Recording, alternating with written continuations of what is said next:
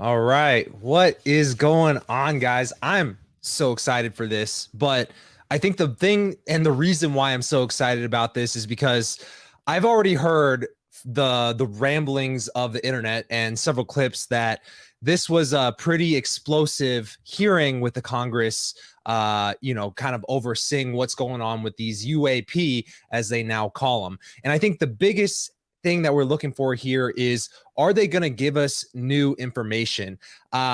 Just by, I guess a quick poll in the comments, let me know if you guys have been following any of the congressional hearings on UAP or UFOs.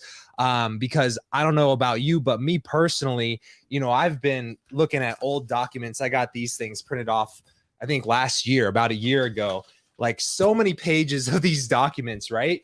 And the thing that I learned looking back at those documents from the late 40s, the early 50s, is that a lot of what they've been talking about regarding UFOs, what as far as what they've released to the general public, is basically the same stuff that they've been saying for 50 to 70 years.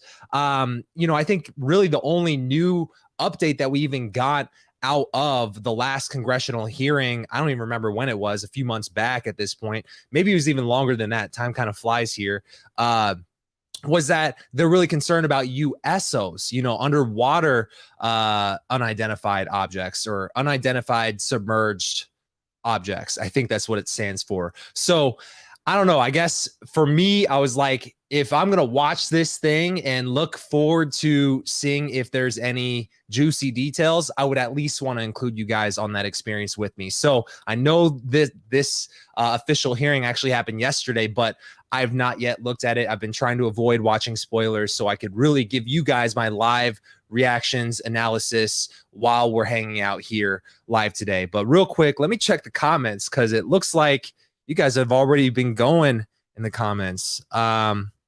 Let's see. What up, people? I thought the government took this guy. Yeah, what blows my mind is I really did feel bad about taking a few months to post that MLK video. But, for me, what it came down to was, I don't know if you guys realize this, but I've been wanting to tell that story probably since 2020. Some of you guys may know this, maybe you don't know this, but I started a podcast in 2020 during the pandemic, and I started interviewing UFO guests. For me, it was like, I want to talk about topics that really interest me outside of just like business, entrepreneurship, and things like that, like personal development. And what I found is that I started talking a lot about conspiracies, UFOs, the paranormal, and those are the types of guests I wanted to talk to. And one of the things that I definitely wanted to cover at the time was the MLK conspiracy and the whole assassination and everything behind that. But I knew it was such a deep rabbit hole that just talking about it freeform was not going to do it justice. And so when I finally buckled down to do that one video, I knew it was going to take a couple months. But if you really think about it, I created a 1 hour and 16-minute long documentary on one of the deepest rabbit holes that I've ever been down, researched, written, filmed, edited in about 4 months. If this was a big studio production, that would have taken a hell of a lot longer. But regardless, what are some of your thoughts? I think from the feedback that we got already, guys were pretty excited about it. So I'm happy about that. Love his vids, good content, well put together. Love the pyramid and JFK vids. Thank you very much. If you guys love this stuff, you're going to really love the next video we got coming next week, which is probably going to be along the lines of what we're covering today. So that's, kind of why we're doing this today, is it's maybe planting seeds for what's to come next week. Just a little hint, we got a little bit of an Oppenheimer thing coming with the next video. So look forward to that. But who here is ready to get started with this congressional hearing? Because I certainly am. I swear I show anyone that is interested, or you know what? I can actually post these comments. All right. So I swear I show anyone that is interested in MLK Jr. assassination. All right. That MLK video was incredible, man. Congratulations. I learned a lot of information I didn't know. Awesome, man. In the research, I learned a lot of information I didn't even know. You guys gave us so much evidence to the point where I wasn't surprised when they said that there are aliens. Ooh, maybe that's something to come today. We will see.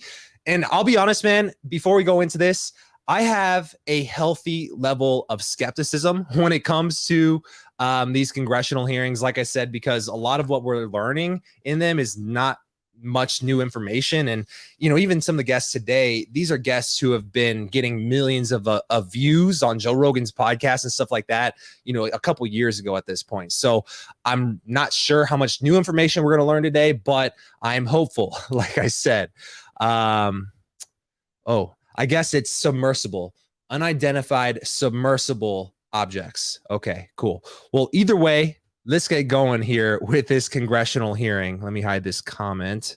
Submersible. Let me know if you guys can hear this. All right.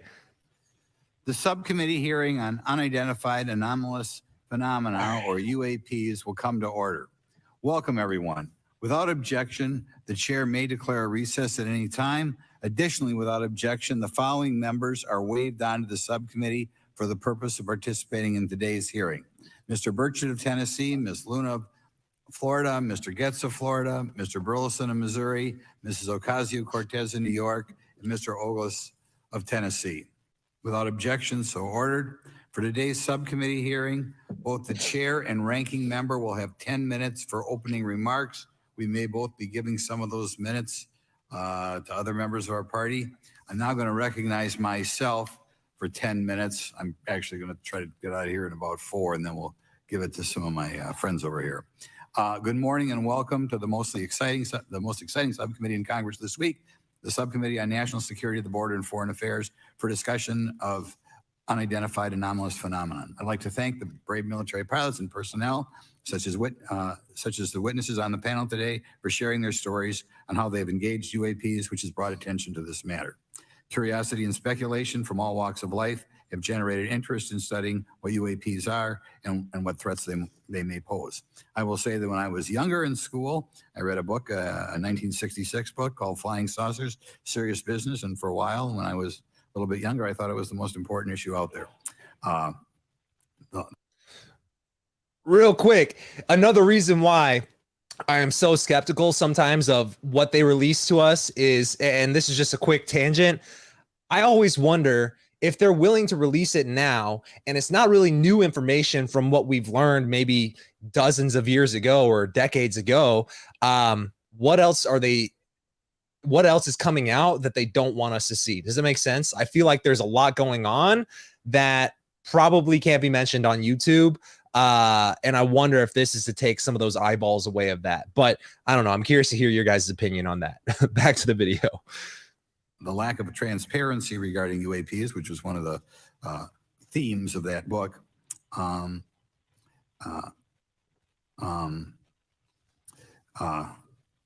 any event, it's led to interest in studying what UAPs are and what threats they pose. The lack of transparency regarding UAPs has fueled wild speculation and debate for decades, eroding public trust in the very institutions that are meant to serve and protect them, as is evidenced by the large number of people we have here. I also want to point out in 1966, President Gerald Ford claimed to have seen a UFO, and in 1969 in Georgia, Jimmy Carter claimed to have seen a UFO. So this has led Congress to establish entities to examine UAPs, the National Defense Authorization Act of 2022. You guys remember that Jimmy Carter video that I did about the UFO sighting? You know what? I think the fact that I've myself even gone through the effort of making some of the videos that we've already put out on this channel, and then you guys obviously having seen some of that, I think gives us a lot of base knowledge of some of the background on what's going on here. And real quick, I think one of the things that really surprised me, if you guys remember from the last congressional hearing, I believe the guy's name was Mr. Gallagher. I think that's the congressman's name. But he was basically ripping into these guys who are tasked with researching UAP for the US government, the actual funded organization. I forget the name of it. It was like something AIMSOG is what they were calling this new one.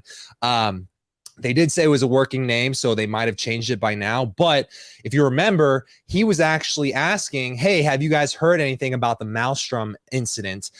Which, like I said, there is a little bit of an Oppenheimer theme coming up with the next video, meaning that we're going to relate a lot of the nuclear bomb to some of these UFOs. So stay tuned for that. But the Maelstrom incident is such a high profile case that I can't not mention it in that video. And that's the one that, if you've looked into this at all, you've probably already heard about, where that UFO was seen hovering over the nuclear installation and shut down 10 nuclear warheads. I don't know if this is around the same time or if it's even the same incident, but there was also similar reports in Russia during the Cold War, obviously, where they actually had UFOs engaging their nukes, getting them ready to fire at the US and then shutting them off, and the Russians couldn't do anything about it. And so there's a lot of maybe bias or, propaganda around the Cold War and the UFO topic, where a lot of people obviously remember the Cold War as high tensions between the US versus Russia. I'm not making any claims of any alternative view of history, but I am saying that one of the themes that I've ran into in researching this myself is that actually the Cold War, during the Cold War, the US and the Russians were cooperating on multiple ways, in several ways, including UFOs. And so I think that was an incident, if true, is one of those examples where the UFOs or the UFOs, whoever they are, were actually trying to, it almost seems like they were trolling the US and the Russians, getting them to feel like they have no control over, firing these nuclear warheads. Anyways, I guess I'm kind of rambling about that, but the thing I got out of that is like, it almost seems like because this is such a government funded thing and they had no knowledge of such a high profile incident and they are the guys tasked with researching that, it does kind of make me worried that why do we have more background knowledge on this compared to the people who are actually studying this in the government? And like, that was also one of my biggest gripes with when the Tic Tac video and the gimbal video came out, with what's his name? The guy, Lou Elizondo. It almost seemed to me like Lou Elizondo wasn't aware of a lot of these like very well-known stories going back with the whole UFO cover-up lore that a lot of people who are really into this topic already know about. And so I think a lot of these examples do have legitimacy to them, so they shouldn't be ignored by these people who are supposedly tasked with gathering all this intelligence in the US government.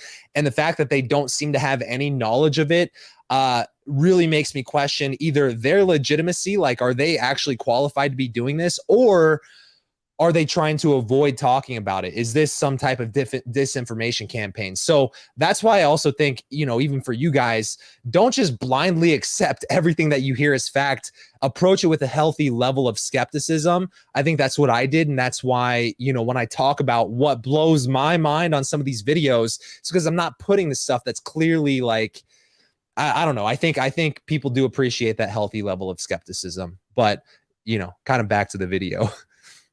Establish the All Domain Anomaly Resolution Office, or AARO, to conduct or to coordinate efforts across the Department of Defense and other federal agencies to detect, identify, and investigate UAPs. However, AARO's budget remains classified, prohibiting meaningful oversight from Congress.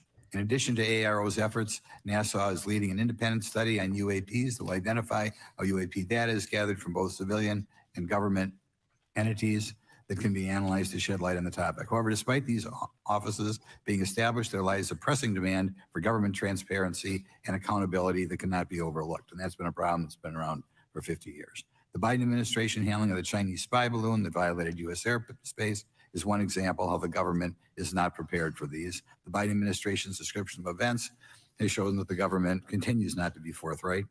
Between the Chinese balloon being shot down and 2 UAPs subsequently shot down following the event earlier this year, the U.S. government spent $1.5 million in taxpayer dollars on missiles, yet we have seen little clarity from the Biden administration.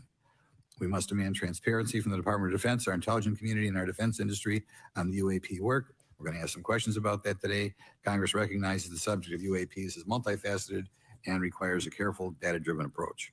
Today, we'll see clarity from these witnesses' testimonies. We will see clarity as to what can be done to improve reporting for military and civilians and remain committed to objective inquiry. Congress should work to ensure that knowledge is not driven by fear. Today, we are not just debating the existence of UAPs, we are deliberating on the principles that define our republic, which is a commitment to transparency and accountability. I look forward to hearing from our witnesses today about ways we can improve government efficiency and openness when it comes to UAPs. I thank each of you for your presence here today and for your dedication to safeguarding the interests of the American people. I look forward to your testimony. Now I'm going to turn it over for 2.5 or 3 minutes to Representative Burchett from Tennessee. Thank you, Mr. Chairman. Thank you all for being here. I want to thank everybody for making this happen today. And I want to remind everybody this is a nonpartisan issue. This has nothing to do with party politics. I think the cover-up goes a lot deeper than that. I also want to thank my colleagues, Representative Anna Paulina Luna, sitting beside me here, Jared Moskowitz, my friend across the aisle, has an incredible mind, and I'm anxious to hear his questions. My buddy Eric Burleson, and it's not in my notes here, but Matt Gates. If it hadn't been for Matt Gates, myself, him, and Luna would still be down at Eglin Air Force Base trying to get some answers. He's got an incredible legal mind. Also, I know I saw it in the crowd there, George Knapp, my buddy Jeremy Corbell. They're not witnesses, but they've provided some statements on this subject, and I seek unanimous consent to enter those statements into the record, Mr. Chairman. Without objection. Also, would like to enter in, I understand now that this is unclassified and it's public record, but as we all know, that's sometimes difficult for the public to get a hold of. A report, Defense Intelligence reference documents, advanced space propulsion based on vacuum, space-time metric engineering, some light reading for some of our members. Without objection. Thank you. Mr. Knapp wrote, since 1969, the position of our military has been that UFOs pose no threat to national security and are not worthy of further study. I'd say that's the biggest understatement of the decade. He also goes on to talk about the dismissive attitude. It's at odds with what was revealed in documents, reports, and internal memos. Mr. Cabral says, as he writes these words, the UFO is emerging as a major topic of global importance. I can state that as a fact.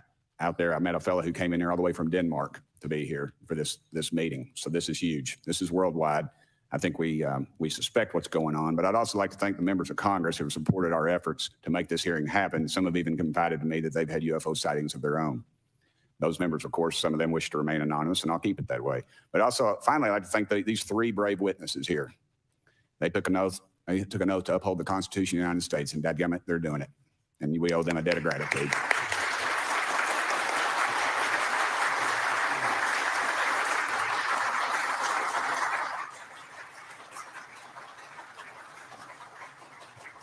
Y'all quit clapping. You're cutting in on my time. Just kidding. These folks, they've got nothing to gain from this, and I think you're going to find out that they've endured quite a few slings and arrows. We need to remember them in our prayers and their families. And I'm thankful to them for their honest testimonies.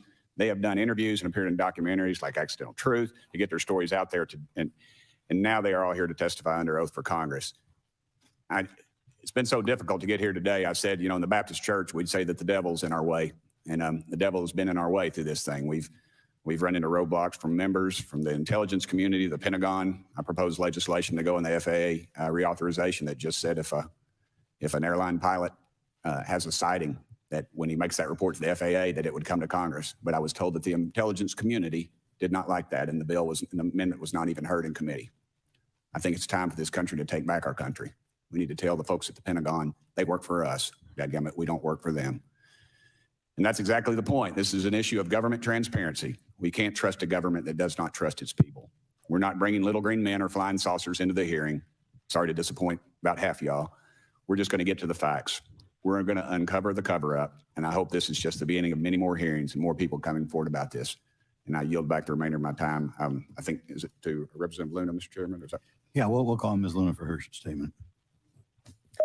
The circumstances surrounding This kind of reminds me of, have you guys ever bought a book that you're really excited to get into, and you start reading the book and it's 300 pages long, and you're reading the first 50 pages or the first 60 pages, and it's in this book you're going to get this, and you're going to get this, and you're going to get this. Pretty soon you're 100 pages into the book and they're still talking about all the things that you're going to get out of the book.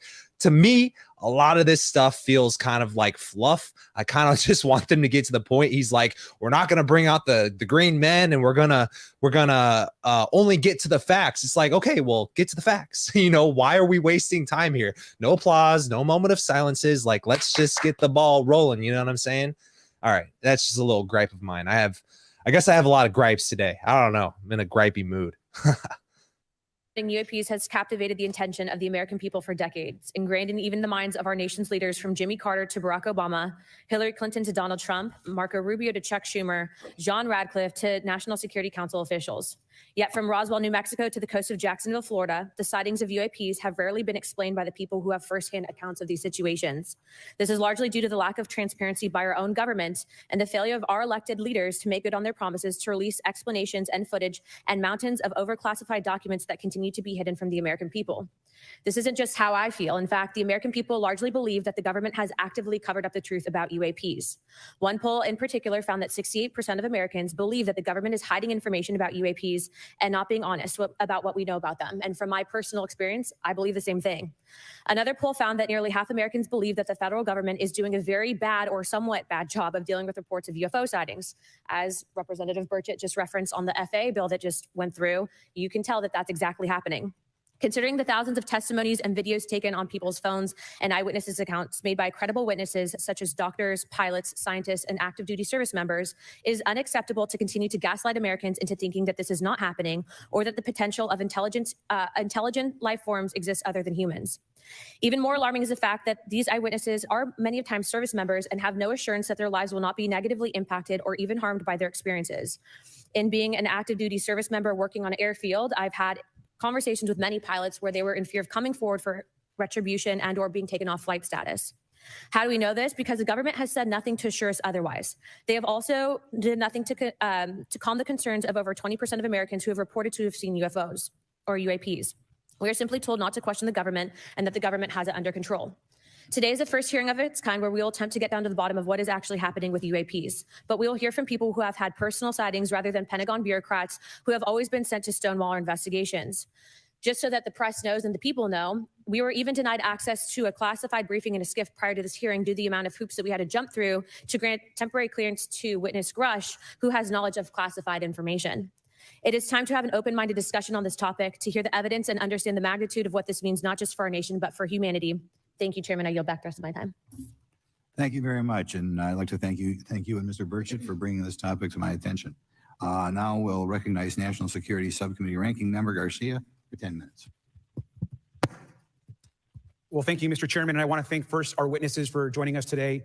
I want to begin by thanking you all for your service to our country and for sharing your voices today and your courage to be here as well. To Mr. Graves, particularly grateful to you to spend some time that we had for you to share with candor some of your experiences. So I appreciate that as well. I do want to thank all the members of our subcommittee today and also those that are here and have waved on for their incredible interest in this issue, particularly to Congressman Burchett. I know that your leadership has brought us to this place today, and I want to thank you for that, as well as everyone else that's been engaged in this work. I also want to thank the oversight staff, who I know has been working very hard to ensure that today's hearing is serious, that it's transparent, and that it also provides appropriate answers, as our oversight body always demands.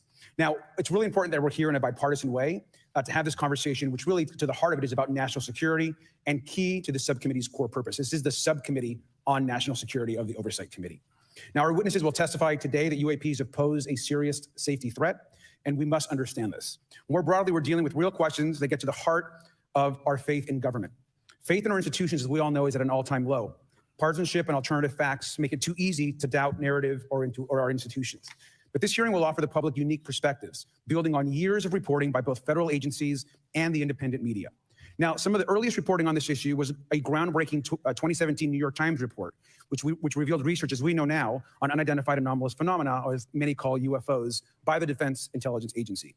Mr. Graves and Commander Favor's experiences with UAPs have also been documented by the public, not just by the New York Times, but CNN and many other national news outlets. Now, the Office of the Director of National Intelligence has published public reports documenting UAPs, and on June 9th, 2022, NASA announced that the agency is commissioning a study to, of course, examine unidentified anomalous phenomena. Now, the sheer number of reports, whistleblowers, and stories of unidentified anomalous phenomena should raise real questions and warrant investigation and oversight, and that's why we are here today. Now, pilots have reported encounters for years. Now, because of the stigma around reporting these incidents, we still don't have a complete picture of actually what's going on, particularly as our witnesses will testify on the civilian side, and that is a real problem that we have today in the country. Now, it's very important that we show that Democrats and Republicans in Congress can come together in a bipartisan way to cut through misinformation and to look at the facts in a serious and thoughtful manner. If we are to advance oversight and public disclosure, we must also gain the broad support of the public. We will succeed getting facts out to the public faster if there is a broad public support as part of the process. Now, I understand fully the Department of Defense is hesitant to share information that could also undermine our national security by revealing information on the capabilities of our own aircraft, our sensors, and other sensitive material. At the same time, many people believe that we're withholding information from them, and that is dangerous also. I believe in openness and transparency. That is also the role of Congress, and I want to trust that the American people will be able to weigh the evidence and make up their own minds. Now, we have incidents where sensors, sometimes even multiple types of sensors, detect things that we cannot explain. UAPs, whatever they may be, may pose a serious threat to our military or civilian aircraft, and that must be understood. Now, my career and training as a longtime and career educator and teacher and researcher tell me that we should never rule anything out. We know that our space, of course, is vast and undiscovered. I also want to note that Mr. Sean Kirkpatrick, director of the All-Domain Anomaly Resolution Office, the component of the DoD office that investigates UAP data, has testified before the Senate this year that his unit has found no evidence of extraterrestrial activity. NASA has also stated they don't have evidence of extraterrestrial life either, and we've heard this, of course, from some of our government agencies. And we should remind viewers and witnesses, which I think is really important, that we also cannot share classified information in public settings. But questions, of course, remain that people want to see data and information for themselves. The enormous interest in the hearing today underscores the importance of a fair and open look at the evidence from witnesses who can share their unique perspectives. Now, I know I certainly have a lot of questions, and I know that all the members of our committee do as well. We should come to this hearing with an open mind, and we should not let our existing ideas restrict us on either side. I hear over and over from many agencies the stigma around reporting and investigating UAPs prevents us from getting real answers.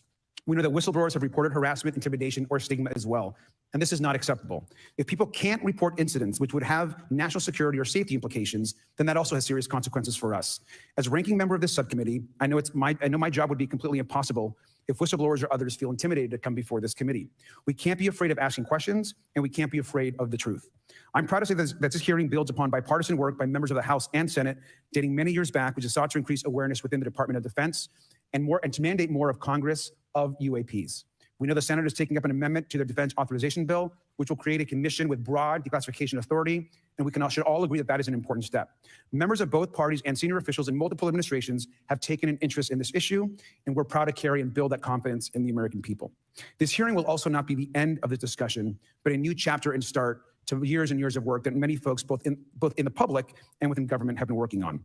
We should encourage more reporting, not less, on UAPs. The more we understand, the safer we will be. We will hear testimony from witnesses today with a long record of service to the American people and with subject matter expertise. Our witnesses have a unique opportunity to share their perspective, insights, and their experiences with the American people. And I encourage all of my colleagues to engage with these difficult questions with an open mind and to follow the facts on behalf of our country. I also just want to say more broadly that we should look at this hearing and believe that everything is on the table as it relates to UAPs. I think an open mind is absolutely the best. I want to yield the 2.5 minutes, the remainder of my time, to the representative from Florida, Representative Moskowitz, for an opening statement. He also has been very much engaged in this issue, and I want to thank him for his leadership. Congressman. Thank you, Ranking Member Garcia. Thank you, Mr. Chairman. I want to thank Tim Burchett and Anna Paulina Luna for their leadership in pushing this hearing forward. I want to thank obviously committee staff and their staff working on this on a bipartisan basis because many Americans are deeply interested in this issue, and it shouldn't take the potential of non-human origin to bring us together. Additionally, I want to thank the witnesses for coming forward to share your perspectives, your thoughts, and the sightings of UAPs. Unlike other hearings many times in Congress, you're not here to help a political party, but you're here to share information with the American people. And it's not something that is just going on in this administration. It's something that's spanned many administrations. For decades, many Americans have been fascinated by objects mysterious and unexplained, and it's long past time that they got some answers. The American public has a right to learn about technologies of unknown origins, non-human intelligence, and unexplainable phenomena. Those are not the words of a UFO Twitter account, though that is a direct quote from Majority Leader Chuck Schumer, that the American public has a right to learn about technologies of unknown origins, non-human intelligence, and unexplainable phenomena. In an interview with Fox News, recent former Director of National Intelligence John Radcliffe confirmed the U.S. government is aware a lot more sightings of UAPs, and that they have not made that information public. I quote, "There are a lot more sightings that have not been made public," Radcliffe said to Fox News. For me, this hearing is about transparency. We unfortunately live in a time in which many people distrust government and our institutions, and overclassification of information away from the American public or even Congress contributes to today's politics.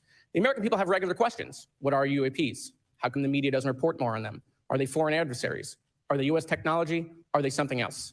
They ask themselves, how come when a Russian jet shoots flares at one of our drones, we have perfect pictures and videos to show the American people and the world? But when it comes to UAPs, nothing.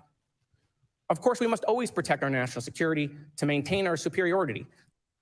I just had a thought, and I want to get your guys' opinion on this. If this was not possibly from another planet, would we even be hearing about this? If there were aircraft that were from another country flying around, and it was nothing more than just countries flying over pieces of land, would we be hearing about this? Would it be such a big deal? And so even when I think about that, I don't know if there's anything to that. Let me know if that even makes sense. But if it wasn't just something that was easily explainable or just enemy aircraft from another country, would it be, like he said, why would they feel the need to have a huge press conference and live stream it on YouTube? You know what I'm saying? So I don't know, like, to me, I think that means that they know something more than what they're telling us, or like some of the comments before, it's a distraction for something. And also, you know, I think he brought up a good point. The people are interested and they don't trust, you know, the government, and that's like a big problem. You know what I think is a big problem? Why is Neil deGrasse Tyson avoiding the concept of UFOs altogether? Why does he avoid the conversation altogether? Did anybody else see him on Joe Rogan's podcast a couple of years ago or the last time? And Joe asked him about gravity, and Neil deGrasse Tyson wants to avoid the topic of gravity altogether. That's what also fascinates me. Why does he feel the need to be the figurehead, the public spokesperson, but be the biggest skeptic of them all? You know, he was even saying, like, if you really do see a UFO, pull out your cell phone and take a video of it. If I'm not mistaken, the last congressional hearing actually had cell phone video from an Air Force pilot in the cockpit, literally flying by one of these metal spheres in the sky. It was a shitty video, but it was a cell phone video. It was exactly what Neil deGrasse Tyson asked for. Why is he not acknowledging that? Why is he not willing to talk about that as being potential evidence? Can he explain the physics behind that? I would like to know that, but let's get back to the video. Like when stealth helicopters were only rumored to exist, but were used in the Osama bin Laden raid in 2011. But we can't allow that to be used as a shield to keep the American people completely in the dark from basic truths. The American people deserve to hear more about special access programs. Congress has a right to know if there's any unsanctioned weapons development, satellite imagery that has not been provided to Congress. Congress created the All-Domain Resolution Office in the NDAA of 2022. In its initial analysis, there are 171 uncharacterized UAP reports, and this is the words from the report, that appear to have demonstrated unusual flight characteristics or performance capabilities. I believe more information is known about the 171 instances. It's time for Congress to reinsert ourselves. I call on our military leaders and intelligence officials to release more information to the American people about UAPs. And to our military leaders, if there's nothing to conceal, let Congress go to Wright-Patterson Air Force Base, the Dugway Proving Ground, or even Groom Lake in Nevada. We should have disclosure today. We should have disclosure tomorrow. The time has come. Thank you, Ranking Member. Thank you, Mr. Moskowitz, and I would yield back now to our chairman. Thank you. Right, now I'd like to introduce our witnesses. Our first witness is Lieutenant Ryan Graves. He's the Executive Director of Americans for Safe Aerospace. Lieutenant Graves is also a former U.S. Navy F-18 pilot with his own UAP experience. The next witness, David Grush, is a former senior intelligence officer with the National Geospatial Intelligence Agency and was a senior technical advisor for UAP issues. And finally, retired Navy Commander David Fravor, squadron leader who worked as a naval aviator for 18 years. Mr. Fravor has his own UAP experience known as the TikTok event. I look forward to hearing from all three of you today. Pursuant. Is it just me, or did he just call it the TikTok event? To Committee Rule 9G, the witnesses will please stand and raise their right hands. Do you solemnly swear or affirm that the testimony you are about to give is the truth, the whole truth, and nothing but the truth, so help you God? Let the record show that all the witnesses answered in the affirmative. You may be seated. We appreciate you all being here today and look forward to your testimony. I'll remind the witnesses that we have read your written statements and they will appear in full in the hearing record. Please try to limit your oral statements to 5 minutes. As a reminder, please press the button on the microphone in front of you so that it's on and the members can hear you. When you begin to speak, the light in front of you will turn green. After 4 minutes, it'll turn yellow, and the red light, when that comes on, it tells you your 5 minutes have expired. I'll now recognize Mr. Graves for 5 minutes for your opening statement. Thank you. Chairman Grothman, Ranking Member Garcia, distinguished members of the House Oversight Subcommittee on National Security, Representatives Burchett and Luna. My name is Ryan Fobbs Graves, and I'm a former F-18 pilot with a decade of service in the U.S. Navy, including 2 deployments in Operation Enduring Freedom and Operation Inherent Resolve. I have experienced advanced UAP firsthand, and I'm here to voice the concerns of more than 30 commercial aircrew and military veterans who have confided their similar encounters with me. Today, I would like to highlight 3 critical issues that demand our action. As we convene here, UAP are in our airspace, but they are grossly underreported. These sightings are not rare or isolated, they are routine. Military aircrew and commercial pilots, trained observers whose lives depend on accurate identification, are frequently witnessing these phenomena. The stigma attached to UAP is real and powerful and challenges national security. It silences commercial pilots who fear professional repercussions, discourages witnesses. It is only compounded by recent government claims questioning the credibility of eyewitness testimony. Parts of our government are aware of more about UAP than they let on, but excessive classification practices keep crucial information hidden. Since 2021, all UAP videos are classified as secret or above. This level of secrecy not only impedes our understanding, but fuels speculation and mistrust. In 2014, I was an F-18 Foxtrot pilot in the Navy Fighter Attack Squadron 11, the Red Rippers. And I was stationed at NAS Oceana in Virginia Beach. After upgrades were made to our jet's radar systems, we began detecting unknown objects operating in our airspace. At first, we assumed they were radar errors, but soon we began to correlate the radar tracks with multiple onboard sensors, including infrared systems, eventually through visual ID. During a training mission in Warning Area Whiskey 72, 10 miles off the coast of Virginia Beach, 2 F-18 Super Hornets were split by a UAP. The object, described as a dark gray or a black cube inside of a clear sphere, came within 50 feet of the lead aircraft and was estimated to be 5 to 15 feet in diameter. The mission commander terminated the flight immediately and returned to base. Our squadron submitted a safety report, but there was no official acknowledgement of the incident and no further mechanism to report the sightings. Soon, these encounters became so frequent that aircrew would discuss the risk of UAP as part of their regular pre-flight briefs. Recognizing the need for action and answers, I founded Americans for Safe Aerospace. The organization has since become a haven for UAP witnesses who were previously unspoken due to the absence of a safe intake process. More than 30 witnesses have come forward, and almost 5,000 Americans have joined us in the fight for transparency at safeaerospace.org. The majority of witnesses are commercial pilots at major airlines. Often, they are veterans with decades of flying experience.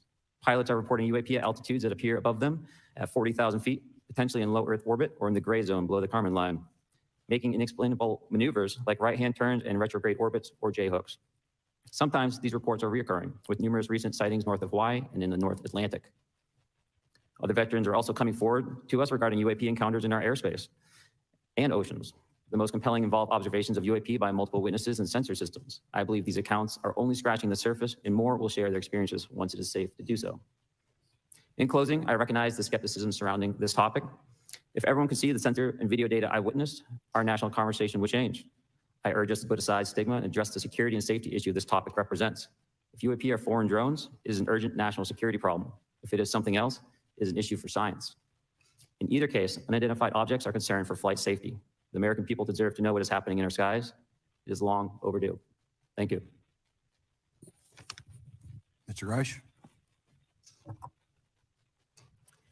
Mr. Chairman, ranking members and congressmen, thank you. I'm happy to be here. This is an important issue and I'm grateful for your time. My name is David Charles Grush. I was an intelligence officer for 14 years, both in the U.S. Air Force, both active duty, Air National Guard and Reserve, at the rank of major, and most recently from 2021 to 2023, at the National Geospatial Intelligence Agency, NGA, at the GS-15 civilian level, which is the military equivalent of a full-bird colonel. I was my agency's co-lead in unidentified anomalous phenomena and transmedium object analysis, as well as reporting to the UAP task force, UAPTF, and eventually, once it was established, the All-Domain Anomaly Resolution Office, AARO. I became a whistleblower through a PPD-19 urgent concern filing in May 2022 with the Intelligence Community Inspector General. Following concerning reports from multiple esteemed and credentialed current and former military and intelligence community individuals that the U.S. government is operating with secrecy above congressional oversight with regards to UAPs. My testimony is based on information I've been given by individuals with a long-standing track record of legitimacy and service to this country, many of whom also have shared compelling evidence in the form of photography, official documentation, and classified oral testimony to myself and my various colleagues. I have taken every step I can to corroborate this evidence over a period of 4 years while I was with the UAP task force and do my due diligence on the individual sharing it. This is because of these steps I believe strongly in the importance of bringing this information before you. I am driven by a commitment of both to truth and transparency, rooted in our inherent duty to uphold the United States Constitution and protect the American people. I'm asking Congress to hold our government to this standard and thoroughly investigate these claims. But as I stand here under oath now, I am speaking to the facts as I've been told them. In the U.S. Air Force, in my National Reconnaissance Office, NRO, reservist capacity, I was a member of the UAP Task Force from 2019 to 2021. I served at the NRO Operations Center on the Director's Briefing staff, which included the coordination of the Presidential Daily Brief and supporting variety of contingency operations, which I was the Reserve Intelligence Division Chief backup.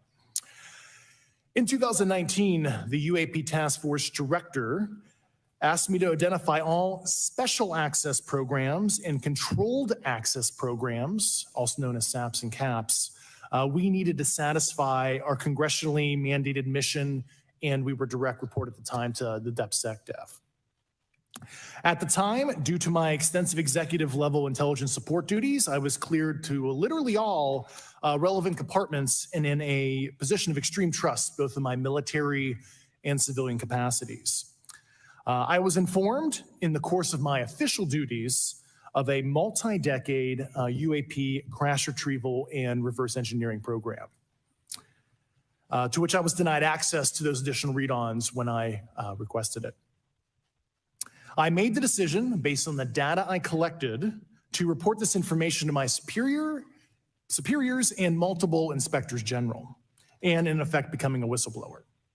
As you know, I've suffered retaliation for my decision, but I am hopeful that my actions will ultimately lead to a positive outcome of increased transparency.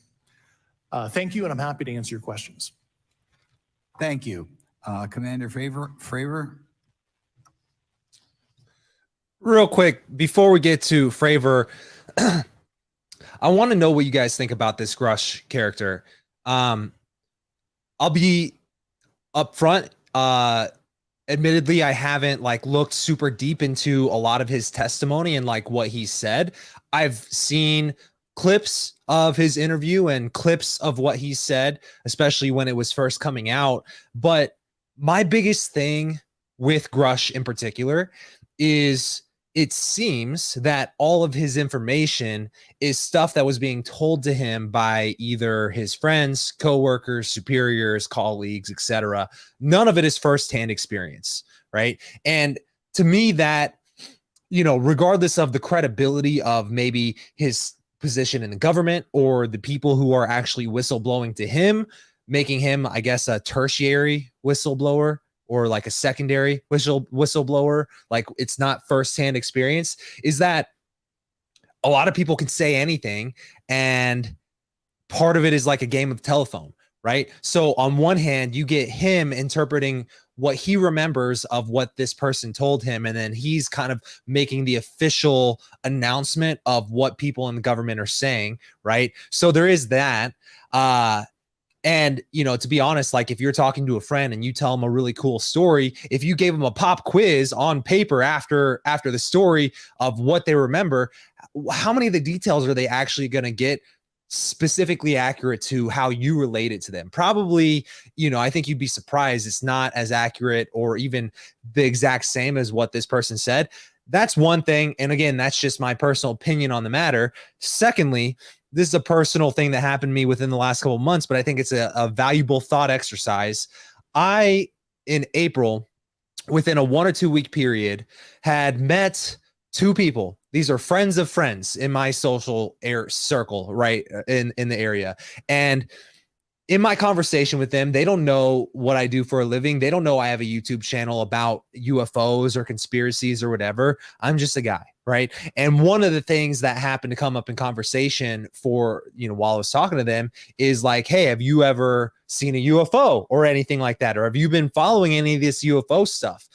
And again, the chances of this happening, I don't know. How many people do you know that would say something like this? But 2 people in a row within a week or 2 of this happening, both of them, when I asked them that question, adamantly told me experiences where they were alone, or like the first person, he said he was alone in a field meditating, and he said he looked up and he saw a giant metallic craft that was a mile wide hovering silently above him, and then he looked away and he looked back and it was gone. Right? He told me that. Adamantly convinced that this happened. And while talking to him, I'm pretty good at reading people. I was getting no signs, me personally, that he was lying. Like, he seemed at least like he believed what he was saying. All right. So that's one instance. Then about a week later, someone completely different, a different friend of a different friend, I had met this person, similar type of conversation. It comes up, hey, have you ever seen a UFO? I personally, just to let you guys know, have never seen a UFO, right? A lot of this stuff is just really intriguing to me, right? This person adamantly claimed that they were driving in their car with their dad and their brother, right? And it was a female who was telling me this. And she said at one point they all three saw a metallic shaped craft hovering above their car, and they were freaking out because it was like right there and it was silent and it was clearly a UFO. And then she said that she looked away and looked back and it was gone, but her brother and her father saw it zip off, like basically at light speed or whatever, right? So this is within 2 weeks, two people telling me that they adamantly claiming that they saw a UFO. And me, as someone who's just sitting there talking to them, who I consider myself to be pretty damn good at reading people, I got no signs from either of them that they were lying to me, right? But here's the kicker. How many people have you met in your life who claim that they've seen a UFO? And if you think about all the people who claim they've seen a UFO, I mean, what percentage of those people do you think are making it up, right? There's got to be a percentage. If like you take all the people who've ever claimed that they've seen a UFO, there's got to be a small percentage, maybe a large percentage, hard to tell, maybe impossible to know, of people who are absolutely just full of shit, right? So if you think about that, what are the chances of all the people in the world who've legitimately seen a UFO? What are the chances that I meet two people within a week of each other who both saw one, when nobody else who I've ever met has actually seen one, right? So the question now becomes, are both of them lying? Are both of them telling the truth? Or are one of them lying and one of them telling the truth, right? What's more likely, that both of them are telling the truth or that both of them are lying? What is the probability? What is the chances there, right? And so that's inherently the problem with, for me, secondhand commentary on what may or may not be reality, right? Does that make sense? Because I'll be honest, if I crunch numbers just real quickly in my head, the probability is that regardless of what my read of them is, probably both of them were lying, right? Not calling them liars. And I'm not saying that UFOs don't exist, but I'm just saying statistically, the chances of me meeting two people within a week of each other who adamantly claim that they saw a UFO, it's probably pretty low if we're being realistic here, right? Even if you believe in UFOs, right? But maybe I'm just too skeptical at this point. I don't know, but that's just something that I wanted to throw out there before we continue on with David Grush's commentary. But I'm curious to know what you guys think about that.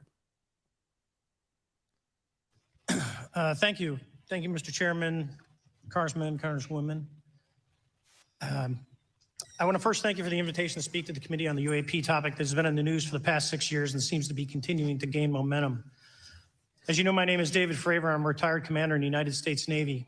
In 2004, I was a commanding officer of Strike Fighter Squadron 41, the world-famous Black Aces. We are attached to Carrier Wing 11, stationed on board the USS Nimitz, and have begun a 2-month workup cycle off the coast of California. On this day, we were scheduled for a 2v2 air-to-air training with the USS Princeton as our control. When we launched off Nimitz, my wingman was joining up. We were told that the training was going to be suspended and we were going to proceed with real-world tasking. As we proceeded to the west, the air controller was counting down the range to an object that we were going to, and we were unaware of what we were going to see when we arrived. The controller told us that these objects had been observed for over 2 weeks, coming down from over 80,000 feet, rapidly descending to 20,000 feet, hanging out for hours, and then going straight back up. For those who don't realize, above 80,000 feet is space. We arrived at the location at approximately 20,000 feet, and the controller called merge plot, which means that our radar blip was now in the same resolution cell as the contact. As we looked around, we noticed that we saw some whitewater off our right side. It's important to note that the weather on this day was as close to perfect as you could ask for off the coast of San Diego. Clear skies, light winds, calm seas, no whitecaps from waves. So the whitewater stood out in a large blue ocean. All four of us, because we were in F-18Fs, so we had pilots and Wizzo in the back seat, looked down and saw a white tic-tac object with a longitudinal axis pointing north-south and moving very abruptly over the water like a ping pong ball. There were no rotors, no rotor wash, or any sign of visible control surfaces like wings. As we started clockwise towards the object, my Wizzo and I decided to go down and take a closer look with the other aircraft staying in high cover to observe both us and the tic-tac. We proceeded around the circle about 90 degrees from the start of our descent, and the object suddenly shifted its longitudinal axis, aligned it with my aircraft, and began to climb. We continued down another 270 degrees, nose low, where the tic-tac, or we considered 270 degrees to where, and we went nose low to where the tic-tac would have been. Our altitude at this point was about 15.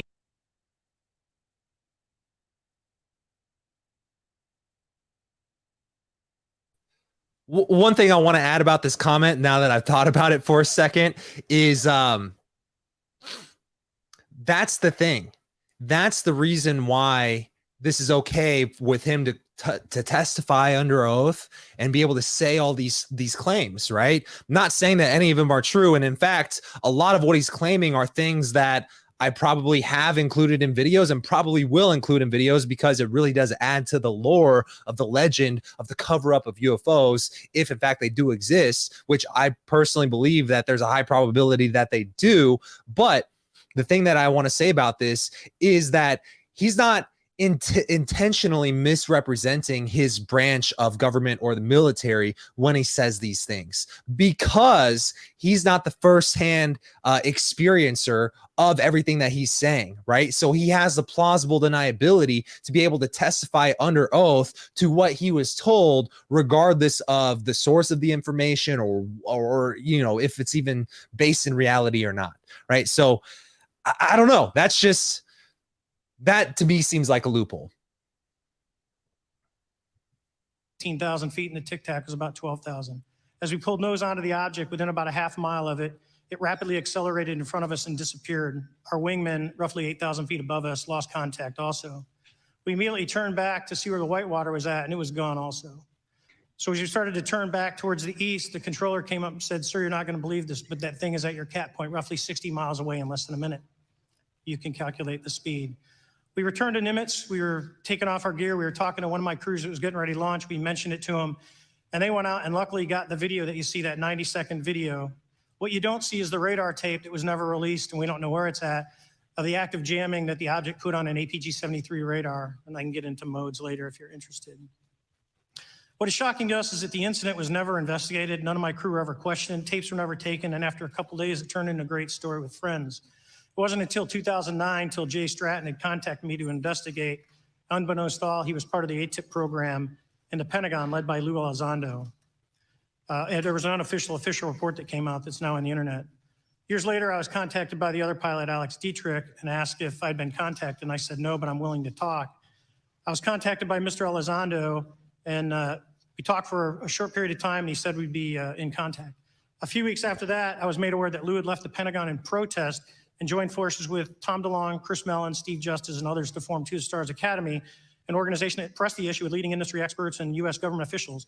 They worked with Leslie Kean, who is present today, Ralph Blumenthal, and Helene Cooper to publish the articles in the New York Times 2017 New York Times, and it removed the stigma on the topic of UFOs, which is why we're here today. Those articles open the door for the government and public that cannot be closed. It has led to an interest from our elected officials who are not focused on little green men, but figuring out where these craft are, where are they from, the technology they possess, how do they operate. It also led to the Whistleblower Protection Act and the NDAA. There are multiple witnesses coming forward to say that have firsthand knowledge, and Mr. Grush has covered that. What concerns me is that there's no oversight from our elected officials on anything associated with our government processing or working on craft. Believe it, not from this world. This issue is not a full public disclosure that could undermine national security, but it is about ensuring that our system of checks and balances works across all work done in the government using taxpayer funds. Relative to government programs, even unacknowledged WAVE programs have some level of oversight by the appropriate committee members in the House and Senate. And this work that is said to be occurring from whistleblower testimonies should not be exempt. In closing, I would like to say that the Tic Tac object we engaged in 2004 was far superior to anything that we had on time, have today, or are looking to develop in the next 10 years. If we in fact have programs that possess this technology, it needs to have oversight from those people that the citizens of this great country elected in office to represent what is best for the United States and best for the citizens. I thank you for your time. Thank you very much. Thank you very much. I know it's very difficult for all of you, all you've done in the past to try to illuminate this issue. Call on myself first for some questions. I'm going to start with Mr. Graves. Are pilots that you interact with as part of your organization, do you feel adequately trained and briefed on how to handle encounters with UAPs? No. Right now, military witnesses to UAP have limited options for reporting UAP. But more concerning is that commercial aviation sector has not adapted to the lessons that the military has implemented. The military and Department of Defense has stated that UAP represent a critical aviation safety risk. We have not seen that same language being used in the commercial markets. They are not acknowledging this risk. Okay, what steps do you think have to be taken to improve a pilot's UAP reporting, be it military or commercial? Right now, we need a system where pilots can report without fear of losing their jobs. There is a fear that the stigma associated with this topic is going to lead to professional repercussions, either through management or perhaps through their yearly physical check. So having a secure system, reducing the stigma, and making this information available through the public is going to reduce the concerns that aircrew have. Could you just give me a little idea of the degree to which reports in the past are not made public right now? Well, I don't think there has been a proper reporting system to gather those reports and thus not report them. So to answer your question, I think there is a dearth of data due to the fact that the reporting has been limited up to this time. Could you tell me why you believe it's, kind of to play the devil's advocate, a reason why some of this stuff should not be available to the public? There's certainly some national security concerns when we use our advanced sensors in our tactical jets to be able to identify these objects. However, there's no reason that the objects themselves would be classified. I would be curious to see how the security classification guideline actually spells out the different nuances of how this topic is classified from the perspective of UAP, not national security. I'll give you a follow-up on that. Assuming that there are reasons why not all this should be made public, this has been around for a long period of time. Can any of the three of you think of any reason why anything related to UAPs, say 15 years and back, should not be immediately made public? I think one of it is acknowledging a vulnerability, both from a collection and I'll just say a countermeasure perspective. So it's that we haven't cracked for many years. Yeah. Even say 20 years back. Is there any reason why when you go back that far, things shouldn't be made public? Unless it shows a specific national security vulnerability as it relates to a weakness in a particular defense system. Okay, Mr. Fravor, the TikTok incident that you were engaged occurred in 2004. What kind of reporting took place after that incident? None. We had a standard debrief where the backseaters went down to our carrier intel center and briefed what had happened, and that was it. No one else talked to us, and I was in the top 20 in the battle group. No one came. The captain was aware, the admiral was aware, nothing was done. Your commanding officers provide any sort of justification? No, because I was the commanding officer of the squadron, so no. Was this incident the only UAP event that you encountered while you were a pilot? Yes, it was. Okay. This is for any one of you. Based off of each of your experiences and observations, do you believe UAPs pose a potential threat to our national security? Yes, and here's why. The technology that we faced was far superior than anything that we had, and you could put that anywhere. If you had one, you captured one, you reverse engineered it, you got it to work, you're talking something that can go into space, go someplace, drop down in a matter of seconds, do whatever it wants, and leave. And there's nothing we can do about it. Nothing. Okay. You two? Well, I would also like to add, from a commercial aviation and military aviation perspective, we deal with uncertainty in our operating space as a matter of our professional actions. Identifying friend from foe is very important to us. And so when we have unidentified targets and we continue to ignore those due to a stigma or a fear of what it could be, that's an opening that our adversaries can take advantage of. What steps should be taken to better understand and respond to UAP encounters in the interest of national security? There needs to be a location where this information is centralized for processing, and there needs to be a two-way communication loop so the operators on the front end have a feedback and can get best practices on how to process information, what to do, and to ensure that their reporting is being listened to. Right now, there is not a lot of back and forth. Mr. Grush, in your complaint to the Intelligence Community Inspector General, you claim that you believe information is being hidden. What kind of information do you think was hidden, and do you think it should remain hidden? Yes, I can speak to that very briefly in an unclassified manner. As you know, the preponderance of my complaint was classified to the intelligence communities. both material acquisition and exploitation activity, also baselining the UAPs, but not sharing it with, intelligence professionals that are actually doing step briefs to pilots, that kind of information. Yeah. Okay, thank you very much. Now we'll go to Mr. Garcia. Thank you. Again, thank you all for your service and for testifying today. Want to just talk about UAPs as it relates to what we're seeing in the pilots' interaction with UAPs. Particularly, Mr. Graves, one of the, I think, concerns that for members of this committee is this idea that pilots, there's no system to actually report UAPs and the stigma around pilots. And so can you just briefly, you mentioned that you're working with 30 pilots right now that have had encounters with UAPs, but you've also, I believe, discussed and know of many more pilots. This is just those that you're currently working with. Is that correct? Can you expand on that? Certainly. I'll break that down in two ways. First, when we were first experiencing these objects off the eastern seaboard in the 2014 to 2015 time period, anyone that had upgraded their radar systems were seeing these objects. So there was a large number of my colleagues that were detecting these objects off the eastern seaboard. They were further correlating that information with their other onboard sensors, and many of them also had their own eye sightings as well of these objects. Now, that was our personal firsthand experience at the time. Since then, as I've engaged this topic, others have reached out to me to share their experiences, both on the military side as well as the commercial aviation side. On the military aviation side, veterans that have recently got out have shared their stories and have expressed how the objects we were seeing in 2014, 2015 continued all the way to 2019, 2020, and beyond. And so it became a generational issue for naval aviators on the eastern seaboard. This was something we were briefing to new students. This is something that was included in the notice to airmen to ensure that there was no accidents. And now with commercial aviators, they are reaching out because they're having somewhat similar experiences as our military brothers and sisters, but they do not have any reporting system that they can send us to. And let me just add, and both to Mr. Fravor as well as Mr. Graves, not having the system for reporting, would you both agree that is harmful to not just our national security interests, but to understand this phenomenon of what's happening with UAPs? I think it's a travesty that we don't have a system to correlate this and actually investigate. So if you took the East Coast, there's coastal radars out there that monitor our air defense identification zone, so out to 200 miles. They can track these, so when you see them, they could actually go and pull that data and get maneuvering. And instead of just having the airplanes, there's other data sources out there. And I've talked to other government officials on this. So you need a centrally located repository that these reports go to. So if you just stuck it in DOD, you wouldn't get anything out of the Intelligence Committee because they have a tendency not to talk. But if you had a central location where these reports would come in, not just military, but also commercial aviation, because there's a lot of that going on, especially if you talk to anyone that flies from here to Hawaii, over the Pacific, they see odd lights.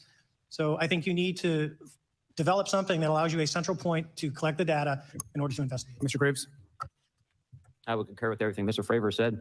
I'll continue to say that the commercial pilots that have reached out to me through Americans for Safe Aerospace are doing so because they don't feel there's another way for them to report this safety issue. And I think one of the clear outcomes of this hearing already is that there has to be a safe and transparent reporting process for pilots, both on the commercial side and the military side, to be able to report UAPs in a way that's also transparent, but also understands the scope of our national security interests and what may be classified or not. But I think there has to be some sort of system. And so that's something that I hope can be an outcome that this committee can work on.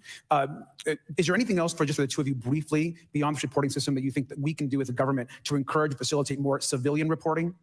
We're doing it right now. Okay, great. I think this hearing is going to show the American people that their government takes this topic seriously. And how about civilians that may not be pilots? What kind of process could be in place for civilians who are not pilots, who may have UAP encounters? Do either of you have any suggestions that could facilitate that? My recommendations would be to make that a sensor-centric operation in order to make it as objective as possible. Okay. Sir, Mr. Fravor? I agree with Mr. Graves on that. Okay. Just briefly, I also just want to note, particularly for the two pilots, and I have a question for Mr. Grush. One of the things that I found fascinating in our discussion, Mr. Graves, last night as well, is that you both described UAPs and formations and the way they are observed in space or in our air, and the way that they move is essentially ways in which current technology or aircraft that we know of are unable to actually function or move. And so will you just, for the public record, again, once again, briefly, just either describe or note that aircraft that we witnessed, particularly by the 30 folks that you're working with, are essentially outside the scope of anything that we know of today and the technology we have today. Mr. Graves, Mr. Fravor? Yes, the objects that are being seen by commercial pilots are performing maneuvers that are unexplainable due to our current understanding of our technology and our capabilities as a country. And that applies for the military as well. Mr. Fravor? Yeah, I concur with that. We have nothing that can stop in midair and go the other direction, nor do we have anything that can, like in our situation, come down from space, hang out for 3 hours, and go back up. Thank you. My last question, and sometimes I know you have also said some of these answers in the past, but we're trying to get them on the public record as well, which is really important. Mr. Grush, finally, do you believe that our government is in possession of UAPs? Absolutely, based on interviewing over 40 witnesses over 4 years. And where?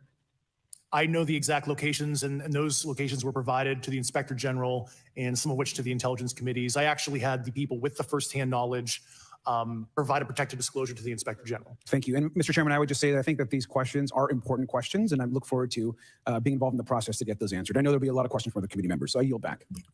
Thank you. We'll go to Mr. Burchett himself. Thank you, Mr. Chairman. Thank you, Mr. Garcia. I would like to have you on my legislation to do just that on the reporting, and we'll get together on that. Maybe you can be my co-sponsor on that. That'd be really cool. Thank you for those great questions. Mr. Graves, again, I'd like to know, how do you know that these were not our aircraft?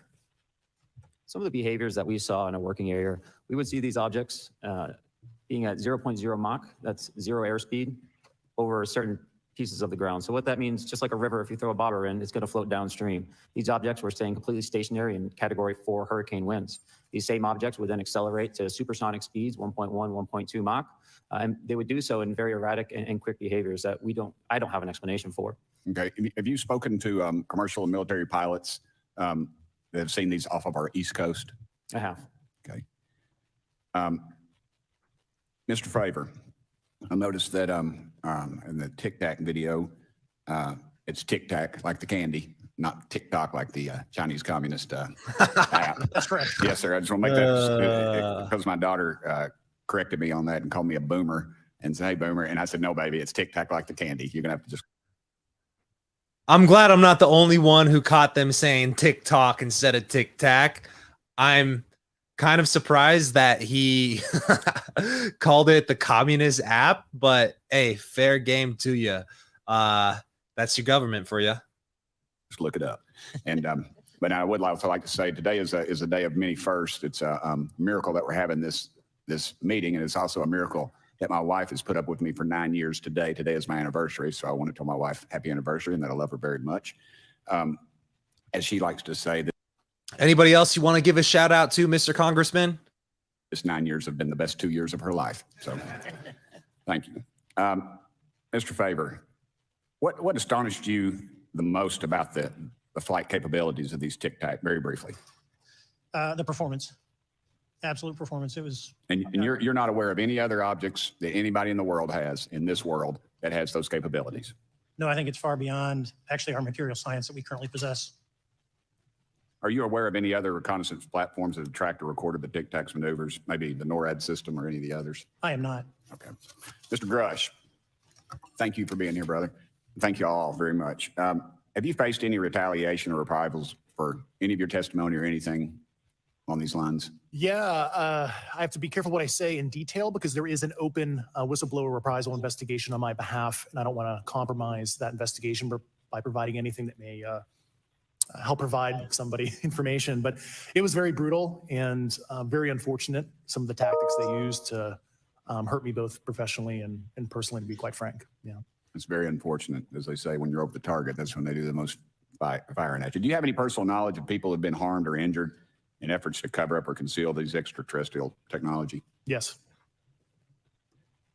Personally. Have anyone been murdered that you would think that you know of or have heard of?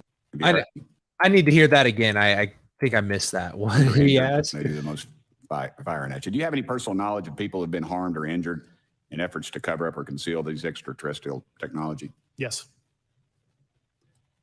Personally. Have anyone been murdered that you would think that you know of or have heard of, I guess? I have to be careful asking that question. I directed people with that knowledge to the appropriate authorities. Maybe in a, if we could get in a confidential area skiff, we could talk about that. But unfortunately, we were denied access to the skiff, and that's very unfortunate in this scenario. Mr. Favor, do you believe that you witnessed an additional object under the water in relation to your encounter? I will say we did not see an object. There was something there to cause the whitewater, and when we turned around, it was gone. So there was something there that obviously moved. Okay, it was not the same object though that you were looking at, correct? No, we actually joked that the Tic Tac was communicating with something when we came back, and because the whitewater disappeared. We were in another instance. We're told about the capabilities of a jamming during viewing of when there were some people chasing some of these objects. Did you experience any of that jamming or interrupting your radar or weapon system? My crew that launched after we landed experienced significant jamming to the APG-73 radar. which was what we had on board, which is a mechanically scanned, very high-end system. I would personally love to see Lex Friedman or Joe Rogan interview David Grush. Grush, to me, again, seems like a very credible person. He also seems like someone who's obviously very well spoken, which is why I think it's good that he's in a position like that. And again, I think it's a little bit too early in the game to tell if, you know, he's actually legitimate or if this is like a disinformation campaign.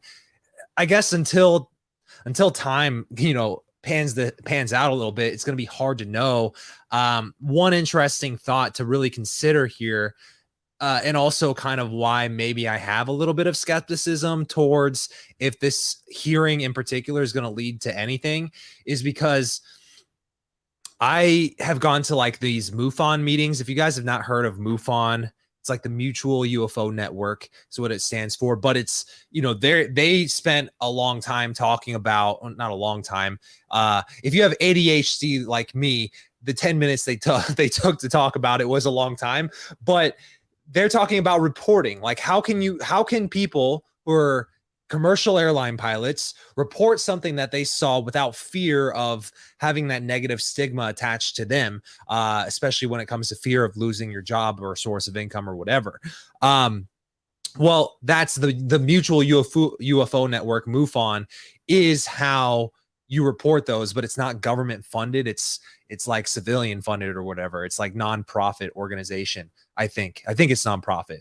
But anyways, I went to one in Phoenix. Phoenix, you would probably guess I would guess they have a significant MUFON group. They have them spread out across the US in various major cities and whatnot. Phoenix being, you know, the place where the Phoenix Lights occurred, also in the desert where you know, we're just a short hop and a skip away from Area 51, Las Vegas, you know what I'm saying? And the reason why they have some of those installations out here is because, I don't know if you guys have known this, but it's kind of like, it's a connection. It's probably going to be a connection for some of you guys, a little light bulb moment. But the reason why they have Area 51 in the Nevada desert is because there's not a lot of natural disasters out in this area, right? If you think about it, the East Coast has hurricanes, the Midwest has tornadoes. Arizona, Nevada, we don't really have much. We have thunderstorms, and they're very light work compared to like the thunderstorms that I'm used to in Kansas, where I was born and raised. So, you know, the reason why I say this all is because at the MUFON meeting, the lady, I actually interviewed her. The interview, I believe I put it on my Patreon, but I did a 2-hour interview with the leader of the MUFON network here in Phoenix. And I think she's actually in charge of all of Arizona's MUFON. Anyways, her name is Stacy Wright. She said that every decade from the 70s to the 80s to the 90s to the early 2000s, as a community of people who are interested in UFO disclosure, it always seems like disclosure is one step away. It always seems like we're just on the verge of us finding out the truth. And she made the point just to say that if we've always felt like that, but it's never happened, it makes you question if it's ever going to happen. I personally believe that if there is a secret being kept here, you know, on the small chance that it's not just explainable things that maybe we just don't have an explanation for, but there's a logical explanation for it, on the small chance that that's not the case, I think secrets like this inevitably will always come out, right? Just like the rise of great civilizations, most great civilizations inevitably fall. I think time will always work itself out.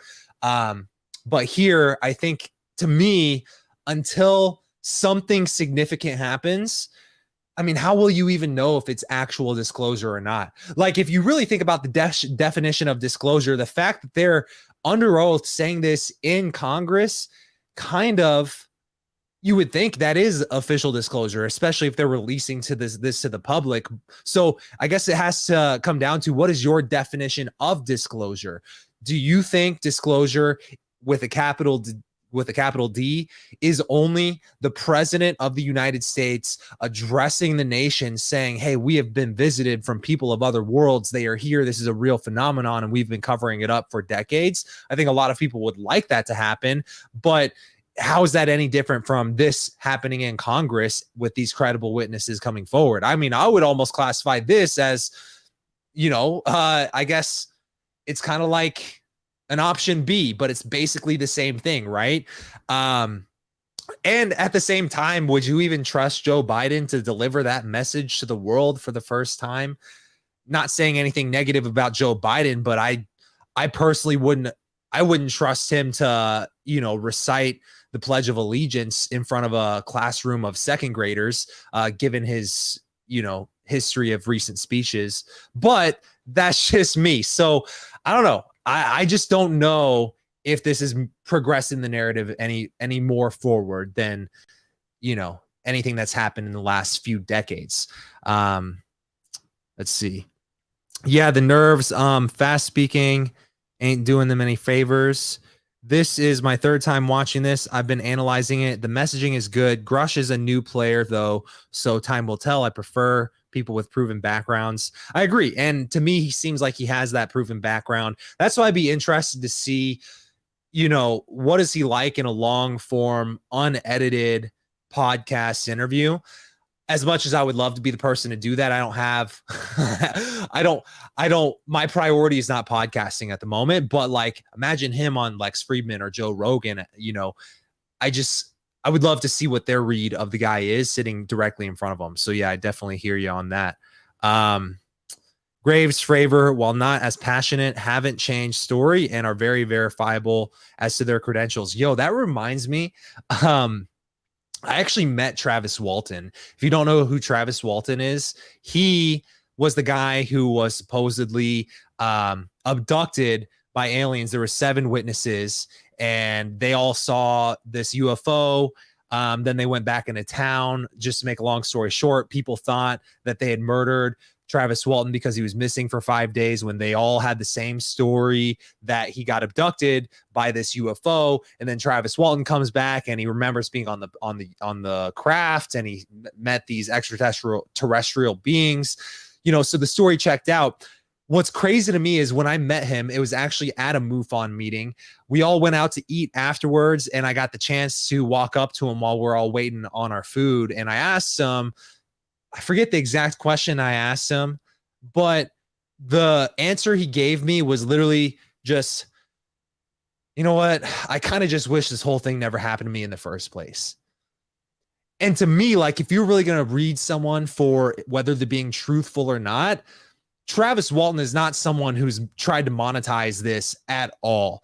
In fact, it almost seems like he's the type of person, you know what? Actually, maybe he has monetized it a little bit. I'm sure he maybe got some royalties with the movie and stuff, but he seems to me like someone who doesn't want this as like his legacy, which unfortunately it is his legacy. Like if anybody remembers him 50 years from now, it's probably going to be because of that. But yeah, he just kind of seems like he wishes it didn't happen. And he is one of those people who his story has stayed very consistent ever since the 1970s when that happened. So there is something to that, but there also is something to people are just really good at having airtight stories, and that doesn't make the story any more true than a made up story, right? If you recount the events of, how any of the stories that I've told on my channel, or like any fictional story, like tell me the story of the Titanic, you could probably have a very consistent recollection of the series of events. That doesn't mean it's automatically true.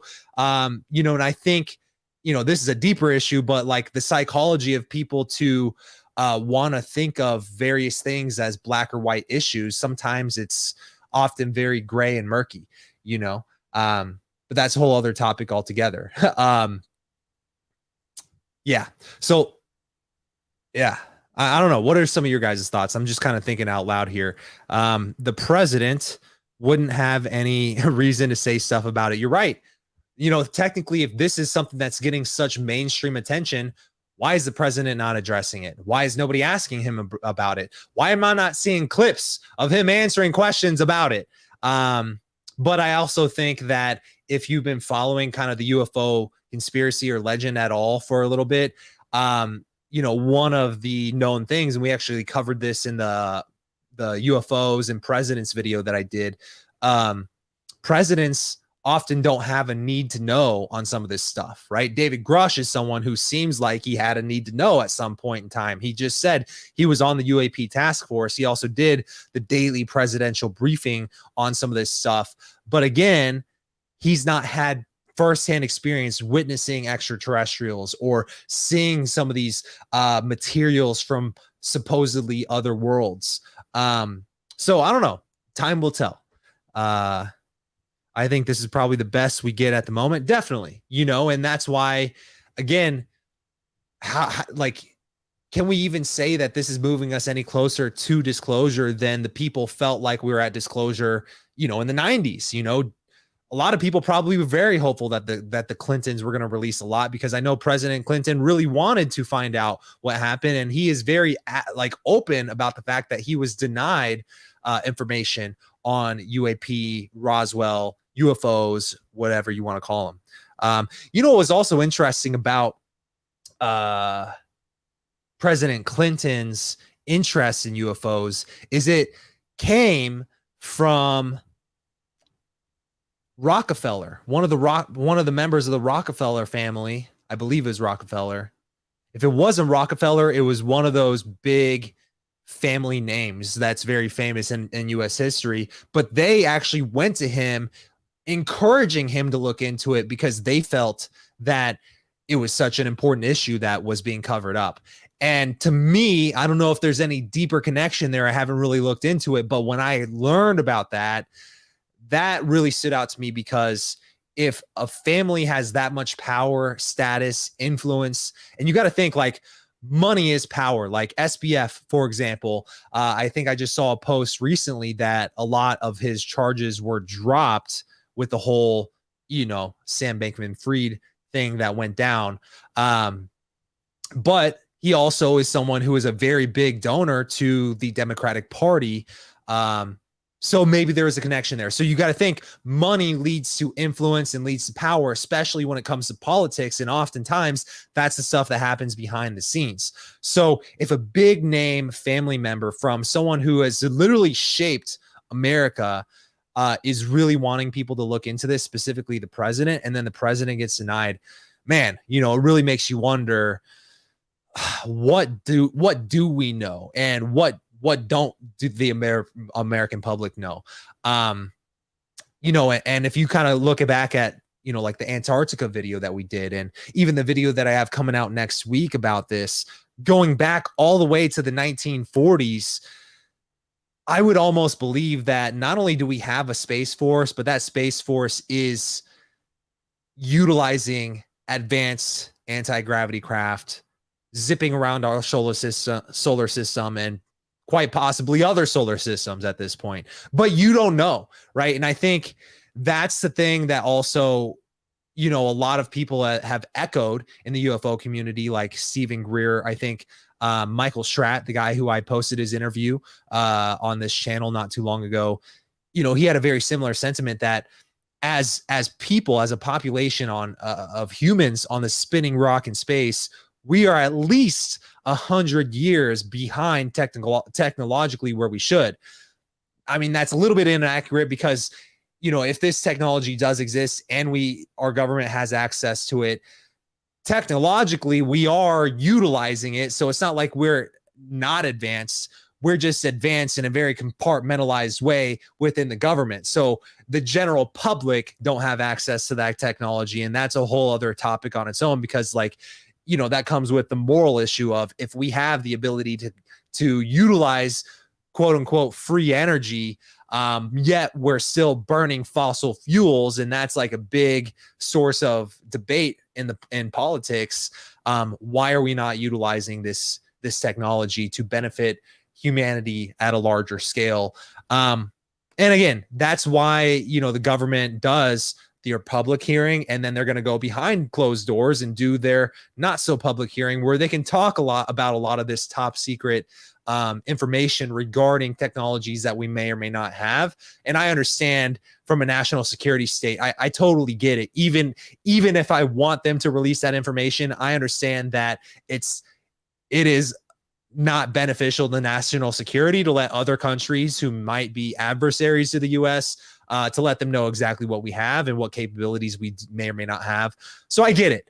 But it also does suck if you're looking for disclosure with a capital D. Let's see. It's crazy to think that something can go faster than the speed of sound and hover. It is crazy. You know, it's also crazy. I don't know if you guys have ever, delved into psychedelics at all. I did a mushroom dose a couple years back. I'm not someone who's got a ton of experience using psychedelics, but this is a whole other story on its own, but I actually saw sacred geometry, and it was as big as the ceiling, and it was on the ceiling, and it was something that I'd never seen before. I didn't even know it was sacred geometry until I looked it up afterwards. And, I guess you could call it a hallucination while I was on psychedelics or whatever. But to me, it didn't feel like I was hallucinating. It felt like I was being shown something, if that makes sense. I was being shown that there's more to reality than meets the eye. And I don't know what the general takeaway of that is, but at the time, I was a person who was very logical minded. I didn't even know if I believed in an afterlife. As far as spirituality, there was zero. I was very, I guess you could call it agnostic at the time. And when I saw sacred geometry, and it's not something that I had seen and projected because it's a symbol I look at every day. It was shown to me, and I had to look it up afterwards. And actually, it was the flower of life. If you want to look up what the flower of life symbol looks like, but I saw it. It was as big as the ceiling, right?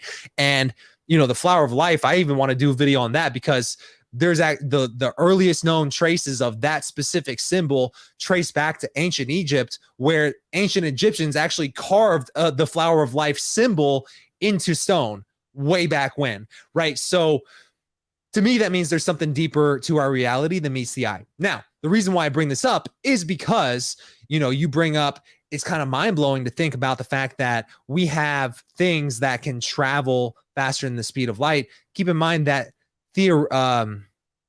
gravity in itself is just a theory. We don't even know, technically, we know gravity waves exist, but that's a recent thing. I think in 2015, gravity waves were detected for the first time ever. And I have a video about that. But, we're still learning so much about gravity and the speed of light and kind of just how our universe works at a quantum level. And so I'm open to all possibilities, faster than light travel, whatever you want to call it, because faster than light travel might, if we look at it in the box of how we've defined the world of physics at the macro level, that kind of boxes us in and makes it hard for us to think outside the box, if that makes sense. So there might be very logical solutions to that problem, which is the speed limit of the universe, known as the speed of light. Let's see. One last comment, and we'll get back to the thing. Do you think this technology could have been used to build the chair from your Montauk project vid? Wow, great question. I'm not sure that I even believe the Montauk project story is 100% factual. The reason why I say that is because it was if you look at the content that I create, you could think of me as a journalist, hey, I'm taking these stories based off stuff that's happened and I'm trying to expose it, like an investigative journalist. And in a lot of ways, what my workflow looks like in creating a video, from the research to the writing of it, to the editing, to the presentation, it kind of does feel like I am an investigative journalist to some degree. But at the same time, I'm just a guy making YouTube videos. You know what I'm saying? I'm creating interesting stories that are out there. And so the concept behind that story is, this is the potentially true story that the whole show Stranger Things was based off of. But when you look into the story in itself, the reason why it's potentially true is because a lot of it does rely on, hey, did the Philadelphia experiment really happen? And there's not a lot of documentation to even prove that actually happened, right? So that kind of in itself is a legend, right? But if you believe that the Philadelphia Project was real and that it actually happened, then that's just like the first leap of faith that you have to take. And then the second leap of faith that you have to take is the actual, like the overweight guy that was, that I clipped a lot in that video, right? He's really the source of a lot of information for that video. Like that story was told entirely in a book that he wrote, kind of telling all about the Montauk Project. The interesting thing about that book is it kind of goes off the rails as far as like things that I would classify as believable. So much so that a lot of the crazy details I actually left out of the video. And you know, the vibe that I got from seeing his interviews and even just the way he writes, he doesn't seem like a David Grush type of guy who's like very credible, you know, so I question his credibility altogether. But that said, it is a very interesting story. So if that story was real, and if we have technology from extraterrestrials, then absolutely they were connected. And in fact, in his book, he says that this is like one of the many things that didn't make it into the video that was in the book. And I think if you search on Google or DuckDuckGo deep enough, you'll be able to find it. That's how I found it. There's like a free version of the PDF floating around on the internet. But one of the things that he talks about is that the whole funding from the project came from $10 million worth of gold that was hijacked off of a train, a Nazi train in World War II. So apparently that actually happened. $10 million worth of gold did disappear from a Nazi train, and it was Nazi gold, and nobody knows where that went, right? Apparently that ended up being stored at the Montauk base, according to the guy, the whistleblower on this, who wrote the book, who, again, we're questioning his credibility here. And he said all of that gold was there and was funding the entire thing. Another thing that he said happened was that a actual extraterrestrial flying saucer just appeared in the building on one of the, because it was like, it's an underground base, right? So there's levels and levels and levels that it goes below. And he said the flying saucer just appeared in a room and it sat there, you know, and so they just had a random flying saucer just sitting there, right? And I guess he's also making the point, like, yeah, we have access to extraterrestrial technology and these extraterrestrial crafts, right? So yeah, to answer your question, if it's real and if you believe it, it's definitely involves some of this technology that we're talking about.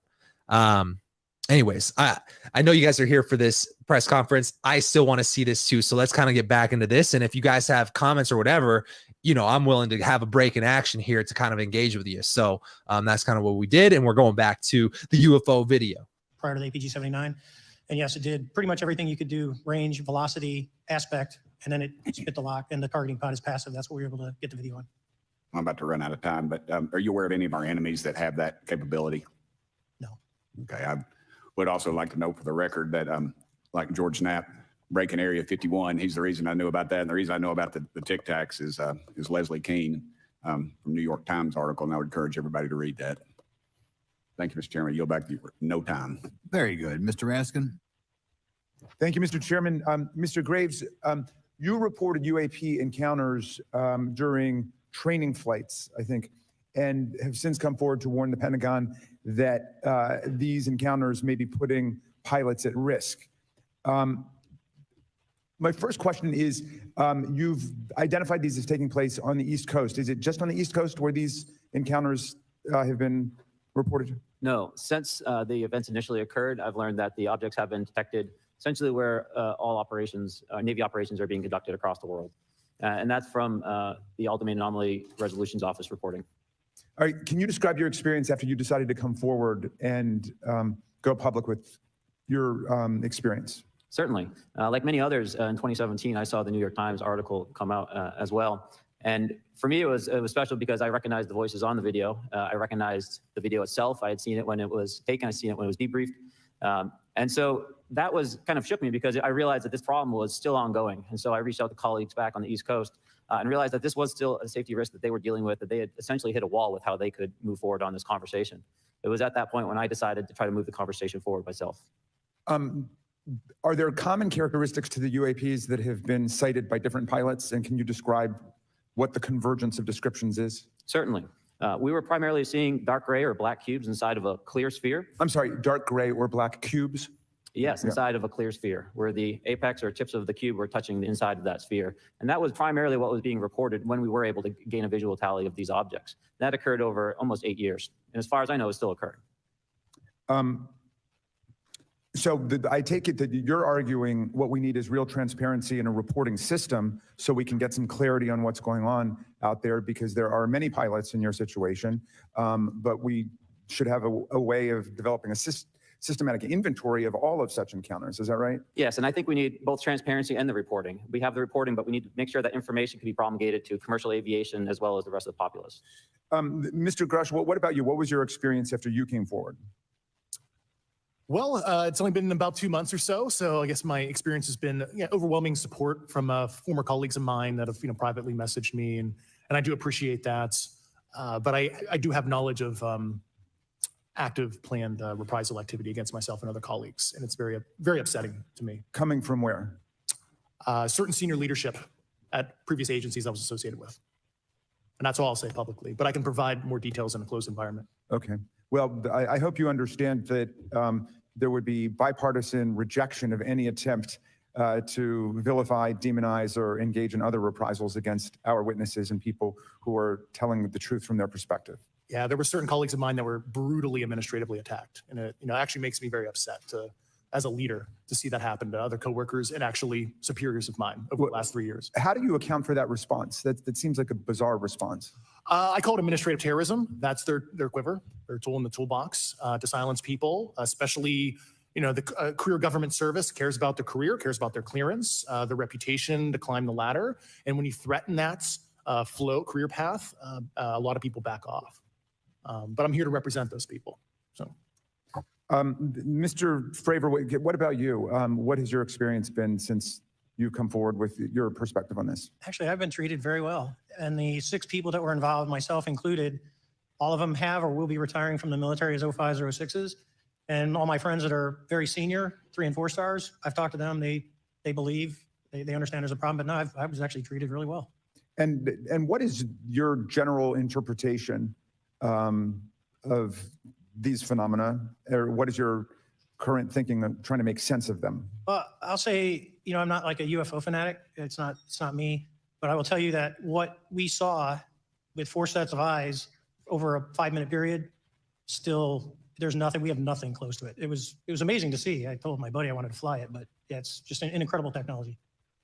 All right, Mr. Chairman, thank you very much. I'll yield back to you. Thanks. On to Ms. Luna.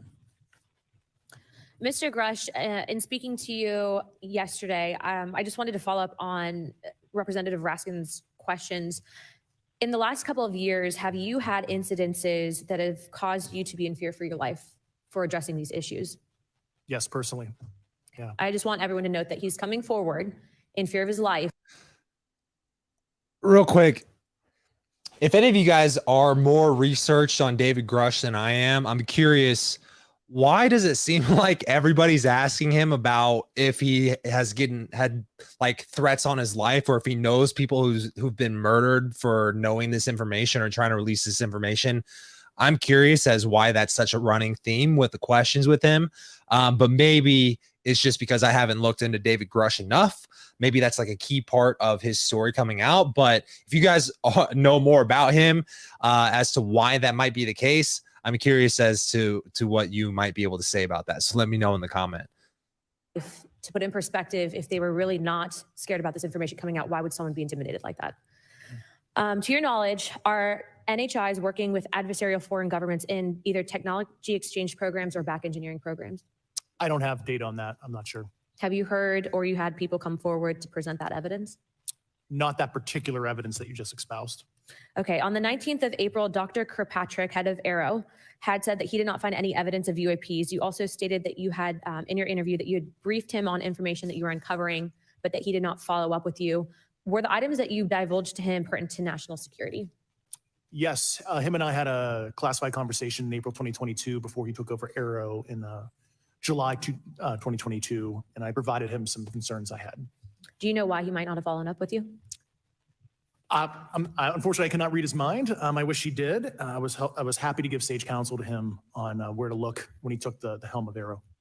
Okay, and then my last question for you before I move to Mr. Graves is you received prior approval from the Defense Department to speak on certain issues, correct? Correct, through DOPSR, DoD Pre-Publication and Security Review. And I just want to remind the public, they're just looking from a security perspective. These are my own personal views and opinions, not the department's. Okay, I'm asking that though, mainly because I think that there are many people that would like to discredit you. So it does bring a certain amount of credibility to your testimony. I'm required by law to do that as a former intelligence officer, or I go to jail for revealing classified information. Yeah, we don't want you to go to jail. My next question would actually be for Mr. Graves. Can you please explain to me in detail the event that occurred at Vandenberg Air Force Base? Certainly. In the 2003 timeframe, a large group of Boeing contractors were operating near one of the launch facilities at Vandenberg Air Force Base when they observed a very large 100-yard-sided red square approach the base from the ocean and hover at low altitude over one of the launch facilities. This object remained for about 45 seconds or so before darting off over the mountains. There was a similar event within 24 hours later in the evening. This was a morning event, I believe 8:45 in the morning. Later in the evening, post-sunset, there were reports of other sightings on base, including some aggressive behaviors. These objects were approaching some of the security guards at rapid speeds before darting off.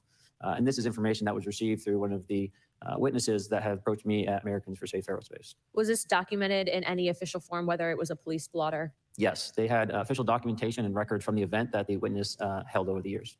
And I'm not going to ask you to do it right now for time reasons, but you'd be able to sketch what was witnessed, correct? And have you seen that before on any other equipment and or during your flight time? I have not seen what they've described. This object was estimated to be almost the size of a football field, and I have not seen anything personally that large. Okay, and then another question on follow-up referencing the gimbal video go fast incident. Can you just clarify, because to our understanding, the footage was actually cut off at a certain point, but what happens at the end of that video, just for those Americans specifically that are wanting to know about the rest of that footage? Certainly. There was some uncertainty or instability with the object. It seemed to rock a bit, and that's the last I had seen of the video. Much of the data that I would recommend be analyzed would consist of radar data that would provide precise kinematics on the object, as well as the fleet of objects that were operating nearby. Okay, and follow up in regards to the reporting procedures that Mr. Garcia had addressed on, as well as Representative Burchett. With the FAA, to your understanding, pilots that are seeing this, commercial airline pilots, are they receiving cease and desist letters from corporations for coming forward with information in regards to safety for potential airline passengers? I have been made privy to conversations with commercial aviators who have received cease and desist orders. So the American public should know that corporations are putting their own reputations on the basic, not the line, but ahead of the safety of the American people. And I think, would you agree with that statement? It appears so. Okay. And I guess this would be my last, I'm out of time. I yield. I'll be back. Good. Mr. Moskowitz. Thank you, Mr. Chairman. Gentlemen, let's talk about the laws of physics for a second. Mr. Graves and Commander Faber, I heard you talk about speed. When those objects broke the sound barrier, did they make a sonic boom? I was in a jet. You can't hear anything. It's kind of loud in there. Yeah, you're not able to actually personally tell within the vehicle. I will say the objects that we were seeing, they were spherical, and they were observed up to Mach 2, which is a very non-aerodynamic shape. What about G-forces? Let's talk about G-forces of those vehicles. Could a human survive those G-forces with known technology today? No. No, not for the acceleration rates that we observed. Okay. What about what they look like? How close did you get? Did you see a seam or a rivet or a section? And what I mean is, obviously, the jets you're flying have all those things. Did these objects have those? Do you want to go ahead? I didn't have the detail to be able to tell that. So we got within a half mile of Tic Tac, which people say that's pretty far, but in airplanes, that's actually relatively close. No, it was perfectly white, smooth, no windows. Although when we did take the original FLIR video that is out there, when you put it on a big screen, it actually had two little objects that came out of the bottom of it. But other than that, no windows, no seams, no nothing. Mr. Grush, as a result of your previous government work, have you met with people with direct knowledge or have direct knowledge yourself of non-human origin craft? Yes, I personally interviewed those individuals. Mr. Grush, as a result of your previous government work, have you met with people with direct knowledge or have direct knowledge yourself about ATs, advanced technologies that the U.S. government has? Based on conventional advanced tech, I was briefed to the preponderance of the Defense Department's both space and aerospace departmental programs. Yeah. Do you have knowledge or do you have reason to believe that there are programs in the advanced tech space that are unsanctioned? Yes, I do. Okay. Yeah. And when you say that they're above congressional oversight, what do you mean? Complicated question. So there's, some, I would call it abuse here. So congressional oversight of conventional special access programs, and I'll use Title 10, so DOD as an example, right? So 10 U.S. Code Section 119 discusses congressional oversight of SAPs, discusses the DepSecDef's ability to waive congressional reporting. However, the Gang of Eight is at least supposed to be notified if a waived or wave bigoted unacknowledged SAP is created, and that's public law. Well, so that how does, I mean, I don't want to cut you off, but how does a program like that get funded? I will give you generalities. I can get very specific in a closed session, but misappropriation of funds and Does that mean that there is money in the budget that is set to go to a program, but it doesn't, and it goes to something else? Yes, I have specific knowledge of that. Yep. Do you think U.S. corporations are overcharging for certain tech they're selling to the U.S. government, and that additional money is going to programs? Correct, through something called IRAD. Okay. Satellite imagery. Let's talk about satellite imagery. We have satellites all over the place, some that we're aware of and many that we're not aware of, right? We're taking pictures of everything at every point and second. Mr. Grush, are you aware, do you have direct knowledge, or have you talked to people with direct knowledge that there are satellite imagery of these events? That was one of my primary tasks at NGA, since we process, exploit, and disseminate that kind of information. I've seen multiple cases, some of which, to my understanding, and of course, I left NGA in April, so that's my information cutoff date. But I personally reviewed both what we call overhead collection and from other strategic and tactical platforms that I could not even explain prosaically. And I have a degree in physics, by the way, as well. And I am aware that you guys have not seen these reports, unfortunately. And I don't know why. Do you have direct knowledge, or you had spoken to people with direct knowledge that this imagery applies to crash sites? Crash imagery. I can't discuss that in an open session. Okay. Do you have any information that the U.S. government is involved in a disinformation campaign to deny the existence of certain UAPs? I can't go beyond what I've already stated publicly in my News Nation interview because it touches other sensitivities. Okay. I'll yield the balance of my time back. Thank you, Mr. Chairman. Ms. Fox? Thank you, Mr. Chairman, and I thank our witnesses for being here today. Mr. Garouche, in your sworn testimony, you state that the United States government has retrieved supposedly extraterrestrial spacecraft and other UAP-related artifacts. You go so far as to state that the U.S. is in possession of, quote, non-human spacecraft, end quote, and that some of these artifacts have circulated with defense contractors. Several other former military and intelligence officials have come forward with similar allegations, albeit in non-public settings. However, Dr. Sean Kirkpatrick, the director of AARO, previously testified before Congress that there has been, and I quote, no credible evidence thus far of extraterrestrial activity or of, quote, off-world technology brought to the attention of the office. To your knowledge, is that statement correct? It's not accurate. I believe Dr. Kirkpatrick mentioned he had about 30 individuals that have come to Arrow thus far. A few of those individuals have also come to Arrow that I also interviewed, Okay. and I know what they provided Dr. Kirkpatrick and their team. Okay. I was able to evaluate Okay, that information. I need to go on. Sure. But my understanding that his statement is accurate, came from a direct quote. And this contradiction is a perfect example of why we need to inject transparency into our government. And for another example, look no further than the pitiful response to the Chinese spy balloon debacle earlier this year. You may remember the mass confusion that ensued when the balloon was first spotted over Montana, 4 days after it first entered U.S. airspace over Alaska. The Biden administration's initial inability to address the object grew into a continuous series of embarrassments. After news of the balloon reached the mainstream media, we were assured that the balloon posed no threat to our security. However, after the balloon was allowed to transit the entire continental United States, fighter jets were scrambled off the coast of South Carolina to shoot it down. This flip-flopping and obfuscation caused needless confusion, fear, and panic across the country. It's my hope, Mr. Chairman, that this sort of confusion will not be repeated.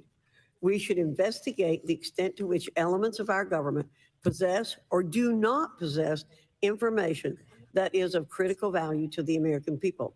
We owe it to the citizens of this nation to make sure that our government is transparent and accountable. We must make sure that our government provides answers, and Congress must do its duty to solicit those answers. With that, Mr. Chairman, I yield back.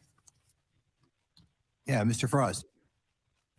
Thank you, Mr. Chairman. In 2022, NASA announced that it was commissioning an independent study team to examine UAPs. The NASA team is comprised of scientists across different fields, as well as former astronauts and pilots. In May, the independent study team held its first public meeting, which included the perspectives from NASA senior leaders, as well as perspectives from the Department of Defense and intelligence agencies. The NASA study team is also expected to release its first report pretty soon, and I think it's safe to say that we all eagerly await its results.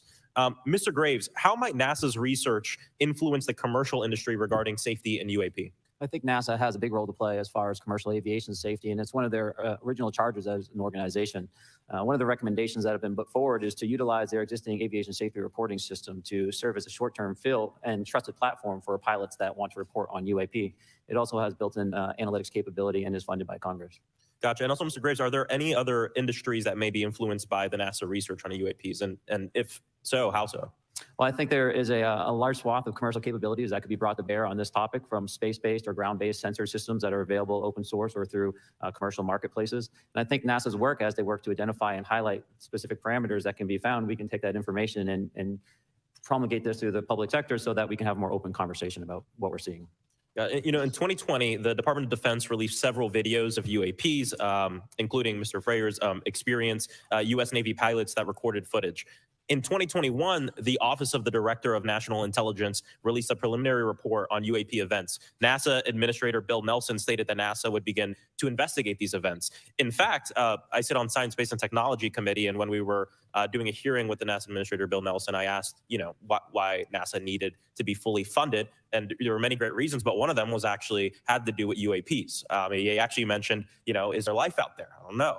And so either way, these actions ultimately led NASA to assemble the independent study team that I mentioned earlier. Also in 2021, Harvard University stood up the Galileo project to research and examine the origins of UAP. So it seems like both, you know, from NASA and in the higher education community, because of the work that y'all have done and people standing up, you know, I think we're seeing some of that stigma slowly going away. Mr. Freyer, do you believe that military pilots feeling empowered to share their UAP experiences has directly impacted the scientific community's research goals on this topic? I would say yes. I would say that, you know, starting in 2017, when it actually came out, it took that stigma away. I mean, I've talked to multiple senators who said prior to that, if you'd have mentioned UAP, you'd have been laughed off the hill. And now we're sitting here today for a public testimony on what's actually going on. You know, I'm hoping that this curve will be more of an exponential and we'll get more and more transparent to the level that we can. Yeah, and yeah, I mean, it's important. I couldn't imagine, you know, I'm not a pilot, but I used to fly gliders, Civil Air Patrol. Yeah, Pilot? I mean, you know, and so either way, I mean, I couldn't imagine, you know, being in the glider and seeing something, and then not feeling like I had the agency to talk about it. Mr. Graves, can you discuss the importance of seeking scientists to sit on your advisory board? Absolutely. I think ultimately this is going to be a scientific problem. And not only that, it's also an engineering problem. I've been working with the American Institute of Aeronautics and Astronautics to help them stand up a UAP integration committee to help integrate their engineering prowess into this problem.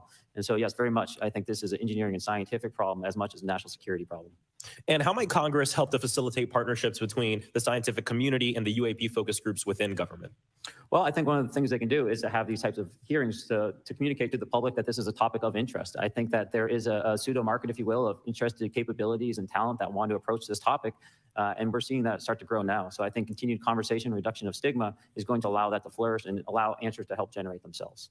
100%. Well, thank you all for being here. Thank you for your work. I think it's important that we keep our top scientific minds focused on this issue and look for ways to increase collaboration. Thank you so much. I yield back. Mr. Comer.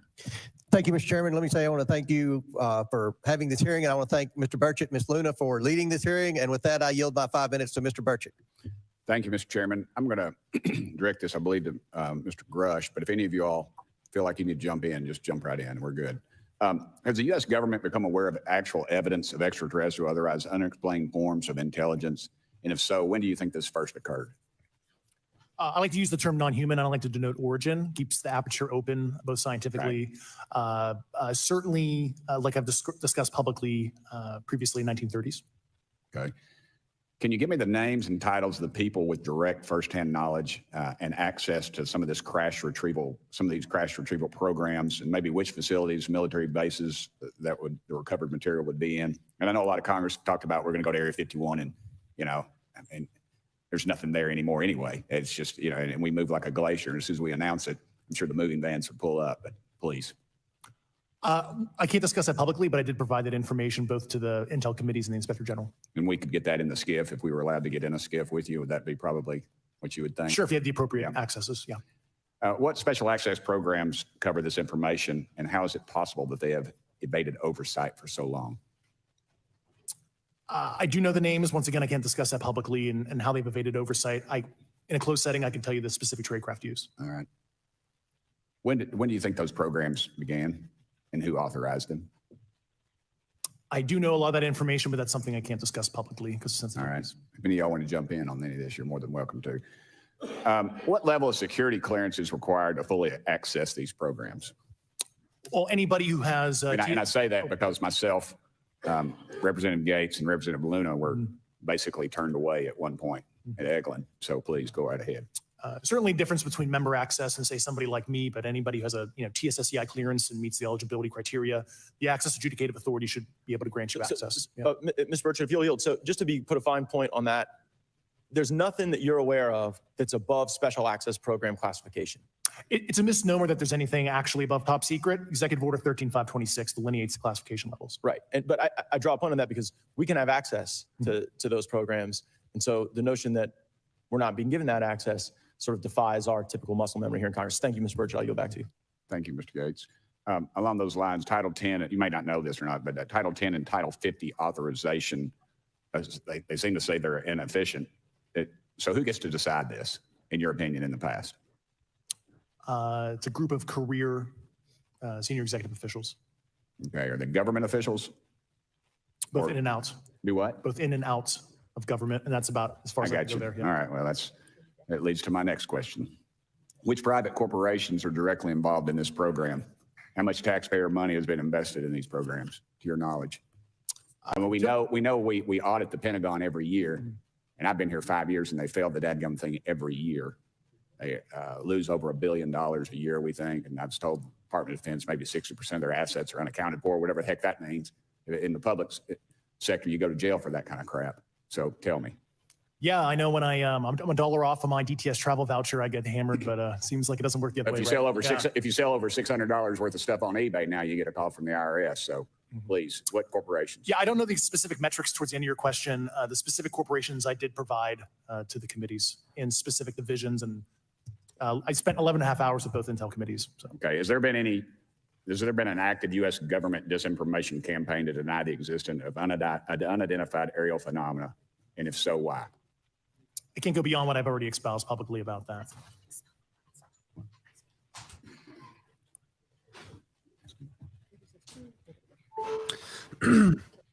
Is it just me, or is this Grush guy not able to okay, I've been told that. Discuss a lot of things? I mean, I get it, but isn't this the point of the hearing, is to discuss that kind of stuff? Yeah, if you can't discuss it here, then what is the purpose of this? Is this like a dog and pony show just to say that, hey, we're looking at it? Or is this to actually let people know? Again, I told you I came into this not having high expectations of this being actual disclosure. And I guess, that would make sense if this is legitimately just three witnesses saying what they saw. We all kind of know their stories. I don't know a whole lot about David Grush. As someone mentioned earlier, he is a new player on the scene. He appears to me as someone very credible. For sure. The way he talks, he seems very legit. He seems authentic to that position. So I don't think he's a fake guy, but I don't know. I guess it just, if you're not going to discuss it here, then why are we even having this meeting? You know what I'm saying? Ask you what that is and how to get it in the record. What have you stated publicly in your interviews for the congressional record? If you reference my News Nation interview and I talk about a multi-decade, campaign to disenfranchise public interest, basically. Yeah. Thank I you. apologize, Mr. Chairman. I yield back negative 21 seconds. Thank you. Ms. Ocasio-Cortez? Thank you, Mr. Chairman, and thank you to our witnesses for coming here today. I do concur with the ranking member as well as several other members here on this committee that this is a committee for whistleblowers and for the protection of whistleblowers as well. So we understand what you're putting on the table here and what you're putting on the line here, and we thank you for that. Mr. Grush, you sat on the Unidentified Anomalous Phenomenon Task Force created in the 2020 NDAA, correct? Yes. There have been some things that have been mentioned here during this hearing that I wanted to pick up on. Mr. Graves, you mentioned specifically during the answers to one of your questions, you named Boeing contractors being engaged in an incident regarding this red cube about a football field wide. I was wondering if you could speak a little bit about the interaction, or Mr. Grush, either of you, the interactions between defense contractor companies and any UAP-related programs or activities. So I'll just say that the information about the contractor himself were provided by a witness, and I have no particular detail in that relationship. Mr. Grush? The kind of general unclass wave tops, certainly the contractors, or the metal benders, so to speak, are the ones actually doing specific performance on government contracts. Are they required to issue any disclosure regarding UAP sightings, or do they engage in any reporting around this? In terms of the contractors, Yes. not that I'm aware of. They do not. Okay. Now, when it comes to notification that you had mentioned about IRAD programs, we have seen defense contractors abuse their contract before through this committee. I have seen it personally, and I have also seen the notification requirements to Congress abused. I am wondering, one of the loopholes that we see in the law is that there is, at least from my vantage point, is that depending on what we're seeing, is that there are no actual definitions or requirements for notification. What methods of notification did you observe? Like when they say they notified Congress, how did they do that? Do you have insight into that? For certain IRAD activities, I can only think of ones conventional in nature. Sometimes they flow through certain, I'll just say, SAP programs that have cognizant authority over the Air Force or something, and those are congressionally reported compartments, but IRAD is literally internal to the contractor. So as long as it's money, either profits, private investment, et cetera, they can do whatever they want. To put a finer point on it, when there is a requirement for any agency or company to notify, or any agency to notify Congress, do they contact the chairman of a committee? Do they get them on the phone specifically? Is this through an email to hypothetically a dead email box? A lot of it comes through what they call the PPR, Periodic Program Review Process. If it's a SAP or Controlled Access Program Equity, and then those go to the specific committees, whether it be the SAS, CASC, HISI. Thank you. I apologize. My time is limited. Mr. Graves, one of your main concerns is that the FAA currently does not have an official process to receive reports of UAP from pilots or others, correct? Correct. And in your experience, what data should the Aero program prioritize for potential collection? We have, location, date, time, but are there other specific characteristics that should be included in these reports? Certainly. I think that there's two categories that would be important. One would be kinematics and understanding the specifics of how the vehicle or objects are moving. And the second would be a more zoomed out approach of being able to look at origin and destination before the incident, as well as getting a better contextual understanding of how these objects are interacting with each other. Thank you. Now, because I only have a minute left, I apologize, we only have 5 minutes today, but for the record, if you were me, where would you look? Titles, programs, departments, regions, if you could just name anything. And I put that as an open question to the three of you. I'd be happy to give you that in a closed environment. I can tell you specifically. Thank you. Commander Fravor? And I would say, and I've told people that you have to know where to look. They're not going to divulge it to you because of the classification levels. But if you know where to look and who to talk to, which is exactly what Mr. Grush can point you, then you have them. Okay. Mr. Graves? I was an operator, so I was depending on folks like Mr. Grosh to do that homework. Okay. Thank you very much. I yield back to the chair. Mr. Biggs? Thanks, Mr. Chairman. I thank the witnesses for being here today. I'm over here. Thank you so much for being here. I want to get into specifics here, and the reason I'm going to go this way is because you've talked a bit about what I would call misdirection by official U.S. government with regard to UAPs, right? And so I'm going to get to that in a second. But last week, White House NSC spokesman John Kirby stated that UAPs are having an impact on our training ranges and need to be treated as a legitimate issue. Do you concur with the statements? That's for each of you. Yes. Yes. Yes. Okay. Now, having said that, I'm going to take you to specific instances around the Phoenix Valley, because that's where I live. In 97, we had the famous Phoenix Light case. I don't know if any of you are familiar with that. There were two things that went along with that, and the explanation was military training range off Luke and the Barry Goldwater Range. Do you know anything different other than the official explanation of those lights? Only what's in the public vernacular about it. That was outside the scope of my duties. And if we wanted to, just my question along with my colleague from New York, Ms. Ocasio-Cortez, if we wanted to find out more about that, where would we go to find the files, and who would we address? And are you going to tell me we need to go to a SCIF so you can tell us in a SCIF? I could potentially give you a vector on that. That specific case, I'm familiar with it in terms of public, but I give you a vector in closed environment, yeah. That would be good, thank you. So if it's true that UAPs are having an impact on training ranges, and this administration considers it to be a legitimate issue, what steps can Congress take to address training range impacts? And I say that having two very large training ranges in my state. And so we'll start with Mr. Graves and go on down the panel. Some of the initial procedures have been implemented, such as within the United States Navy, that have a range follow report that gathers information from pilots. I understand that a service-wide reporting mechanism is still pending. However, that would be a great next step, not only for gathering information, but for showing the troops that it is an acceptable topic and reducing the stigma. Okay, please, all of you continue. Yeah, as a recipient of a lot of those training range reports, sometimes we only get contextual kind of oral reporting. It'd be nice if they attached all sensor data and there's a system in place that can handle multiple classifications of data. And that's an issue with the F-35, right? That jet was never built to be an ISR platform. And it's a pain in the, we'll just say butt to get that data off, so. Yeah. Great, thank you. Yeah, I would agree with the previous two, being a user of those training ranges, that the data has to be out there. You have to acknowledge that you're seeing them, and then you have to collect the data. Right now, you get the report, someone says, I saw something, but no one collects the radar data to back it up and do research. Okay. Do you believe that the 2019 classification guidelines for UAPs interferes with the federal government's ability to be transparent with the American people? And do you think we need to be more transparent with the American people? All of you, yeah. I'll say yes to that. Yeah, I'm familiar with at least the UAP Task Force 2019 Security Classification Guide. I think it's fair. I did actually help author that with the. Oh, you got a bias that way then. But I will say, I'll call it a lazy attitude about declassifying videos. I mean, I've seen some of the videos of the recent shoot down, and I saw no reason that couldn't have been released as long as they mask some data. The American people deserve to see that imagery and full motion video. I would think, well, in my opinion, I will say, things are overclassified.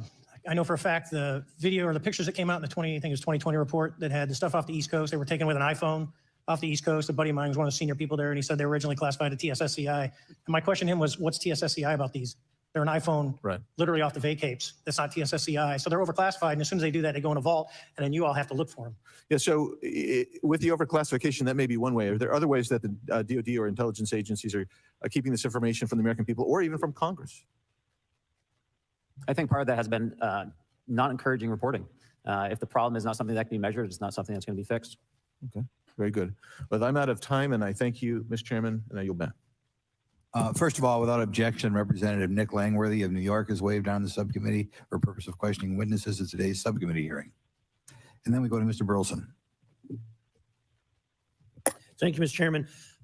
Appreciate you guys coming out today. That's fine. Look, I've been here for 6 months, and I'm pretty skeptical. I don't trust anything in this town.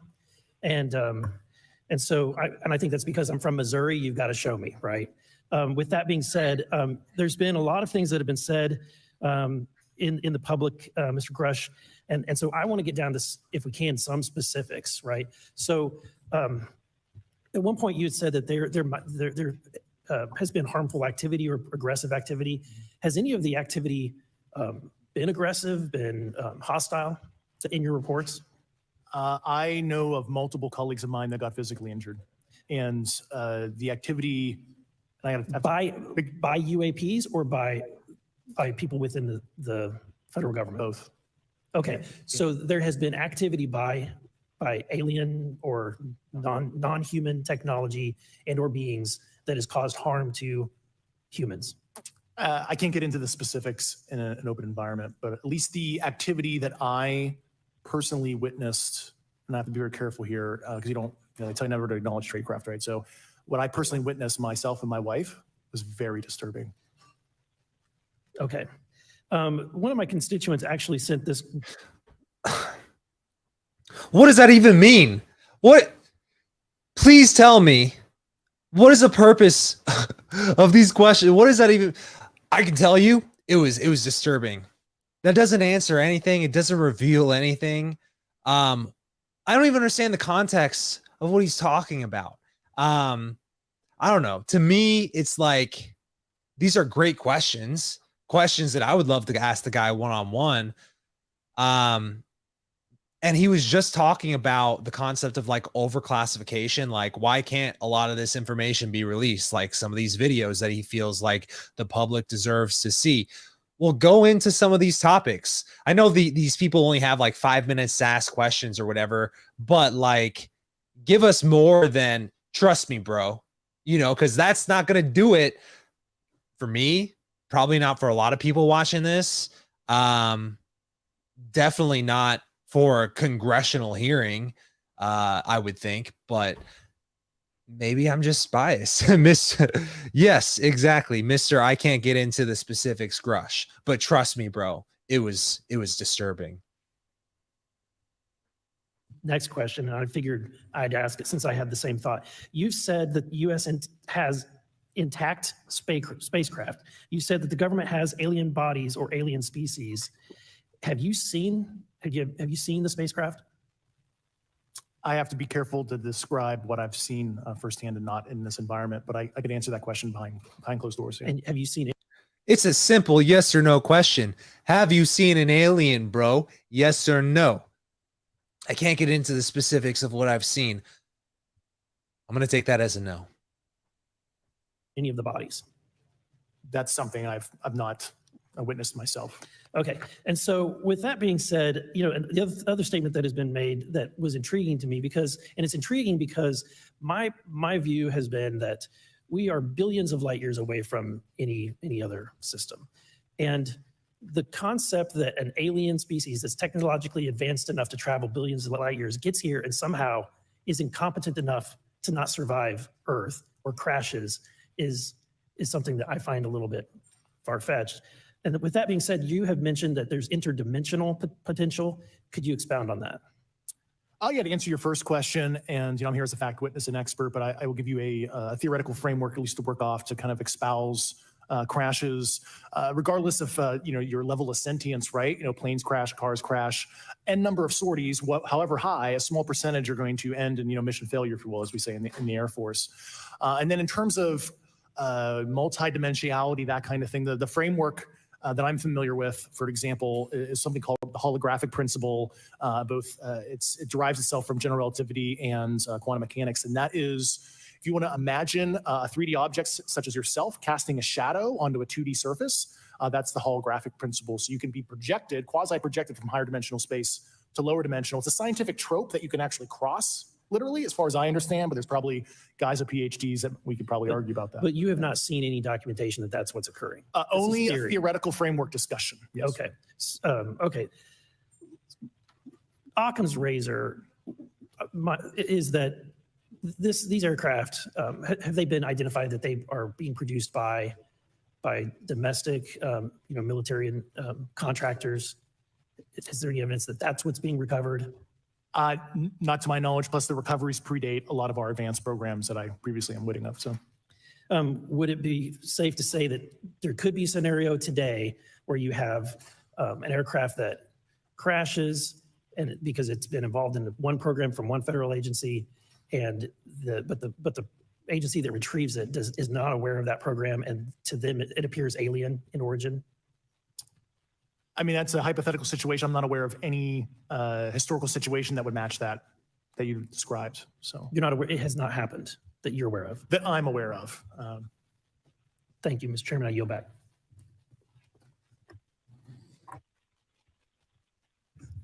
Several months ago, my office received a protected disclosure from Eglin Air Force Base indicating that there was a UAP incident that required my attention.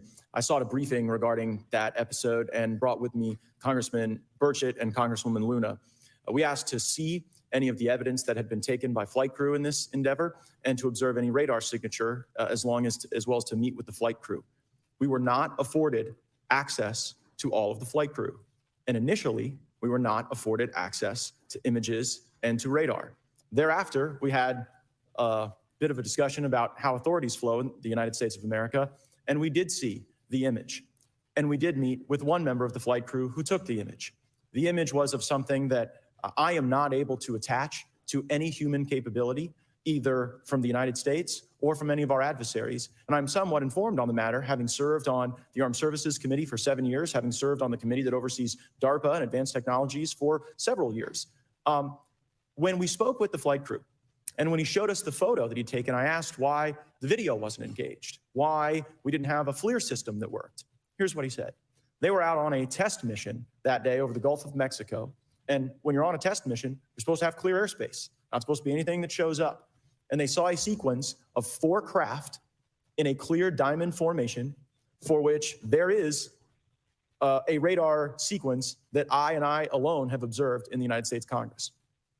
One of the pilots goes to check out that diamond formation and sees a large floating, what I can only describe as an orb. Again, like I said, not of any human capability that I'm aware of. And when he approached, he said that his radar went down. He said that his FLIR system malfunctioned and that he had to manually take this image from one of the lenses, and it was not automated in collection as you would typically see in a test mission. So I guess I'll start with Commander Fravor.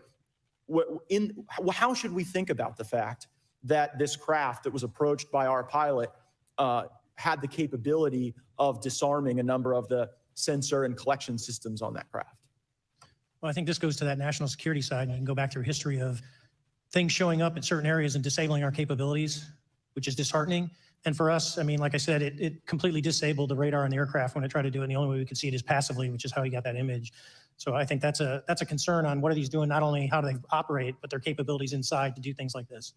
And how should we think about 4 craft moving in a very clear formation, equidistant from one another, in a diamond? In all of the phenomenon, perhaps, Mr. Grave, that you've analyzed, have we ever seen multiple craft in a single formation? I have one particular case, and that was during the gimbal incident. The recording on the AT FLIR system shows a single object that rotates. You hear the pilots refer to a fleet of objects that is not visible on the FLIR system. And that was something that I witnessed during the debrief as part of the radar data on the situational awareness page. I would like to add, however, Congressman, there's a small bit of anger, I would say. I would feel that those pilots are still facing that difficulty in reporting this topic, and they don't have the tools to be able to mitigate this issue. It just goes to show how serious this is and why this is such an important issue for our pilots and for our nation. It was stated explicitly to me by these test pilots that if you have a UAP experience, the best thing you can do for your career is forget it and not tell anyone. Because any type of reporting, either above the surface or below the surface, does have a perceived consequence to these people. And that is a culture we must change if we want to get to the truth. Mr. Chairman, I would observe that perhaps as we move forward from this hearing, there are some obvious next steps. Every person watching this knows that we need to meet with Mr. Grush in a secure, compartmentalized facility so that we can get fulsome answers that do not put him in jeopardy and that give us the information we need. Second, I would suggest that the radar images that were collected of this formation of craft out of Eglin Air Force Base, and specifically the actual image taken by the actual flight crew that we can actually validate, be provided to the committee, subpoenaed if necessary, so that we're able to track how to get this type of reporting and analysis done in a more fulsome way. That would be my recommendation, humbly, as a guest here of the Fine Oversight Committee. I yield back. Ms. Mace. Thank you, Mr. Chairman, and good morning to our witnesses who are testifying today. I want to thank each of you for being here to discuss a topic of grave importance to our national security. Earlier this year, a Chinese spy balloon was shot down off the coast of my home state of South Carolina. Since the Roswell incident in 1947, many Americans have wondered about the dangers of unknown objects crisscrossing our skies, whether these are UAPs or weather phenomena, advanced technology from American allied or enemy forces, or something more out of this world. So my first question, I have several questions, and if we can just be quick on these first two, I'm going to ask each of you the same question, and then I'll get to each of you individually. The first one, when you reported your experiences with a UAP, did any of you face any repercussions with your superiors, yes or no? No. No. I've actually never seen anything personally, believe it or not. So. All right. And then do you believe there's an active disinformation campaign within our government to deny existence of UAPs, yes or no? I don't have an answer to that. As previously stated publicly, yes. I think previously with like Project Blue Book, yes, but currently I don't speak for the United States government. Okay, thank you. I have a few questions for Mr. Graves. What percentage of UAP sightings in your belief go unreported by our pilots? This is an approximation based off of my personal experience speaking with a number of pilots, but I would estimate we're somewhere near 5% reporting perhaps. So like 95% basically don't report seeing UAPs. That's just my personal estimate. In the incident off Virginia Beach, do you believe the Navy took the danger to your aircraft seriously after it was reported? Absolutely. A few questions for Mr. Favor. As an expert naval aviator, have you ever seen an object that looked and moved like the Tic Tac UAP? No. Did the Tic Tac UAP move in such a way that defied the laws of physics? The way we understand them, yes. Many dismiss UAP reports as classified weapons testing by our own government, but in your experience as a pilot, does our government typically test advanced weapon systems right next to multi-million-dollar jets without informing our pilots? No, we have test ranges for that. It took over 15 years for your encounter with the Tic Tac to be declassified. Do you feel there was a good reason to prevent lawmakers from having access to this footage? No, I just think it was ignored when it happened and it just sat somewhere in a file, never got recorded. In a drawer. It happens a lot up here. Shocker. Mr. Grush, a couple of questions for you too, sir, this morning. What percentage of UAPs do you feel are adequately investigated by the U.S. government of the 5% that are reported? I can only speak for my personal leadership over at NGA. I tried to look at every report that came through that I could triage. So, do you believe that officials at the highest levels of our national security apparatus have unlawfully withheld information from Congress and subverted our oversight authority? there are certain elected leaders that had more information that I'm not sure what they've shared with certain Gang of Eight members or et cetera, but certainly I would not be surprised. Okay. You've stated that the government is in possession of potentially non-human spacecraft. Based on your experience and extensive conversations with experts, do you believe our government has made contact with intelligent extraterrestrials? Something I can't discuss in public setting. Oh, come on. Okay, I can't ask when you think this occurred. If you believe we have crashed craft, stated earlier, do we have the bodies of the pilots who piloted this craft? As I've stated publicly already in my News Nation interview, biologics came with some of these recoveries. Yeah. Okay. Hold up. He would not say if they were extraterrestrials, but he would say that they were biologics. I'm curious if biologics is even a word. Biologics. Okay, I guess that is maybe a word. Biologicals, biologics. That's one of those words that I feel like you're just saying to sound smart. But regardless, okay, if he couldn't say if they're extraterrestrial, but he could say that it's biologic, then that means that they're not extraterrestrial, right? Just like by process of elimination. But I guess that would also mean, how do you define extraterrestrial? Do you define extraterrestrial as like from another planet? Or, as they were talking about earlier, interdimensional? Is there a biological thing from an interdimensional craft that had crashed? Or is it a human? A human from another country or potentially our country? If that was the case, then I could see why for national security you could say it's biologic, but I can't get into anything else than that. Because here's the reason why I say this. What inspired me to look into Antarctica in the first place, for the Antarctica vid I did, I think the title is like, "Are there Nazis in Antarctica with flying saucers?" or something like that. What inspired me to even look down that rabbit hole was when Tom DeLonge was on Joe Rogan's podcast. Tom DeLonge, lead singer of Blink-182, also created To the Stars Academy to help release a lot of UFO information. And ironically, I think they are the ones who actually released the Tic Tac and the gimbal video and the Go Fast video a couple years back. He said to Joe Rogan that Roswell was not extraterrestrial. Roswell was German, Nazi German. He said that there were Germans basically in the craft. So that would mean biologics, but not extraterrestrial. If you can't acknowledge that it's extraterrestrial, but you can say that it's biologic, maybe that leads credence to to maybe that side of the narrative of what really happened at Roswell. But you know what's funny is like most people who talk about Roswell never say what Tom DeLonge said about it. And the thing that really has always bothered me about the UFO conspiracy in general is one, it is by far the most believable conspiracy, one of the most, and also fascinating because I think as humans we're just naturally wired to wonder, are we alone in the universe? And I think that's just like the biggest unanswered question for a lot of people.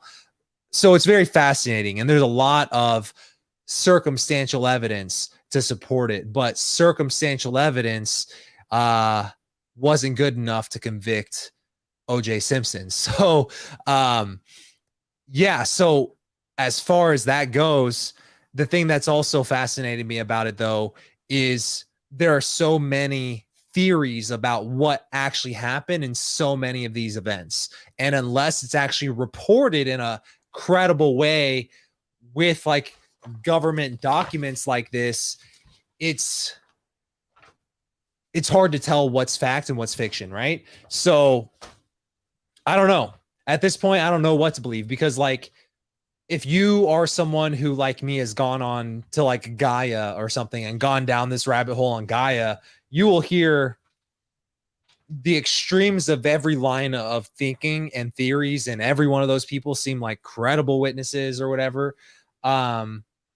And it seems like there's almost like cliques within the UFO community. You got your ancient alien folk who all believe a certain thing. You got those people who are on Gaia, but you don't see them anywhere else, who believe a certain thing. And then you kind of got these like mainstream people, and they all have like like Stephen Greer or whatever, right? And they all have their like different lines of thinking and different theories of what's actually happening, and like who did what and who's responsible for which sighting and whatnot.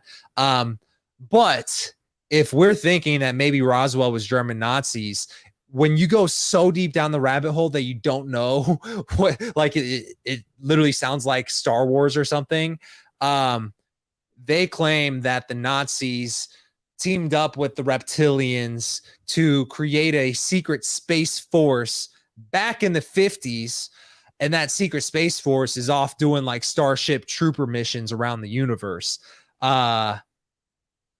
And that really kind of like implies that if that's true, the Nazis actually never lost the war. In fact, they might have won, but just like kind of faked their death type of deal. But we're just like, we have this advanced technology. We're not going to worry about you fools on Earth. We're going to go to Antarctica and like kind of use that as a jumping base off into space or whatever.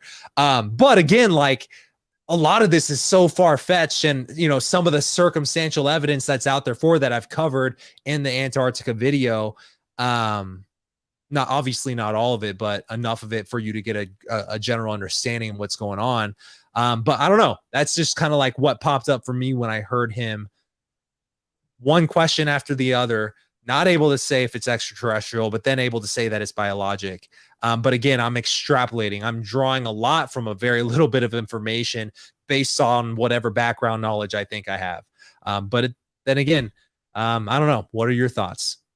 Let's kind of get this back going. Were they, I guess, human or non-human biologics? Non-human, and that was the assessment of people with direct knowledge on the program I talked to that are currently still on the program. And was this documentary ever non-human biologics? Non-human, and that was the assessment of people with direct knowledge on the. Okay, but now you're going to answer it and say that it's non-human. Okay, so why couldn't you just say extraterrestrial earlier? This program I talked to that are currently still on the program. And was this documentary evidence, this video, photos, eyewitness? Like, how would that be determined? The specific documentation I would have to talk to you in a skiff about. Gotcha. Yeah. Okay.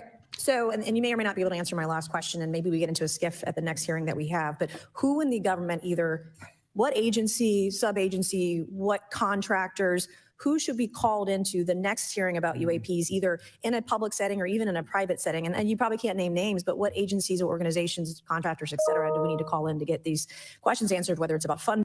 All right, so hold up. I'm still trying to process what just happened. This man You don't mind if I rewind this, right? I just need to hear it. The Do you wording. believe that officials at the highest levels of our national security apparatus have unlawfully withheld information from Congress? Elected leader, et cetera, but You say that the government is in possession of potentially non-human spacecraft. Based on your experience and extensive conversations with experts, do you believe our government has made contact with intelligent extraterrestrials? something I can't discuss in public setting. Okay, I can't ask more. Okay, so I guess the question was technically, have they made contact with extraterrestrials? Can't discuss that. I guess that's not technically denying that they are When extraterrestrial. you think this occurred. If you believe we have crashed craft, stated earlier, do we have the bodies of the pilots who piloted this craft? As I've stated publicly already in my News Nation interview, biologics came with some of these recoveries. Yeah. Were they, I guess, human or non-human biologics? Non-human, and that was the assessment of people with direct knowledge on the program I talked to that are currently still on the program. And was this documentary evidence, this video, photos, eyewitness? Like, how would that be determined? The specific documentation I would have to talk to you in a skiff about. Gotcha. Okay, so, and you may or may not be able to answer my last question, and maybe we get into a skiff at the next hearing that we have, but who in the government, either what agency, sub-agency, what contractors, who should be called into the next hearing about UAPs, either in a public setting or even in a private setting? And you probably can't name names, but what agencies or organizations, contractors, et cetera, do we need to call in to get these questions answered, whether it's about funding, what programs are happening, and what's out there? I can give you a specific cooperative and hostile witness list of specific individuals that were in those. And how soon can we get that list? I'm happy to provide that to you after the hearing. Super, thank you, and I yield back. Okay, now we have Mr. Langworthy. Is he here? Okay. Thank you very much. I'd like to thank all of the witnesses for being here today to discuss this very unique topic. And I'd like to jump right into my questions, if you don't mind. Commander Fravor, can you briefly describe your background? Yeah, I was an enlisted Marine, Naval Academy graduate, Navy, flew for 18 years, got a master's from University of Houston, and I've worked in the private sector for the last, what now, 16 years, 17 years. I do a lot of defense work. So really gold-plated credentials. Commander Fravor, we've all seen the floating Tic Tac video that you engaged with on November 14th, 2004. Can you briefly talk about why you were off the coast of San Diego that day?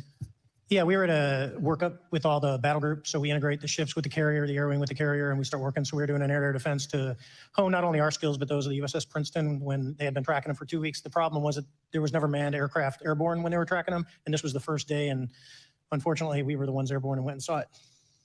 Do you remember the weather that day? Or was it cloudy or windy or anything out of the ordinary on the Pacific coast? It was actually, if you're familiar with San Diego, it was a perfect day, light winds, no whitecaps, clear skies, not a cloud. It was, for flying, it was the best. Now, is it true that you saw, in your words, a 40-foot flying tic-tac shaped object? That's correct. Or for some people that can't know what a Tic Tac is, it's a giant flying propane tank. Fair enough. Did this object come up on radar or interfere with your radar or the USS Princeton? The Princeton tracked it, the Nimitz tracked it, the E-2 tracked it. We never saw it on our radars. Our fire control radars never picked it up. The other airplane that took the video did get it on a radar. As soon as it tried to lock it, it jammed the radar, spit the lock, and he rapidly switched over to the targeting pod, which you can do in the F-18. From what you saw that day and what you've seen on video, did you see any source of propulsion from the flying object, including on any potential thermal scans from your aircraft? No, there's none. There's no IR plume coming out. And Chad, who took the video, went through all the EO, which is black and white TV, and the IR modes, and there's no visible signs of propulsion. It's just sitting in space at 20,000 feet. In your career, have you ever seen a propulsion system that creates no thermal exhaust? No. Can you describe how the aircraft maneuvered? Abruptly, very determinate. Real quick, that's an important question to linger on the significance for a second, because he, quote unquote, basically asked him, have you ever seen an aircraft that doesn't give off any signs of heat, any thermal, like he said, thermal exhaust, right?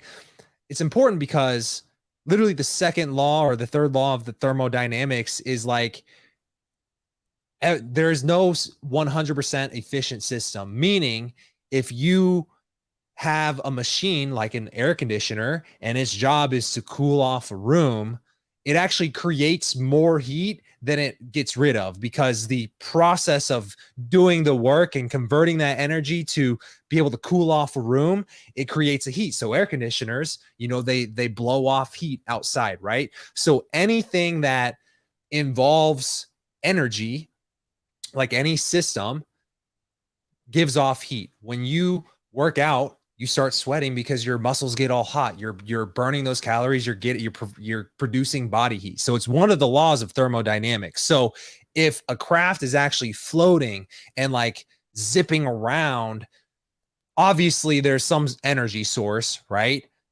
But it seems like it's a 100% efficient energy source, which actually defies our understanding of the laws of thermodynamics and physics, right? Which is kind of consistent with what they're saying when it relates to like, okay, how are they making 90-degree turns at such a drastic speed without just crushing themselves and turning them into like a crushed bug or something, right? So I almost made a submersible joke, but probably not appropriate. Hopefully that makes sense, right? So that's why that question is significant to me. It knew exactly what it was doing. It was aware of our presence, and it had acceleration rates. I mean, it went from 0 to matching our speed in no time at all. Now, if the fastest plane on Earth was trying to do these maneuvers that you saw, would it be capable of doing that? No, not even close. And just to confirm, this object had no wings, correct? No wings. Now, was the aircraft that you were flying, was it armed? No, never felt threatened at all. If the aircraft was armed, do you believe that your aircraft or any aircraft in possession of the United States could have shot the Tic Tac down? I'd say no. Just on the performance, it would have just left in a split second. It looks like that we have a problem here. Also, one thing that's worth mentioning, and it's actually like, all right, so these are not obviously every document referring to UFOs. They just happen to be a handful of the ones that I found on the CIA.gov website, which if you get the chance, definitely check it out. I'm also sure there's probably websites out there where they've compiled every file that they can find. But as Commander Fravor was saying, like unless you know exactly where to look, you're probably not going to find exactly what you're looking for. So what I did was I actually searched the FOIA documents on CIA.gov, and I searched for the keyword flying saucer. And there are reports going back to the 50s even. And you can, I think one of those documents is in here. I'll have to find it and show it off in a future video. But basically kind of similar to what happened here, where they're saying that, the Tic Tac was jamming their radar. There's actually been reports of, pilots trying to engage UFOs, trying to like wanting to fire or whatever. But like the moment that they try to go to press the trigger, the gun shuts down, or like whatever system that the computer that would fire the missile or whatever is disabled. But like the moment before they're about to fire it, right? And there have been reports about, there's actually one, I think another document in here where a pilot actually died because they tried to engage, in this case, actually just chase after it and get really close to it, kind of like David Fravor did. And he actually crashed into the ground, right? So that doesn't mean that he was necessarily shot down. I mean, his plane could have been shut off in the middle of the air, and like maybe he, knocked off course or whatever. So that could be any number of reasons why that happened. But again, like I said before we even started playing this, like one of the things I'm looking for is, are we getting new information? And to me, it seems like obviously there's a lot of information that I would love to hear the answer to his question on.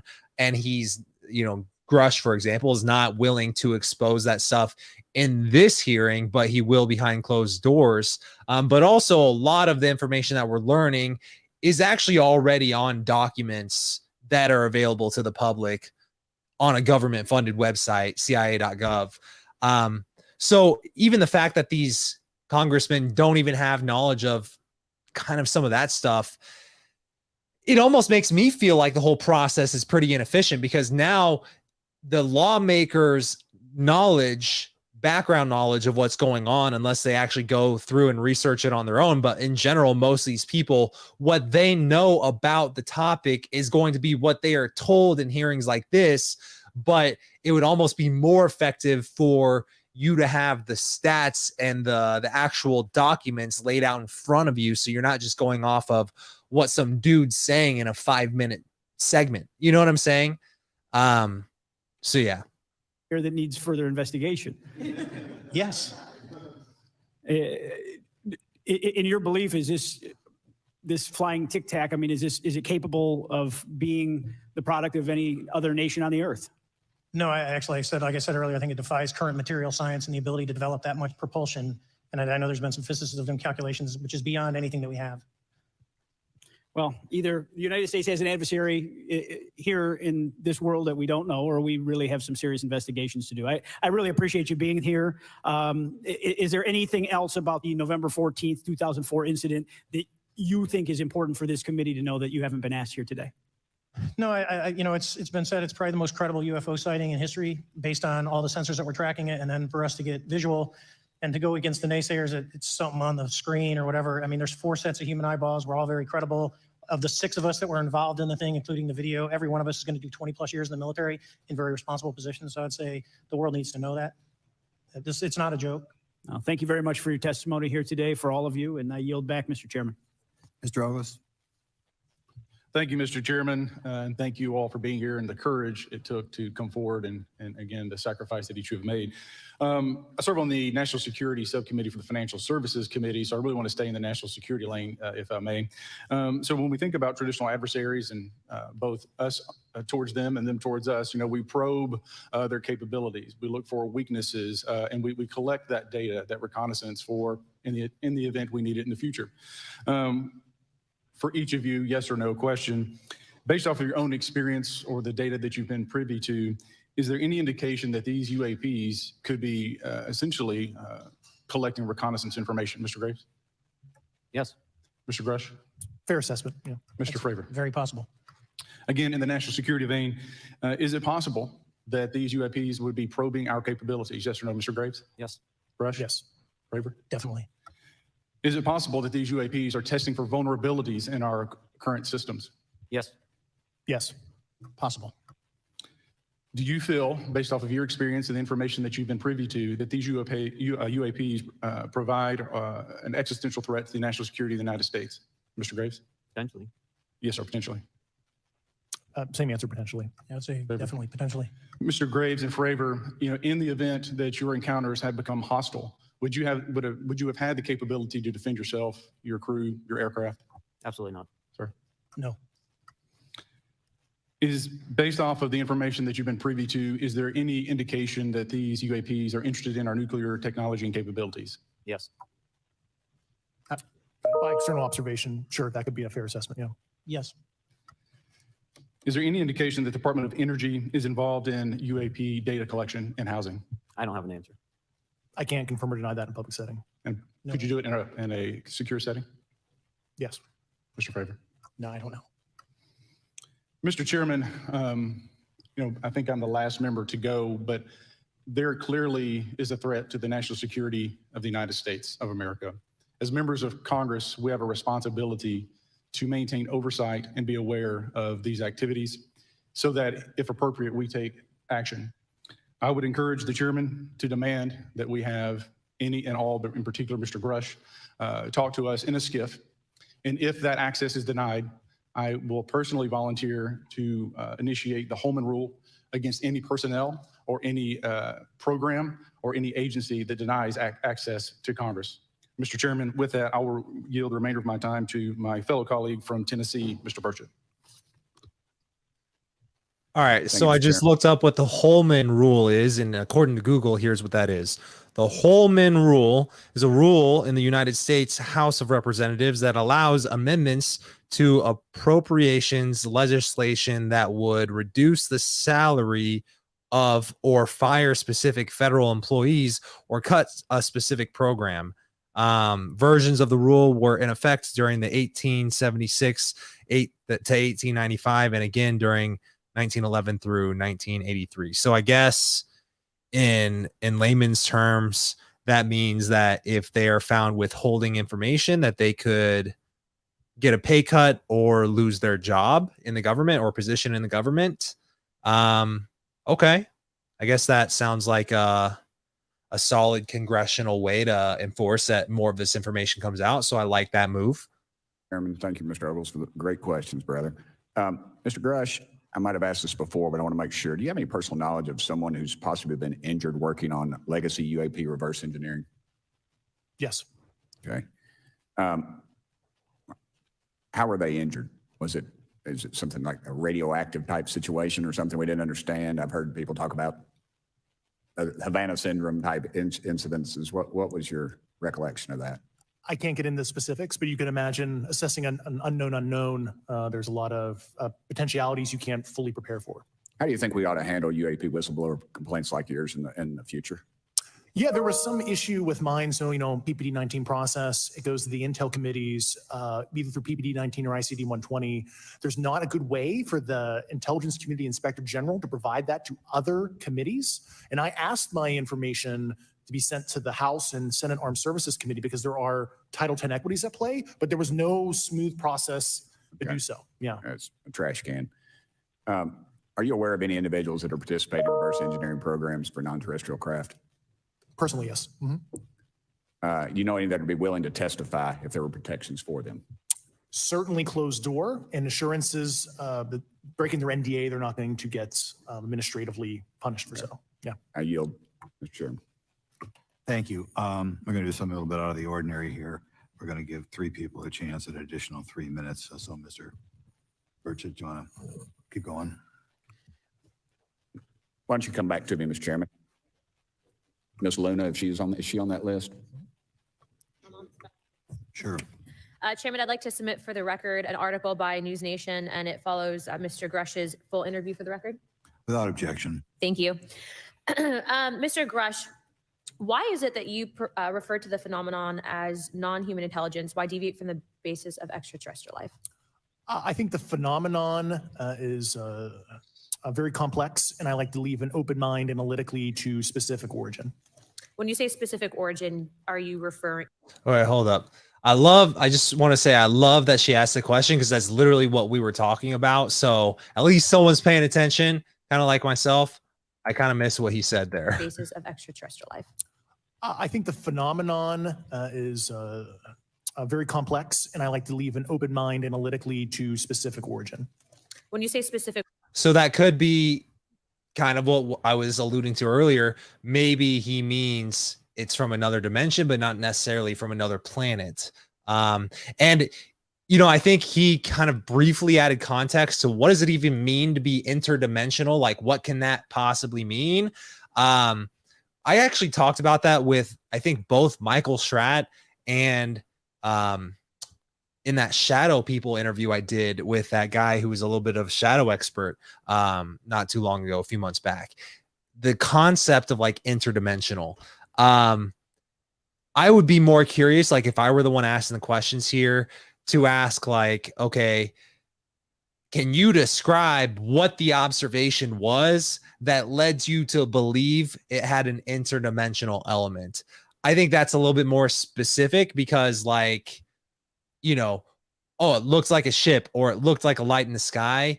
I think that is one observation, but like kind of like what Michael Schratt said in that interview. He said like some of these things just fly into the mountain and just like go through it. You know what I'm saying? Like something that's able to pass through solid objects without actually like affecting it, kind of like a ghost walking through a wall or something. That would make more sense to me. It adds more context. It gives me specific detail. But right now it's all just vague and it's all like still hidden. So obviously not, I would not classify this as like any type of disclosure. Other than, I guess he has said that it's not human, so that is something to consider. But not human could mean like the dolphins finally figured out how to build shit underwater because we all know they're pretty intelligent, right? So hey, maybe it's like Rise of the Planets of the Apes or whatever. Like maybe this is the Bigfoot coming out of inner Earth. You know, that would kind of be non-human, but not necessarily extraterrestrial. But again, we're all just like speculating here. So back to the video. Origin, are you referring? Can you elaborate on that for those that might? If it's a traditional extraterrestrial origin or something else that we don't quite understand from either biological or astrophysics perspective, yeah, I just like to keep an open mind on what it could be. Yeah. Okay. And referring to your News Nation interview, you had referenced specific treaties between governments. Article 3 of the Nuclear Arms Treaty with Russia identifies UAPs. It specifically mentions them. To your knowledge, are there safety measures in place with foreign governments or other superpowers to avoid an escalatory situation in the event that a UAP malevolent event occurs? Yeah, you're referring to actual public treaty in the UN Register. It's funny you mentioned that. Yeah, the Agreement on Measures to Reduce the Risk of Outbreak of Nuclear War signed in 1971. Unclassified treaty, publicly available. And if you cite the George Washington University National Security Archives, you will find the declassified in 2013 specific provisions in the specific red line flash message traffic with the specific codes pursuant to Article 3 and Article, also Situation 2, which is in the previously classified NSA archive. What I would recommend, and I tried to get access, but I got a wall of silence at the White House, was those specific incidents when those message traffic was used. I think some scholarship on that would open the door to a further investigation using those publicly available information.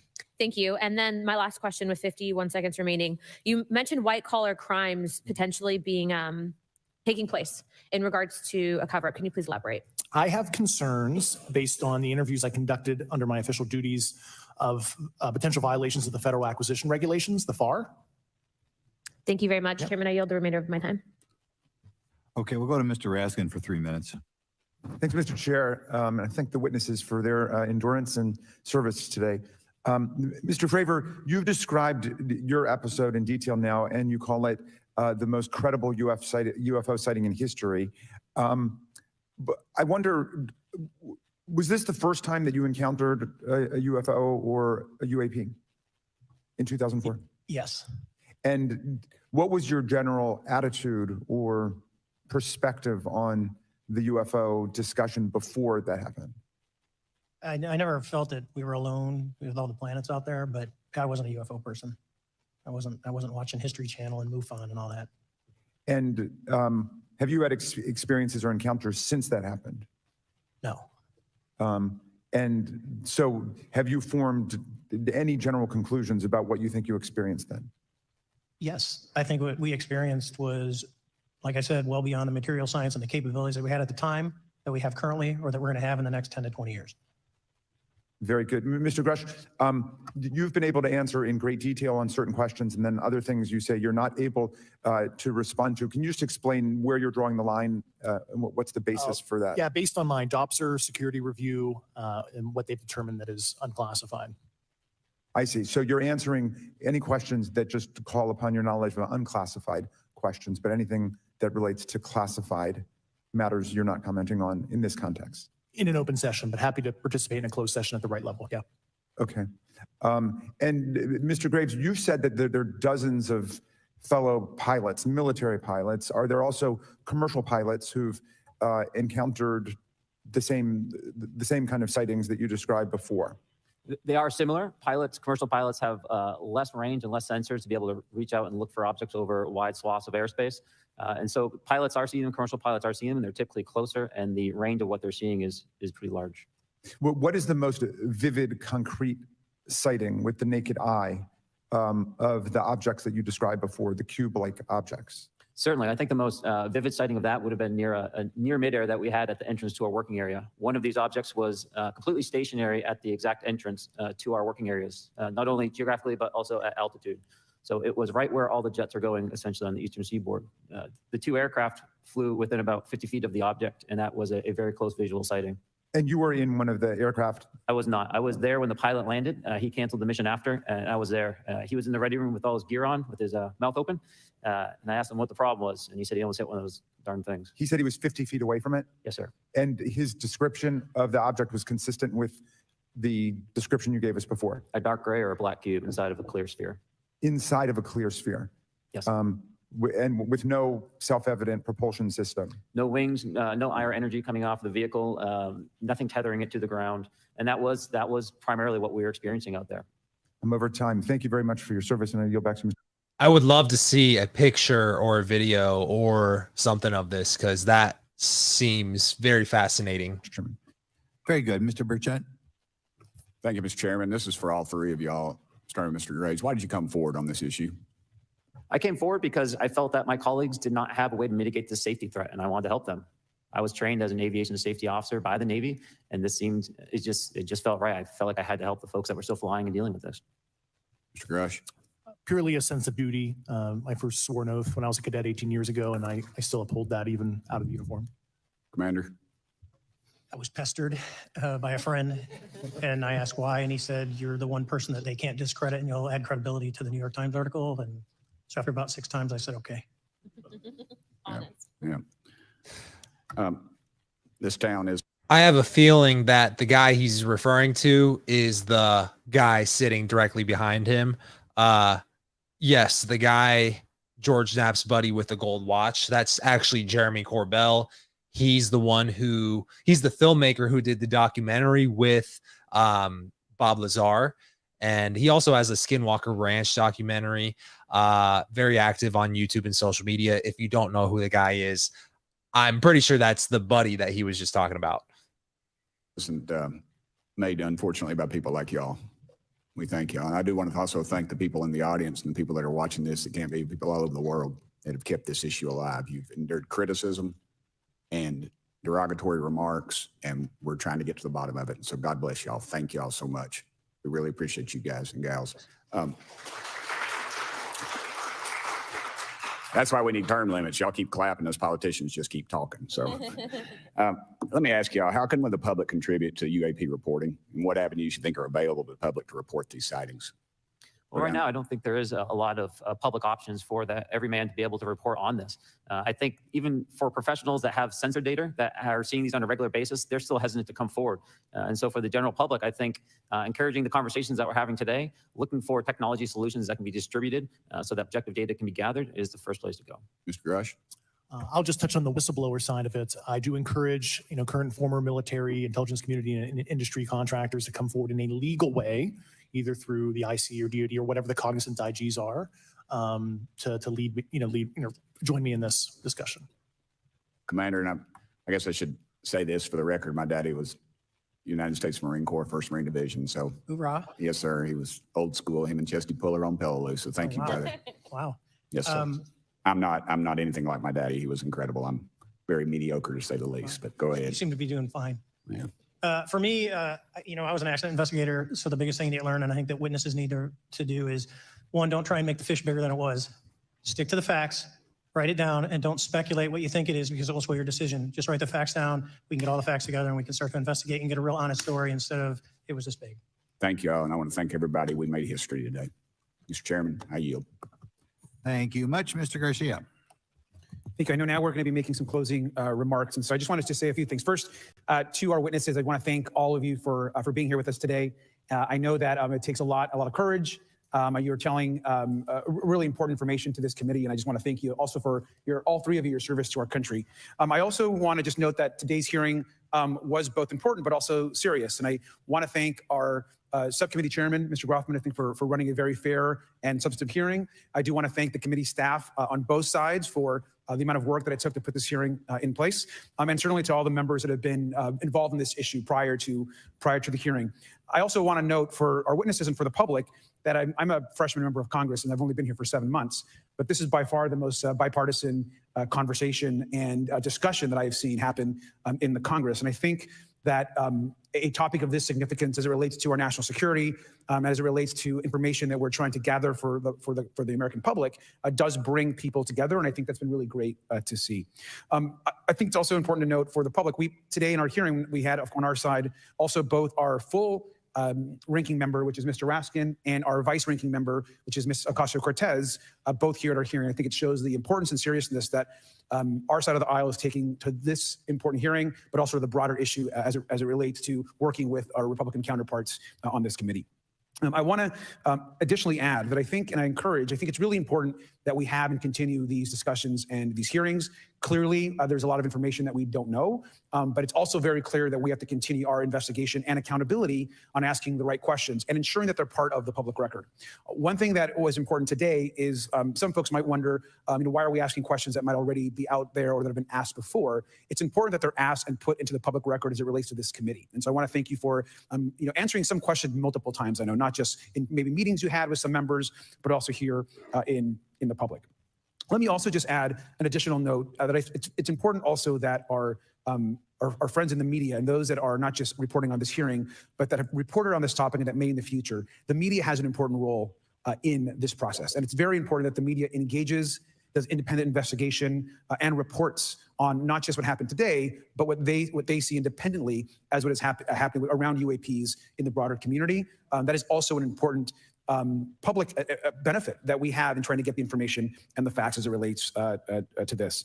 Let me also just say finally that as a teacher and an educator and a longtime teacher and researcher, that I also really believe in following facts, in doing your homework, and making sure that you follow science as we try to get as most information as possible. And so I want to thank you all for agreeing to do that today. Transparency is a cornerstone of government. We live in a vast galaxy, a lot of unanswered questions, and thank you all for being here today. Mr. Chairman. Thank you. I'd like to one more time thank Mr. Burchett and Ms. Luna for bringing this to our attention. It's a topic that has interested me since I was in school. It was a very illuminating hearing. Obviously, I think several of us are going to look forward to getting some answers in a more confidential setting. I assume some legislation will come out of this. Sure. I apologize, Mr. Chairman. I need to compliment the folks in my office that did a lot of the work on this. Rachel and Noah sitting behind me here. They're very quiet and humble, but if without them, this thing would not have come off like it did. So I apologize. Thank you. I think we're going to want to look into what we can do to make more of this information public. I think there's certainly a time period after which it should always be made public, and people have been concerned about these issues, like I said, since I was in high school. But in any event, I'd like to thank everybody who was here, sticking through the entire hearing. Without objection, the members will have 5 legislative days to submit materials and to submit additional written questions for the witnesses, which will be forwarded to the witnesses for their response. If there's no further business without objection. All right. So, after seeing it and kind of watching it live with you guys and the chat, that was very fun. First live stream on this channel. Here's my take on it. I think, as one of them said in the closing remarks, it is important that some of this stuff is documented in a public forum like this, especially within the government, because now it's official, right? Now, if we can consider this something official, like an official announcement of some sort, I think there's a few things to keep in mind. One, they didn't get into a lot of the juicy stuff, as one of the comments, Mr. I can't get into it, Grush. Yeah, that's a very accurate, I guess you could call it a meme for his testimony in this hearing. He didn't really get into a lot of the juicy stuff. The other two guys, it's stories that we've heard already, but now it's documented in a public congressional forum. Now, that said, the one thing that really comes out to me as like maybe first ever, I guess, official announcement of it is these are non-human. But that could mean a lot of things, as we've already discussed. I don't know what to make of that. And I think obviously Grush seems like someone who chooses his words very carefully. And I've actually seen that same pattern in pretty much anybody who is in intelligence. They're very good at choosing their words carefully, right? So non-human can mean a lot of things, but it definitely means that there are other intelligent forms of life that are not human. And that's significant. But again, it also brings up the question that we discussed earlier, like, okay, he obviously seems like a credible person within the government, but how credible is his testimony in the sense of it's just someone told me this, so I'm telling it to you. And that's, I mean, that's like probably the least effective form of like testimony. You know what I'm saying? So I would rather be hearing more from people who are witnesses. I would rather be hearing from people who had actual hands-on with some of these craft or non-human biologics, as David Grush said. But I mean, that means nothing to me. You know what I'm saying? So I guess it's progress. It's movement in the right direction. I'm hoping that it means that, okay, now he's going to go behind closed doors. He's going to reveal a lot of what he couldn't reveal in the public forum, in the public hearing. And some of these congressmen are going to come out and release some of this stuff. But, if national security is an issue now, I don't see a world where that's not an issue that the U.S. government is concerned with. So that would almost mean that probably the juicy stuff we really want to know will probably never be released. And I've actually thought about this, and I'm curious, what your guys' thoughts are. But I've thought about, like, what would it take for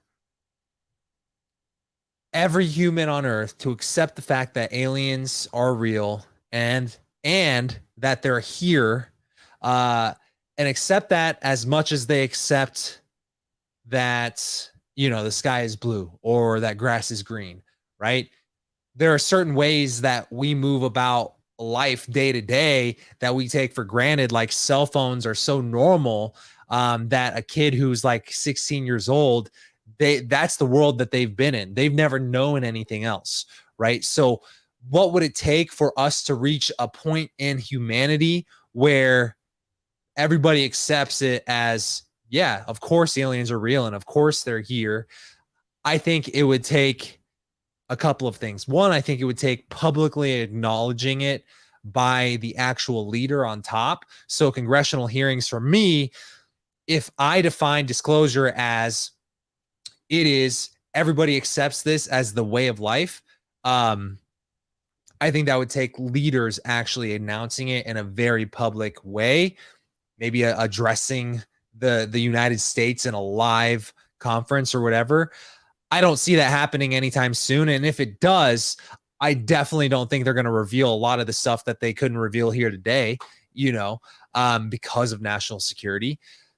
So I think the only other option would be, even if that happened, I don't think a lot of people would accept it and probably wouldn't even care, to be honest. I think it would have to be a mass UFO sighting that is impossible to deny. And even if it was a mass UFO sighting that's impossible to deny, you would also have to then have mass sighting of non-human intelligence within said craft. And unless you get the sighting of the actual beings in the craft clearly being non-human, as well as craft that humans clearly don't have access to, that type of technology, right? Unless both of those happen, I don't think anything's really going to change. Not to be like pessimistic about the outcome of disclosure, but it is a very fascinating topic, and selfishly, I do hope that happens sometime within my life, right? Multiple people, multiple world leaders acknowledging it, yeah, for sure. But again, like, would that answer the questions that I want to know? Like, what was Roswell? Did JFK, like, who assassinated JFK? And did that actually have to do with his wanting to reveal UFO information to the Russians? Who knows? And there's a million theories that a lot of people find credible about the JFK assassination. I personally, after making a video about it and researching it and actually having real tangible documents supporting it, I believe that it had to do with the UFO conspiracy. But one thing I also want to add there is that, like, the UFO conspiracy, ironically, is like the thing that makes it the least credible, in my opinion. My only knock on it is that the UFO conspiracy is the one conspiracy that tries to take credit for every conspiracy there is out there. Think about it. UFO conspiracy theorists have tried to take credit for 9/11. They've tried to take credit for Roswell, for JFK. I'm sure people can even tie MLK, if you go deep enough on the rabbit hole. But again, theories are just people sitting around thinking, hey, what could be? And then trying to find circumstantial evidence to support said claim. And, if we're sticking to the scientific process, that's probably not the most efficient way to do it, which is why, the word conspiracy theorist was coined after JFK was assassinated. It was actually a way to kind of manipulate the narrative around JFK's assassination, where they said anybody who questions the official narrative of how JFK was assassinated is by definition a conspiracy theorist. And the thing about putting a label on something is once you put a label on it, it could have been called, a truther. You could have called them, oh, those are just the truthers. But just because you put a name on it, it makes it feel like it diminishes it. You know what I'm saying? So conspiracy theorists, putting that label out there to put that stigma around any topic you really want to, there's something to be said about, like, don't just knock something just because it's a conspiracy, right? But, yeah, I don't know. I'm just thinking out loud. What do you guys think about that? Star Wars in a galaxy not so far away. Sightings. Let's see. Sightings, news reports of them, and leader acknowledgement would totally do it, in my opinion. Also, since this is the first live stream that we've done on this channel, I mean, we've literally done like 20 plus videos, and each one of those videos I put a lot of research and just work into in general. And, my approach to this YouTube channel is even a little bit different, in the sense of, I don't necessarily, I've been making YouTube videos for years, right?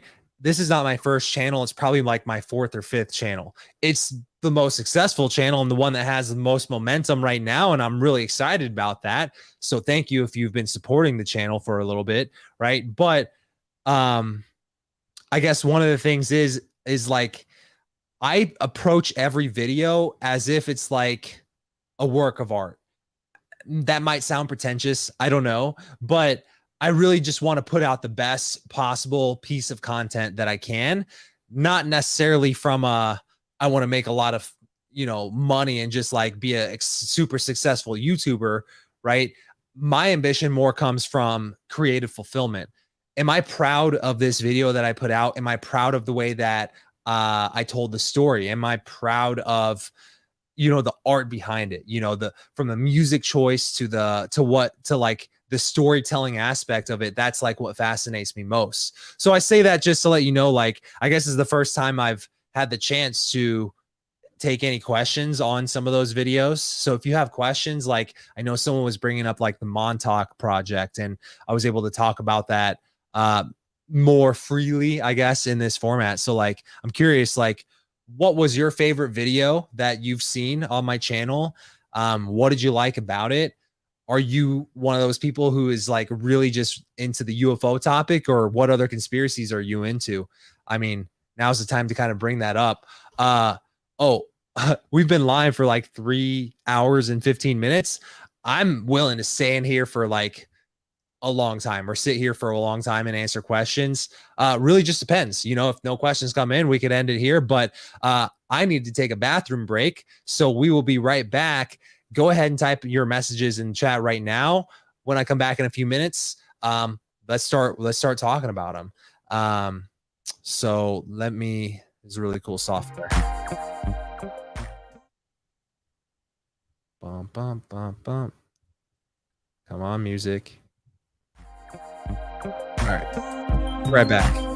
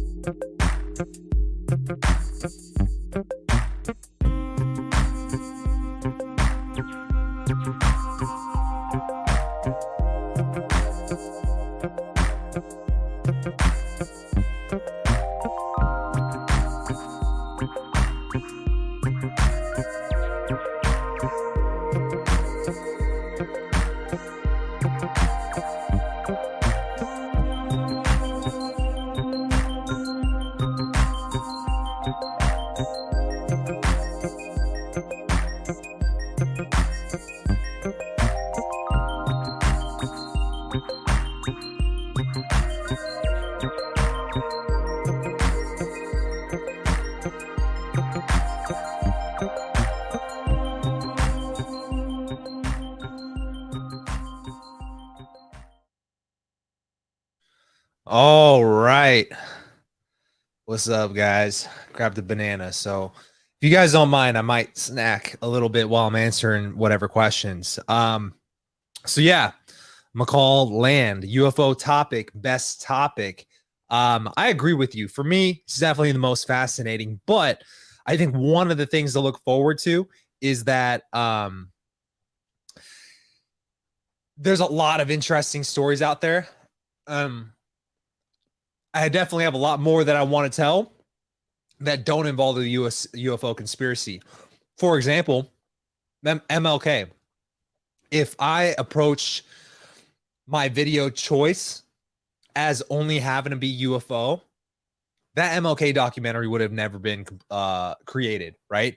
And so I think there's a lot of fascinating stories, and I would love to be able to tell those over the course of the next few months, years, decades with this YouTube channel, if possible. So I think the thing to look forward to is the fact that you guys are here early, and that's awesome. Sphinx, Palm, Underground, Room, very interesting as well. One of the things that I really wanted to get into with that video that I didn't get the chance to because I felt like it was maybe not necessary for that specific story was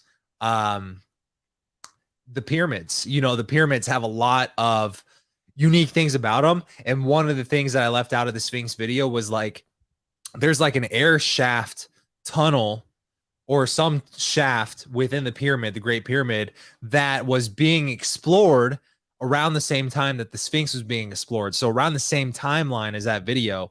And you know how like Dr. Robert Schoch was kicked off the Giza or like that Temple of the Sphinx by Zahi Hawass. There's a lot of names between videos. It takes a second for me to recall them. They were all kicked off, right? Well, another team of researchers who's actually studying the Great Pyramid was also kicked out of the Great Pyramid because they had found something that I guess they weren't supposed to find. They had this robotic car that was like tiny. It could fit into small spaces using a remote control, and it had a camera on it. And they used this thing to go up through this like vertical shaft, or like shaft that was at a 45 degree angle in the Great Pyramid. And about halfway up the shaft, they found that it broke off into another branch, and there was like a doorway, and the doorway obviously was closed. And it was like a little mini door because it's a relatively small shaft, right? It had a metal hatch, right? A hatch. I forget the exact metal. I think it might have been like copper or something. But the reason why that's significant is, one, what's behind that doorway, and two, that's the only place where metal was found like as part of the structure of the Great Pyramid. So that means that something was either tampered with by someone and added it there, to hide something, or, there were more advancements made on the Great Pyramid after it was originally built. But it's fascinating that that's the only place that metal was found to be part of the structure of the pyramid. And so once that discovery was made, that team who found that was actually kicked out of the pyramid. So there's a lot that I wanted to get into with the pyramid that I felt like was pretty interesting, but I figured if I ever did get into that, that would have to be within a second video. And the reason why that video hasn't been like something I did, like, let's say as like a follow-up vid immediately after the Sphinx video, was I feel like there's a lot of videos already out there about the pyramids. And if I'm going to put a lot of effort into a video, and like I said earlier, like treat it like a work of art, I almost want to make sure I can do it in a way that feels fresh. And so I'm still kind of brainstorming, how could I approach a video about the Great Pyramids of Giza in a fresh way that hasn't quite been done before. So, but that's definitely something I'm willing to talk about in the future. You should do a video about CERN's particle accelerator. Yeah, that's an interesting one. I remember I was in high school. I graduated in 2008. And that was like a big thing back then that I was like terrified about, because they were like, okay, when they turn this thing on, there's a small chance that it could create a mini black hole that may or may not just like suck our entire everything that we know into it.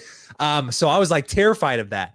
And I actually talked about this on a podcast a couple years back, where I have this like theory. It's not based off of anything other than just me like getting stoned and thinking about the universe. But for me, the CERN particle accelerator, I think it was definitely turned on in the year 2012. And if we were sucked into a black hole, it's like, you don't know what happens when on the inside of a black hole. It's like impossible to know unless you go, but it's a one-way trip. You're never coming out of that. Right.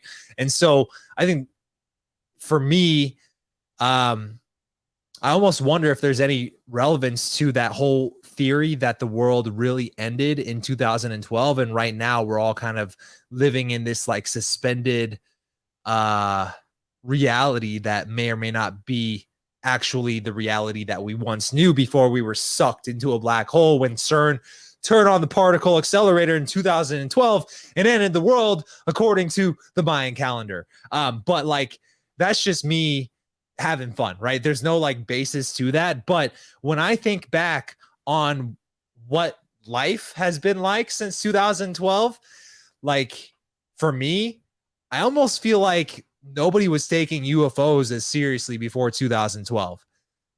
For me, after 2012, UFOs, like, it was almost like snap. Oh yeah, they're real, by the way. So maybe that's like a side effect of being sucked into a black hole when CERN turned on the particle accelerator and like wacky shit starts to happen. Like, that's the thing, is people call quantum physics like basically magic, because like everything's really wacky when you get down to the micro level like that, to the quantum level. And so you really can't tell. I mean, that's why Elon Musk says the chances are we're actually living in a simulation. Like, how would you know? You know? After 2012, this got depressing. Things got depressing. Maybe there was water or another conductive liquid in the pyramid shaft, and that's why there's metal doors to hold liquid and transfer electricity. I don't know. Very possible. You know, a lot of people have theorized that the pyramids were built as energy, you know, conductors or whatever. And yeah, I don't know. One theory that I really want to make a video about, but I'd have to go back and do a little bit of research on it, is the theory of time travel, like, and time travelers, because before I even got into the whole UFO, like, I started getting interested in the UFO topic, like really like looking into it maybe in like 2019, right? So relatively recent. But in like 2017, I went down this YouTube rabbit hole of time travelers who were like, I'm from the year 2150 and I'm back in time and here's what I want to tell people. And there was like, I don't know why, but like YouTube, my whole homepage was like just showing me all these videos from all these different random channels, and I'd watch them, and they would always be some like guy with his face like blacked out and his voice like muffled a little bit so you couldn't tell who he was. And it was always this person being interviewed, and they were like different people, obviously, and across different channels across YouTube, right? Always fascinated me about them because they would like describe what the future is like. None of them would actually make realistic predictions. And it was all kind of just like for fun, right? But the one thing that I could never get past was no matter who they were and no matter what channel was displaying this interview, they always had the same two things in common. First one, aliens would reveal themselves in 2028. So they said it would be about 2028. Wait, hold up. No. 2023, I believe they said. They said in 2023, and again, this is 2017. So in 2023, they said basically people will learn about the existence of aliens. Shit, did that just happen today? Did that prediction just come to fruition today with that congressional hearing? So they always said 2023 aliens will be revealed to the general population. And then they said in 2023 time travel will also be invented, but it won't become commercially available to the general public until 2028. Okay. So that will be, I mean, I guess only time will tell on that. But that was the one thing that fascinated me, is the only thing that any of these people had in common was those 2 years. Aliens will be revealed in 2023. Time travel will be invented in 2023. But it won't be like revealed to the public until 2028.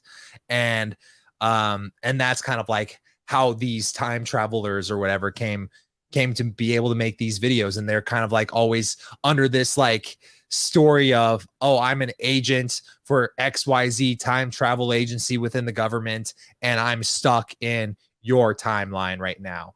And so again, I think that's been one of those things that since 2017 I've been keeping an eye on, and it seems like, yeah, I guess, you know, we really did stick onto the timeline of the 2023 prediction. But 2028 will be only time will tell, I guess. But have you guys ever seen those videos about like time travelers on the internet, like claiming to be from some year in the distant future? That also reminds me of another incident called the Rendlesham Forest UFO incident. Have you guys ever heard of that one? But Rendlesham Forest was, it's a forest in the UK near a military base. It's one of the most high profile sightings. It's like the UK's Roswell. And basically these military personnel saw these lights in the woods. They went to go investigate what it was. And I guess around the time that this was happening, there was also a flying saucer being sighted over a nuclear installation nearby. Anyways, when they go to investigate the light in the woods that's kind of like behind these trees and it's very vibrant, they see this craft and it's glowing, and there's like weird hieroglyphics on this craft, and it's just hovering there and it's glowing very vibrantly. And it's like relatively small. It's not like a ginormous craft, but it was just sitting there basically hovering right above the ground for such a long time, like minutes, maybe like 10 to 15 to 30 minutes, long enough for these military personnel to walk around it, examine it, take notes about it, and like write down what these hieroglyphics looks like on the craft or whatever. Here's one thing that isn't in the official narrative of it, though, but Linda Moulton Howe, who, if you watch Ancient Aliens, she's like one of the female investigative journalists who's always featured on that show. She did a lot of research into the Rendlesham Forest incident, and she has a program that I believe is out on Gaia where she goes deep into what she's found regarding that incident. And I guess after they interviewed someone for Ancient Aliens, the TV show, one of the military personnel who was actually observing the craft, taking notes about the craft. Oh, by the way, this craft eventually kind of just ascended and then zipped right off into space. Anyways, that guy, after the cameras were turned off, after the interview where he's recounting the Rendlesham Forest incident, and I'm probably going to make a video about this now that I'm talking about it because it is kind of fascinating. The guy actually touched the craft, and he didn't actually tell that to anybody. I don't believe it's documented in the official story of it, but he touched the craft, and when he touched it, he got a download of information to his like head, like telepathically, like the moment he touched it. And he had this urge to like write it. He had to just write it down. So when he got home that night, he grabbed a big notebook and just like started writing ones and zeros, binary code, pages and pages of it, just 10010011001010100. And he didn't know what it meant, but it was the download that he got that he suddenly had the urge to just like fucking divulge, right? And so basically Linda Moulton Howe asked, can you give me this notebook? Can I take it and analyze it? And he actually gave it to her. And so she took it to, I forget the actual person, but it was like some like person in academics who's like trained for like decoding things and pattern recognition, etc. And they actually have a code that's made up of binary code that represents the alphabet and numbers. And it's basically a combination of 4. So every 4 numbers in that binary code represents a letter or a number. Basically, they went through the whole thing, deciphered it, and it essentially told them that it was essentially a message that said like, it said a few things. One, it gave the coordinates to where Atlantis supposedly was, and it gave a specific location of an island somewhere in the middle of the ocean off the coast of some country. I forget. I'm just giving you what I recollect from the story of it. And then the other thing it said is we are time travelers from the year 2150, I believe, like something within the next couple hundred years, and basically coming back to try to deliver messages to potentially set us on a better path for humanity, essentially kind of warning us about technology, right? You could also think about it as like analogous to what people say UFOs maybe warn us about nuclear weapons. But I think this one was more just like in general, like the way we're going with technology and like artificial intelligence and things like that. But anyways, regarding the concept and the topic of like time travelers and UFOs, that's one that stands out in my head, and that's one that Linda Moulton Howe is like definitely gotten a lot of updates on. And again, like when you look into the official government documented version of Rendlesham Forest, I don't believe that is one of the things that is, I guess, publicized or like within those documents or those records is like the download of information of binary code that translated to this cryptic message of, you know, the location of Atlantis and that they're time travelers from XYZ year. And again, like, if I'm trying to play the skeptic and the devil's advocate there, where can I poke holes in that story? Right? Unlike David Grush, where it's like, yeah, someone told me about this. That's like me telling you about this story, right? And then you going and testifying to Congress. It's very different when this is the person who is standing there observing this craft that was observed on radar, that had multiple military personnel who were also walking around observing the craft. And this guy touched it and all of a sudden gets this download of binary code. I guess the only place I could poke a hole in that is, did the guy make up the binary code after the fact? Maybe, but this is also the problem of why it's kind of an issue that, you know, reporting these things has been so hard and there's such a stigma around it, because the proper investigation that should be done around something like that to either debunk or validate it's not there because of the exact cover up that we've been talking about all night, right? Will you talk about the topic of red-headed giants in Iraq? I do believe I remember that story from an old Mr. Ballin video. I'm not sure if that's the same story. Maybe. I mean, that one is also fascinating to me. I've also heard stories about giants in Antarctica who have like these ginormous, like very advanced buildings that are kind of camouflaged under the ice or within the ice. I've heard about those too. And I've also heard about stories about like military personnel coming upon those things, kind of like the red-headed giants in Iraq. I think it's fascinating, but I haven't researched it myself, so I don't know how true any of it is. And I think that's kind of one of the things that I'm really interested to see how this channel pans out too, is like, I really do take pride in putting out the best piece of content possible. And I don't think that can be said for every YouTuber. And I think it's just a strategy. It's not the only strategy to run a YouTube channel, right? And so one of the things that I've really been going back and forth on myself is like, okay,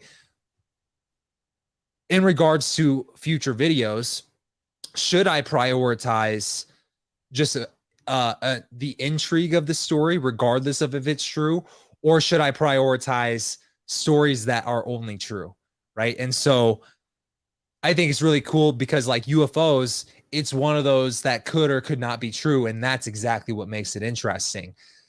Something about red-headed giants in Iraq, there's such little information about that out there that to me it might as well be science fiction at this point, until I've seen more credible evidence other than a Mr. Ballin video, right?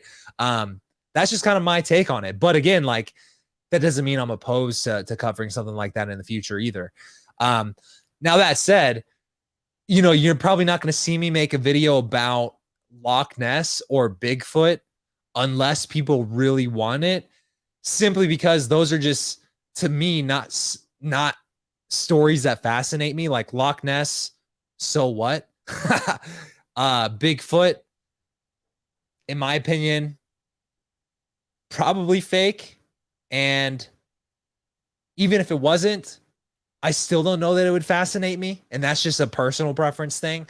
Like the UFOs fascinate me because I'm fascinated with space. UFOs fascinate me because I want to know, what is civilization like on another planet in another solar system? What does that life form look like? Do they have a form of religion? Like, what is their religion?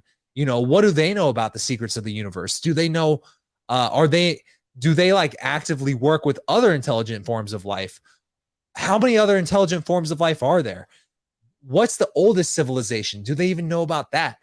I actually created a document. I'll have to find it. I could probably find it here in a second because it's on my computer somewhere. Questions to ask an alien. And it was like, if I ever got the chance to meet an alien, what would I ask it? And I wanted to have those questions on record somewhere so I don't forget them. And it's questions kind of like that. But that's what fascinates me. Now, if we confirm that Bigfoot is real, to me, if it's real and they're here on Earth, I'm no more fascinated about Bigfoot as I am about grizzly bears, because then it's just another animal in the wilderness. That's how I view it. But maybe I'm just being ignorant about the whole concept of Bigfoot. You should let me know. I don't know. Let's see. Elongated skulls from Peru. Those do fascinate me. Now that you bring that up, I think there's a lot of untapped stories around UFOs and extraterrestrial encounters, probably in Central America or South America, like the elongated skulls from Peru, or even the crystal skulls that the Indiana Jones movie was based off of. And that if you watch Joe Rogan's podcast that he did with Dan Aykroyd a few years back, they go pretty deep on the crystal skulls. I forget exactly where the crystal skulls were found. But kind of like the video I did about those alien stones that were dug up out of the dirt, out of the ground in Mexico. It's like the ability to form a crystal skull like that. We don't see how that's possible for when they probably were created, specifically in that region too. Like, did they have that type of technology to be able to do something like that? Do we even have the technology to create a crystal skull like that today? I think that would be pretty hard. So that fascinates me. I should probably look more into that too. That might be an interesting video in the future as well. Atlantis or ancient lost civilizations. Yeah, I'll be honest, like, okay, so I'm currently working on a video that I plan on releasing next week. It is definitely going to be along the lines of the Oppenheimer theme, and that's all I'm going to say about it now. I don't want to give too much of it away. But we do get into Atlantis very briefly in that video. And between the Sphinx video I've made and probably this video coming out, where I'm not going to go super deep on Atlantis in this next video, but Atlantis is one of those things that pops up in a lot of stories, right? Kind of like the Rendlesham Forest story that I just told you about, pops up there. It was part of the download of binary code this guy got when he touched the craft. So yeah, maybe I could do a dedicated video around Atlantis. There's also so much out there about Atlantis that either conflicts with other stories about it, or like there's so many people talking about it that it's like, okay, what if any of these is actually like legit or worth like even giving any attention to? Like when I made the Sphinx video, one of the storylines that I did leave out of the video was about this kid who's like this Russian, I think he was Russian. He's a prodigy, like a super genius around like math and like physics at like the age of 2. You know, he's like talking after like 6 weeks, and then he could like do advanced calculus at the age of 2 and shit like that. Anyways, this kid, I believe he's a real kid, claims that he is like a star child or something who used to be a Martian from the planet Mars, and he was reincarnated on Earth as that Russian boy. And when he was born, he still had his knowledge that he had as a Martian from Mars. And he basically said that his race lives underground on Mars because the surface is no longer like viable to support life. So they live underground, but they have advanced flying saucers. And he said that he would regularly come to Earth in those flying saucers to visit Atlantis and also work with, you know, the people in creating the Sphinx and the pyramids and stuff like that. So that's like a kid who connects to Atlantis, the story of Atlantis. It also connects to Egypt. It also connects to the ancient cataclysms and that whole storyline right there. I did leave it out of the Sphinx video. But that's an example of like, if I wanted to do a video about Atlantis, I could talk about that story, but it may or may not line up with like other fascinating stories about Atlantis, which to me, it's like, okay, if the story in itself contradicts itself, it makes it hard to do a video about that. But at the same time, I could also just make the video around like, here are what people are saying about Atlantis. If you guys would like to see it, I would do it. But I don't know. I guess me just kind of thinking through like what would be the most fascinating story to tell. I guess I'm still thinking about the Atlantis thing, but yeah, I've already kind of covered it in a couple videos. So I feel like maybe my itch is scratched for the moment. All right. Thoughts on the multiverse? I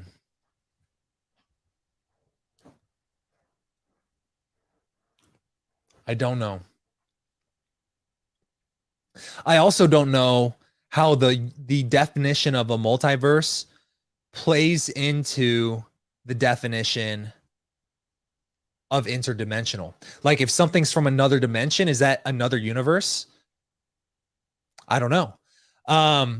Also, I think I may or may not be right or wrong about this, but I think if multiverse exists, then that means that string theory is correct. Maybe those two are connected. Maybe I'm getting that completely backwards. I'm not quite sure. But then again, nobody's quite sure because nobody knows it for sure if the multiverse is real.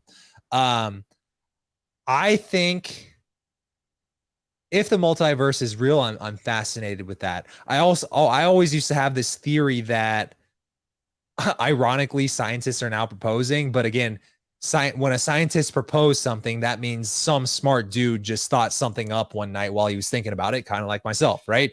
And that's that, hey, maybe that when you go into a black hole, what comes out the other side of that black hole is actually the big bang of another universe. And if that may or may not be theoretically possible or true, then that means that obviously there's a multiverse, but man, there are so many fucking black holes out there. That means there are so many universes.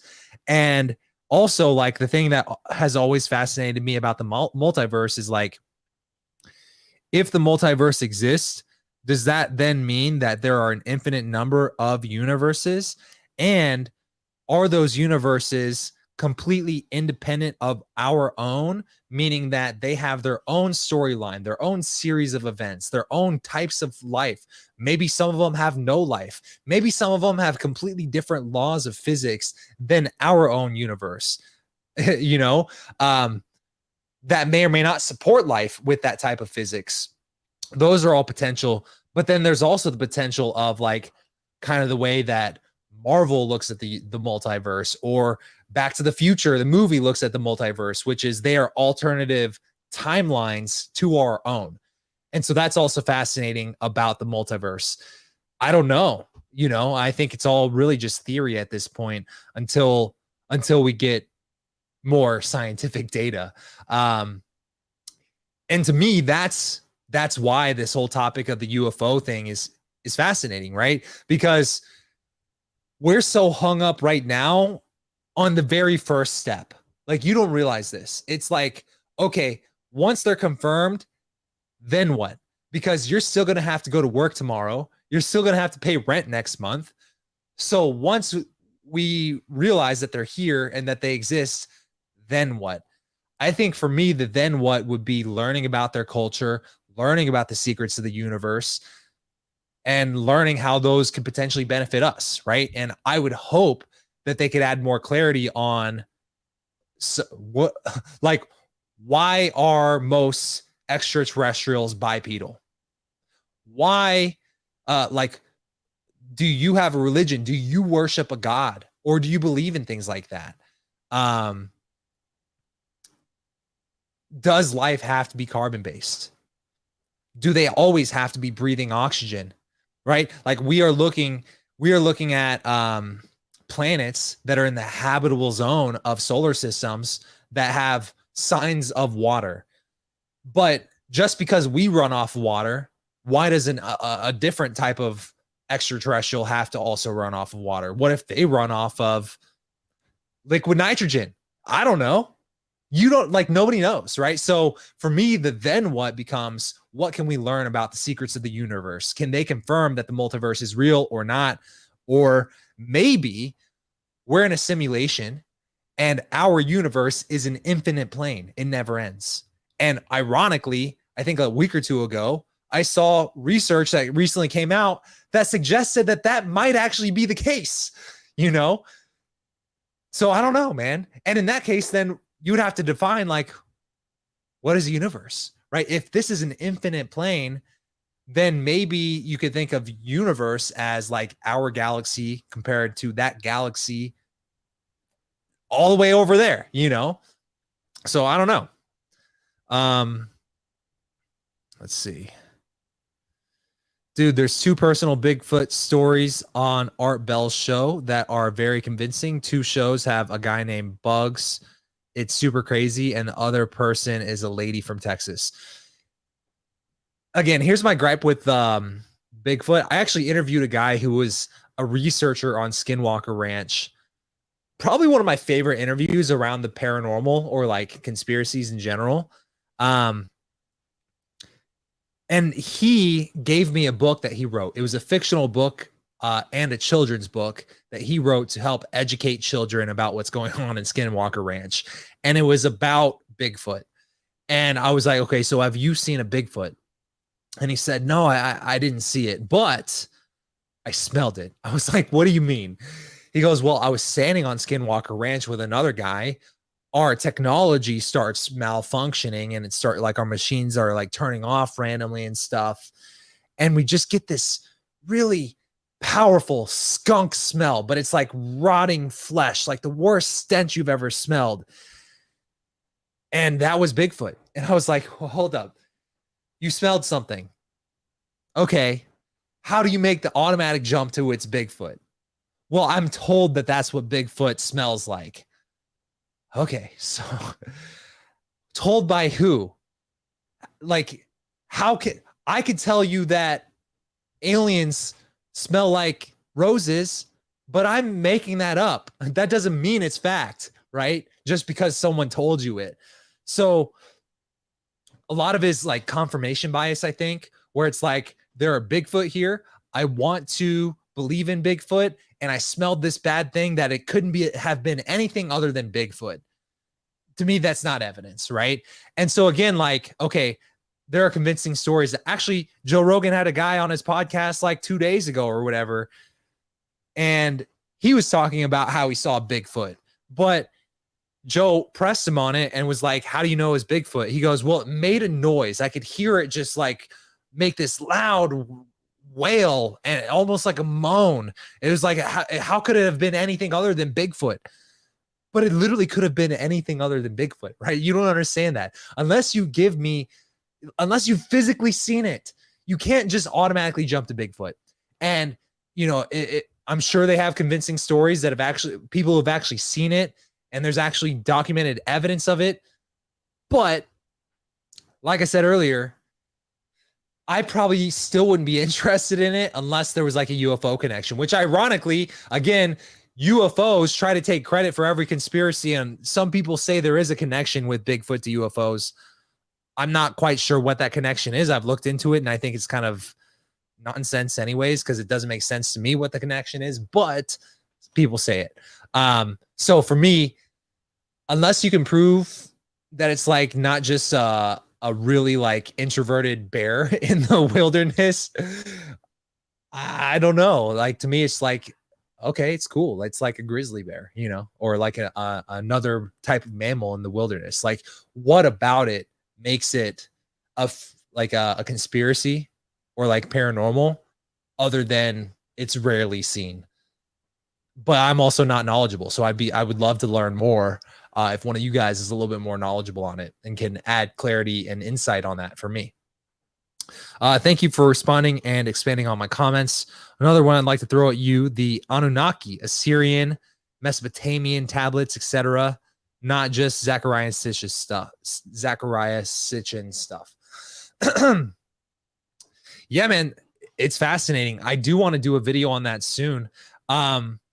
Admittedly, I haven't done a whole lot of research outside of like some of the Dead Sea Scrolls, which is like what Zechariah Sitchin stuff is based off of. I don't necessarily know much about it other than that. But I do think it's fascinating. And I've also seen like some sources say that the Anunnaki were the advanced civilization of Atlantis, but I've also seen other theories that it was like other types of beings, you know. So I don't know. I would have to look into it more. I'm curious to know, what are some of your thoughts on it other than the Zachariah Sitchin stuff?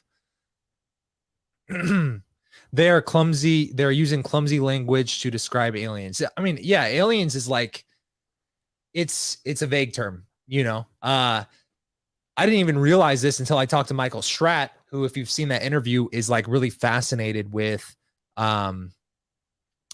he believes that most UFO sightings are man-made. He believes that man somehow got access to advanced technology, likely that they created themselves. But he does not believe that hardly any of these UFO sightings are extraterrestrial. I would love to hear Michael Stratt's thoughts on that school in like Zimbabwe or something that James Fox covered in the movie The Phenomenon, because they actually saw an extraterrestrial. I would also like to hear his thoughts on Travis Walton and his experience, right? Because there are certainly like credible stories that, if true, would prove that it's not man-made or not entirely man-made. But Michael Stratt did bring up an interesting theory of ultra-terrestrials, which is advanced humans on Earth that are somehow detached from everyday society. So either undiscovered or hiding somewhere, but far more advanced than 99% of the world. Does that make sense? So, like, example, the Atlanteans, maybe they went into inner Earth, if inner Earth exists, and they're hiding out there, and that's kind of where they live in peace and harmony. And then every now and then they pop out to the surface, where us peasants are still living on the surface of the Earth like peasants, you know. So yeah, ultra terrestrials also fascinates me. Non-human can be AI and robot. Yeah, that's interesting, man. AI. Yeah. You know what scares me more about AI is social media.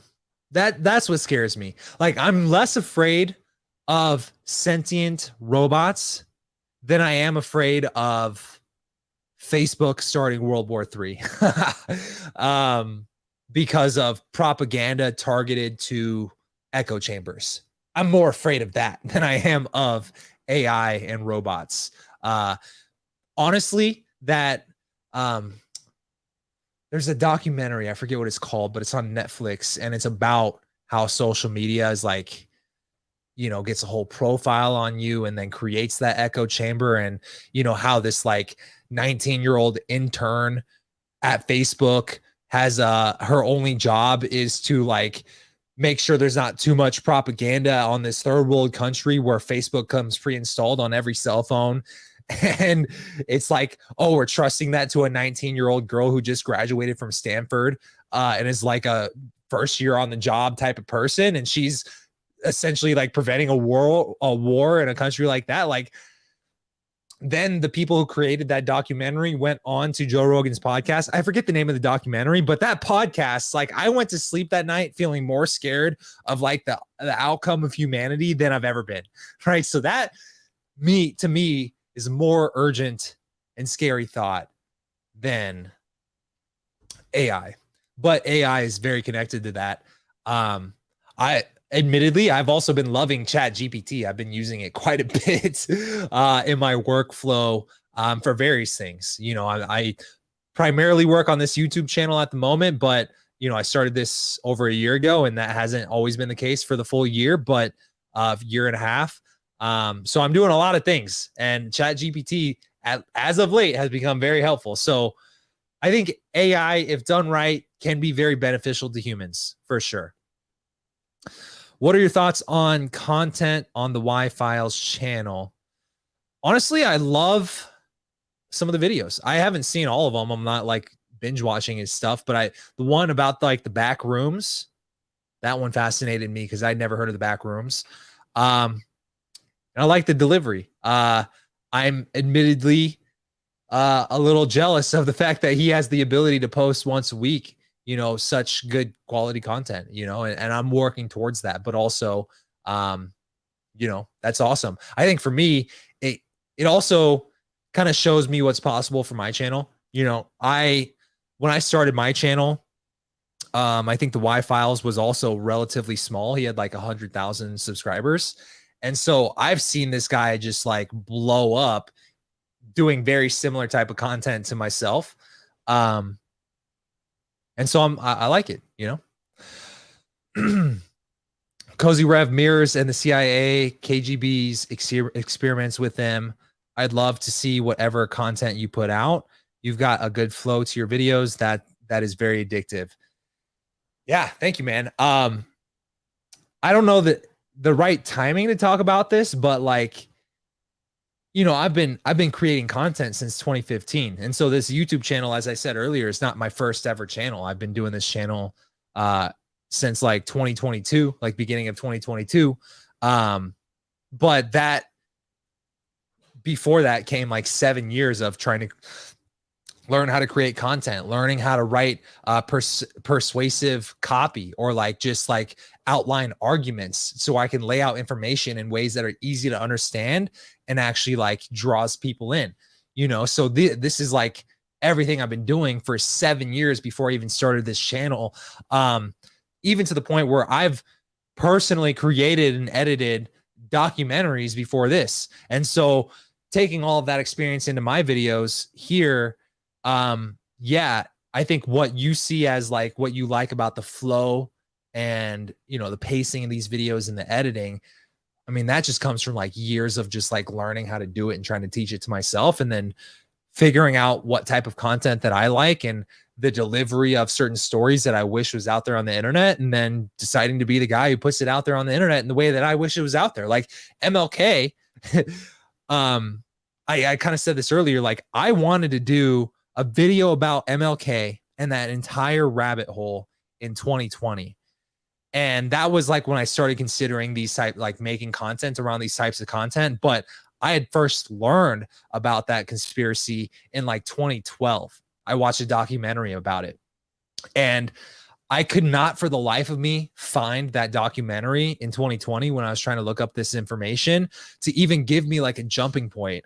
And like, if you do some research on it, because of the cover up of what actually happened to MLK, specifically involving the government, what you find is very curated and like sanitized information around it. So even to find credible information that covers the conspiracy in a credible way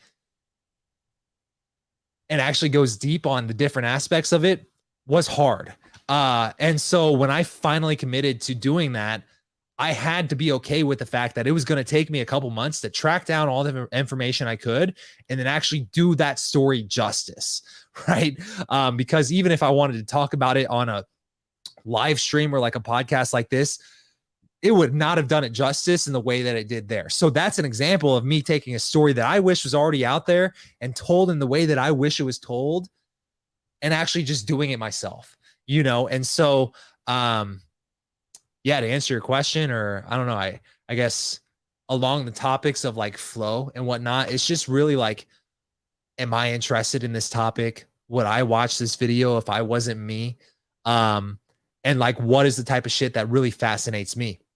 And what I found is like, if it interests me, it will come through in the video.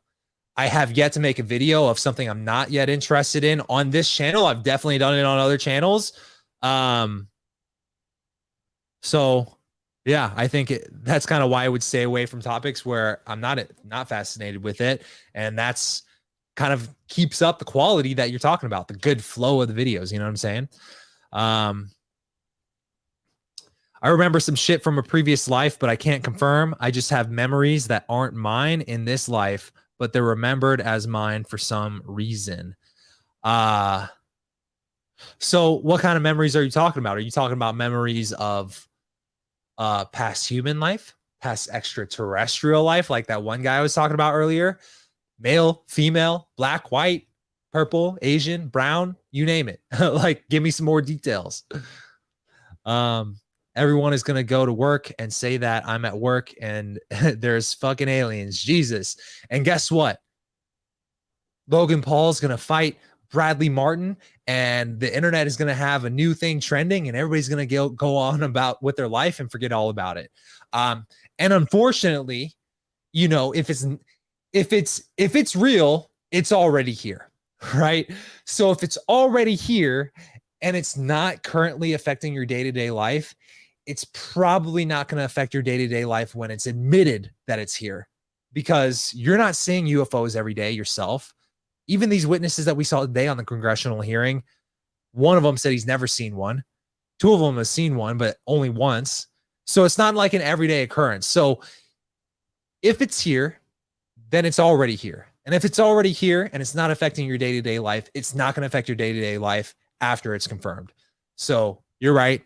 I think for me, that's why confirmation is just the beginning. What comes after that is what fascinates me more. And I think it's such a shame that it's taken so long just to get started. It's like we want to get in the game so bad, but you're sitting on the bench, you're sitting on the sidelines, and you're watching this game go on. But in this case, the lights are turned off, so you don't even know if the game's there or not, right? But once the lights are turned on, everybody can see it for what it is. Then what happens is the interesting part to me. Yeah, bad smell is not evidence. I used to think it was stupid too before I heard those stories on Art Bell's show. I guess I don't listen to Art Bell, to be honest. This might surprise you, but like the UFO conspiracy is not something I've been researching for 2 decades. You know what I'm saying? I think I said this earlier. I kind of got into conspiracies like seriously around like 2018, 2019. What did it for me was the Bob Lazar interview with Joe Rogan. After that interview, all I did was I went on to Google and I did a quick Google search for CIA.gov, flying saucer or something like that. And sure enough, you go to the CIA.gov website, you look up through the Freedom of Information Act. They have a whole database that's on there. And I just searched the word flying saucer, and so many documents came up. And these are some of them, right? So check this out. One of the documents, the one that got me fascinated with this topic, I have right here. If you guys would like to see it. And this is available to the public on CIA.gov. It's just a document containing pictures of actual craft, you know, black and white, so it's not like great quality. Actual craft. So this one's by the Eiffel Tower right here. And the CIA has a document where they're just keeping these on record. But then for comparison, they have weather balloons to show you that they are distinctly different from weather balloons. Okay? Weather balloon. Not the craft that was seen by the Eiffel Tower or whatever. So I think this is one of those craft, right? CIA document right here. Declassified and approved for release 2013, June 24th, 2013. Here's a picture. I think those are the Foo Fighters, the famous Foo Fighters from World War II, which will probably be included in the video coming out next week. I think that might be a weather balloon. I'm not sure. Black and white. It's kind of just a dot. Don't know what the fuck that is. This is an article that's kind of talking about how they work based on what they've found. This looks like an illustration of one of the craft. I think that's an actual picture, but since it's a photocopy, it's kind of hard to see. Anyways, when I saw that document, it convinced me that, okay, these are not, flying saucers are not just a thing of the Jetsons. You know, they are a real phenomenon, and the government is taking it seriously. And if they weren't, why would they have that document on CIA.gov? You know what I'm saying? If it was not real, they wouldn't have it on there. Period. Try to disprove that statement. You can't. Occam's razor is, if they're taking it seriously, there's probably an element of truth to it. Whether it's extraterrestrial is yet to be seen. As of today, we've now learned that it's just non-human, whatever that means. Why is the image quality so low? Damn good question. I have no idea. What do you think about humans? What do I think about humans? It's a broad question. I think humans have the capability to achieve anything they want in this life, but most people never have any sort of ambition to achieve higher, and their environment tells them that they're not capable. Their environment tries to place these rules of how life is or doesn't work. And because of that, they follow a set narrative. They go to school, they get a job, they get a Roth IRA, they get a retirement fund, they get the White House with the picket fence, and they don't question anything, you know? And so I think humans are easily manipulated in large groups and capable of a lot, to answer that vague question. Maybe keep doing alien stuff to grow the channel along with alien acceptance. Absolutely. MLK documentary you did is amazing. Thank you.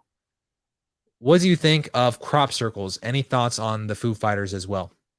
Well, I just showed you a picture of the Foo Fighters. Thoughts on the Foo Fighters? I will cover those in my next video, hopefully dropping within the next few days, if not definitely next week. Very possibly Nazis. And I'm saying that because the Foo Fighters phenomenon is specific to World War II. To my knowledge, Foo Fighters have not been seen since World War II. And if you remember from the Antarctica video, the Nazis apparently had some working models of flying saucers that they didn't yet know how to weaponize, because the physics that allow them to warp gravity are not conducive to shooting a bullet out of a barrel, which is more like Newtonian physics, like projectile. So very different, not based on gravity. One's based on gravity, the other one's not based on gravity. And so the Foo Fighters could have been Nazi flying saucers built by Nazis, so man-made, likely because of reverse engineering of crashed craft, and they're just flying circles around, you know, our airplanes, but not shooting at us because they didn't have the ability to shoot at us. They didn't know. And that's kind of why the whole Operation High Jump with Admiral Byrd going to Antarctica and coming back with the loss of an aircraft carrier, half their airplanes, and completely devastated. I think they also lost 63 soldiers on the trip. They were apparently attacked by ships firing laser beams that could fly from pole to pole with incredible speed. And that means that probably, if true, the Nazis figured out how to weaponize those craft. So I believe the Foo Fighters are probably that, if I'm being honest. But again, that also means like we're talking hypotheticals here, right? I cannot confirm or deny simply because there's a whole cover up. I don't know if you've heard whether any of this is actually true or not, right? So that's kind of my stance. I believe the probability is it is true. And if it is true, the probability that the Foo Fighters were Nazi aircrafts is very high for me, based on what I've seen and in my own research. Also, how interested are you in secret societies, their symbology, and its passing down through different groups and cultures throughout history? I'm very fascinated with this, and I'll tell you why. I had the privilege to interview a guy who is a Freemason, also the host of the show America on Earth on the Travel Channel. Featured that interview in the video that I did about the alien stones found in Central America and Mexico. His name is Scott Wolter, Freemason. I didn't get to talk to him a lot about Freemasonry, but that I mean, he mentioned a few things about the Denver airport, unprovoked, by the way. He brought that up because he wanted to talk. And in retrospect, I wish I would have gone deeper on what he wanted to say about the Denver airport. Maybe I'll do that again in the future on a future interview if he's willing to come back on. But to me, the Freemasons, the Knight Templar, the Illuminati, whatever you want to call it, the reason why they fascinate me is because if the UFO conspiracy is real and it truly does go as high up in the government as, depending on what you want to believe, just a secret group of people running the government cover up, Project Bluebeam type of shit, where they've created world wars on a timeline of, again, going against the Russians, then going against the terrorists, then going against the third world countries, then going against threats from an extraterrestrial life, just to create a one world order and have ultimate control over everybody. I mean, that's the conspiracy theory in a nutshell, right? And that's called Project Bluebeam. And that actually was made public through testimony from a woman named Donna Hare, who was a assistant of Werner von Braun, who was the man who was the German Nazi who basically created the V1 and the V2 rocket, and also then came over and was the head of NASA and helped build the rocket that got man to the moon. So that guy, Nazi, admitted that the Nazis had help along with other German scientists. They said they had help from people of other worlds. And he told Donna Hare specifically, it's all a lie. We're going to create these wars. We're going to go against Russia. We're going to go against the terrorists. We're going to have, he basically predicted everything, right? And then he said the final card is when the UFO, when UFOs become more prominent, it's going to come out that they're invading, they're attacking us. And it's just going to be fake manipulation to exert control over the population. So anyways, I'm fascinated by secret cultures because if you think about that, then you got to think that these people have immense power and they're probably running a lot of things in the world, because if this cover up is real, it's not just a US government cover up. It is a worldwide cover up. No governments are publicly acknowledging this, which is why this is all speculation. We don't know if extraterrestrials are a real confirmed fact or not, right? Unless you physically met one or seen one, which most people have not. So that also brings up the other line of thinking. And the reason why I have these like off the top of the dome is because I've actually been outlining a future video about this since November. But it's such a big story, kind of like MLK. There's a lot to it, but also it's like, this is one where I would question for my safety if I released it, and how, depending on how truthful it may or may not be, right? But for me, another interesting aspect of that is like, there was this girl who did a trace back the genealogy of all the presidents in like the year 2012 and found that all but one of the presidents had a bloodline that traced back to like King Henry IV or something, right? So royal blood has basically been the same bloodline in the Great Britain or whatever, in the UK before we colonized America, all the way up to every single president that America has ever had. And that fascinates me, especially when you consider that Barack Obama was one of the people who was in the bloodline, which is the one that you would think it wasn't. So probably the one who wasn't, don't quote me on this, but if I had to guess, maybe it was Lyndon B. Johnson, because he kind of forced his way into the office, depending on what you think about the JFK assassination, right? So yeah, I think it goes back. And I started to wonder while I was making the Sphinx video, do these secret societies that may or may not have control over the entire world behind the scenes trace back all the way to ancient Egypt? Maybe even potentially longer than that? And that's very possible that the same group may or may not have been controlling this thing from the beginning. And so I don't know any of this. This is all just like me speculating on things. But yeah, to answer your question, I'm kind of fascinated with it. And I'm interested in going deeper on that. I've watched most of your vids at least twice at this point. So in my opinion, you're doing something right. Well, thank you. I think part of what allows people to do that is the videos are so dense that even when I watch them, I get something new out of it each time. You know what I'm saying? My memories are from a previous human life. I remember my previous mom vaguely because she contrasted my current mom a lot. And I remember like 3 or 4 previous moms or how they were.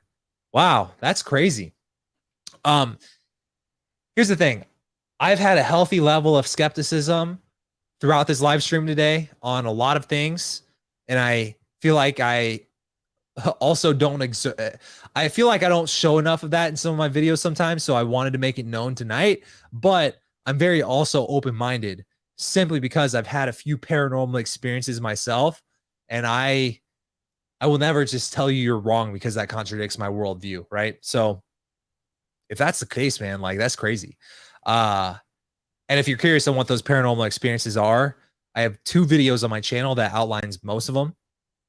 The 3 scary stories that'll keep you up at night or something like that, and the Hat Man video.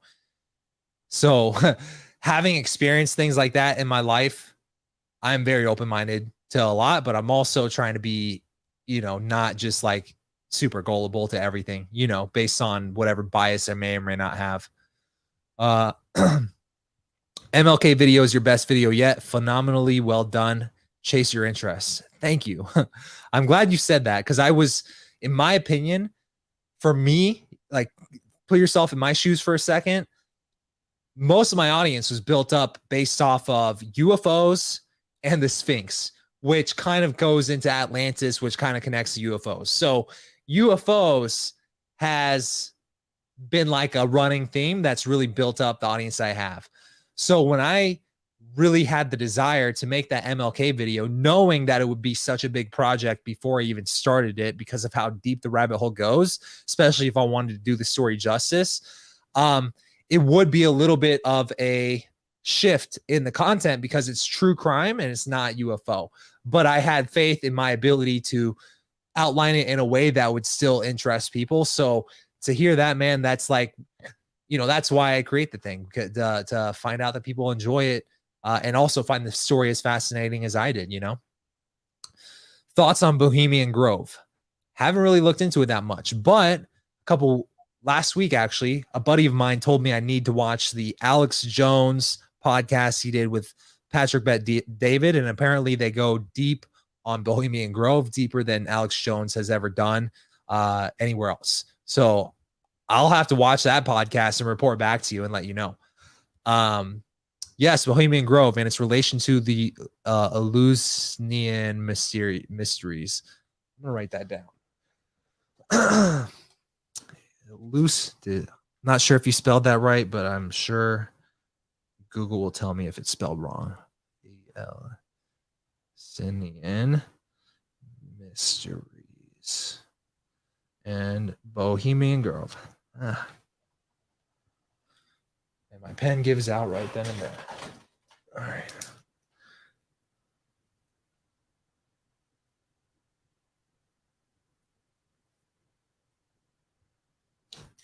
All right. Yeah, I'll have to report back on that one. But also, like, maybe you've been able to tell from the vibe so far, I'm a guy who's really intrigued by these stories. But first and foremost, I'm just a dude who likes making YouTube videos. So it's not like my life mission statement at this point is to put out videos that's going to put me on the radar of some potentially dangerous people. And that might be one of those topics. So I'll have to report back and let you know. Bob Lazar is one of the only people I believed in the UFO UAP community. Yeah, same. Ironically, I believe Travis Walton too. I think that one is crazy. Yeah. So I'm not sure what to make of it, but it's very fascinating. Eric Madrid, what's up? Thoughts on Bigfoot? I've been live for like 4.5 hours at this point, but maybe like 30 minutes ago or like 20 minutes ago, I was talking about Bigfoot for like 10 minutes. So to avoid that going backwards, I'll refer you back 10 to 15 minutes. Eric Madrid, he's not into them, but maybe he will scale the barrier made by the delusional reports. Yeah, I wouldn't believe me if I was another person hearing my memories. Thoughts on the Illuminati? Not sure. That's another thing, is like, maybe this is just my lack of research on the topic, but like, do people talk about the Templar, the Freemasons, and the Illuminati? It's almost like people talk about them interchangeably or synonymously. So yeah, I'm not sure. I once had a friend back like in college. I brought up the Illuminati to him back then, and that was like 2010 maybe. And he had a theory that the Illuminati is just the people who own the banks, who own the money. Which may or may not be true, but I guess the way he kind of said that almost diminished the lore of the topic of the Illuminati, because like, you know, like, let's be real, the parts that interest people are like the science fiction aspects of these stories. Are UFOs real? Are aliens real? Is the Illuminati really drinking adrenochrome? You know, I don't know. Maybe the Illuminati is something a little bit more innocent than that. Not innocent, but like less science fiction than that. I don't know. I implore you to look into the Assyrian Ashurbanipal, specifically the Tree of Life mural and associated text. It depicts the eagle we see on the dollar bill. I'll write that one down as well.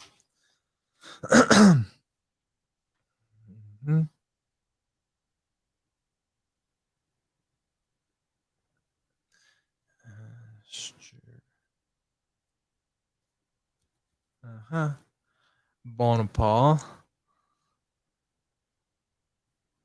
Bam. Oh wait, specifically Tree of Life.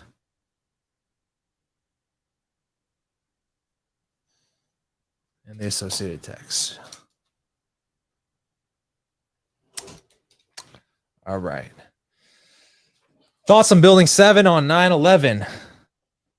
My thoughts are probably the same as your thoughts, but my thoughts on it might get this YouTube video flagged, so we will steer away from that topic.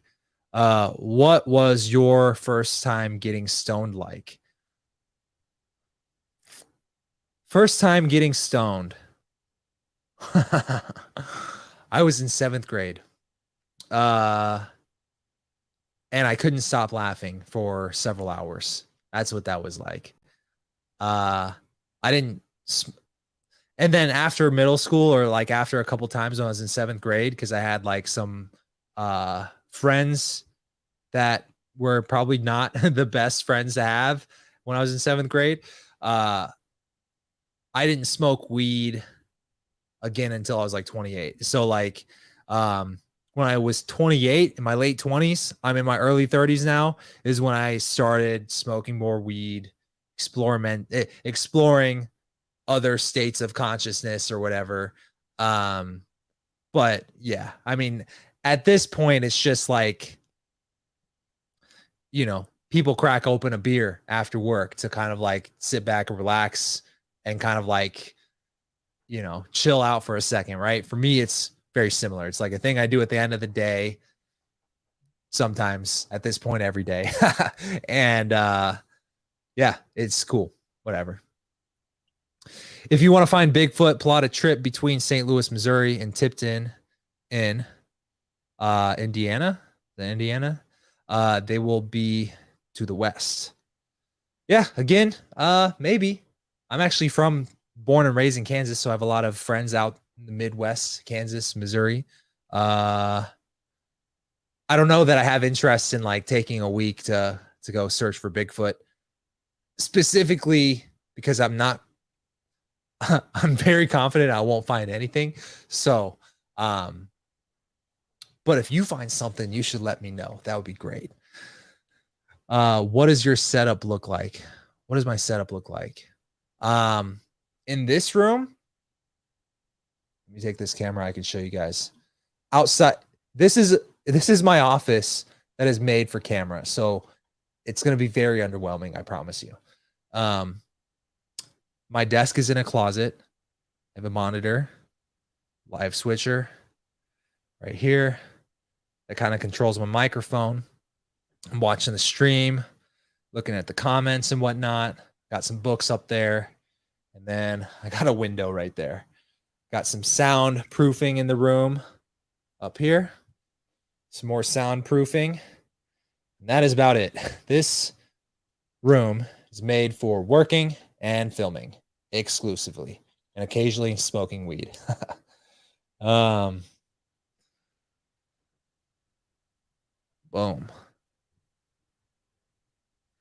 All right, guys. Well, it is 11 p.m. We've been live for 4.5 hours, and I have yet to eat dinner. So I'm going to end it here. If you guys enjoyed this, give me a thumbs up. If you want to see me go live more often, I enjoyed hanging out with you guys, so I'd be willing to do it more often. I guess right now, my biggest priority is releasing videos. Obviously not going to take 4 months to create documentaries like I did with MLK every time, but that was kind of warranted for the story that I was telling. This next one I've been working on for like a week, and it's going to be ready next week. So my goal is to start posting every week, maybe every other week. Every week would be a challenge to work towards. But in the meantime, like live streams are a great way to kind of keep up with you guys in between. I think I would love to do that. So if you guys would love for me to do that, let me know. The more feedback I get, the more positive feedback I get, the more likely I am to keep doing it. So if you guys enjoy this, maybe we'll keep doing these every week. Definitely whenever there's like significant live updates where I want to give you my thoughts real quick on something going on, I think that'd be very relevant, kind of like today.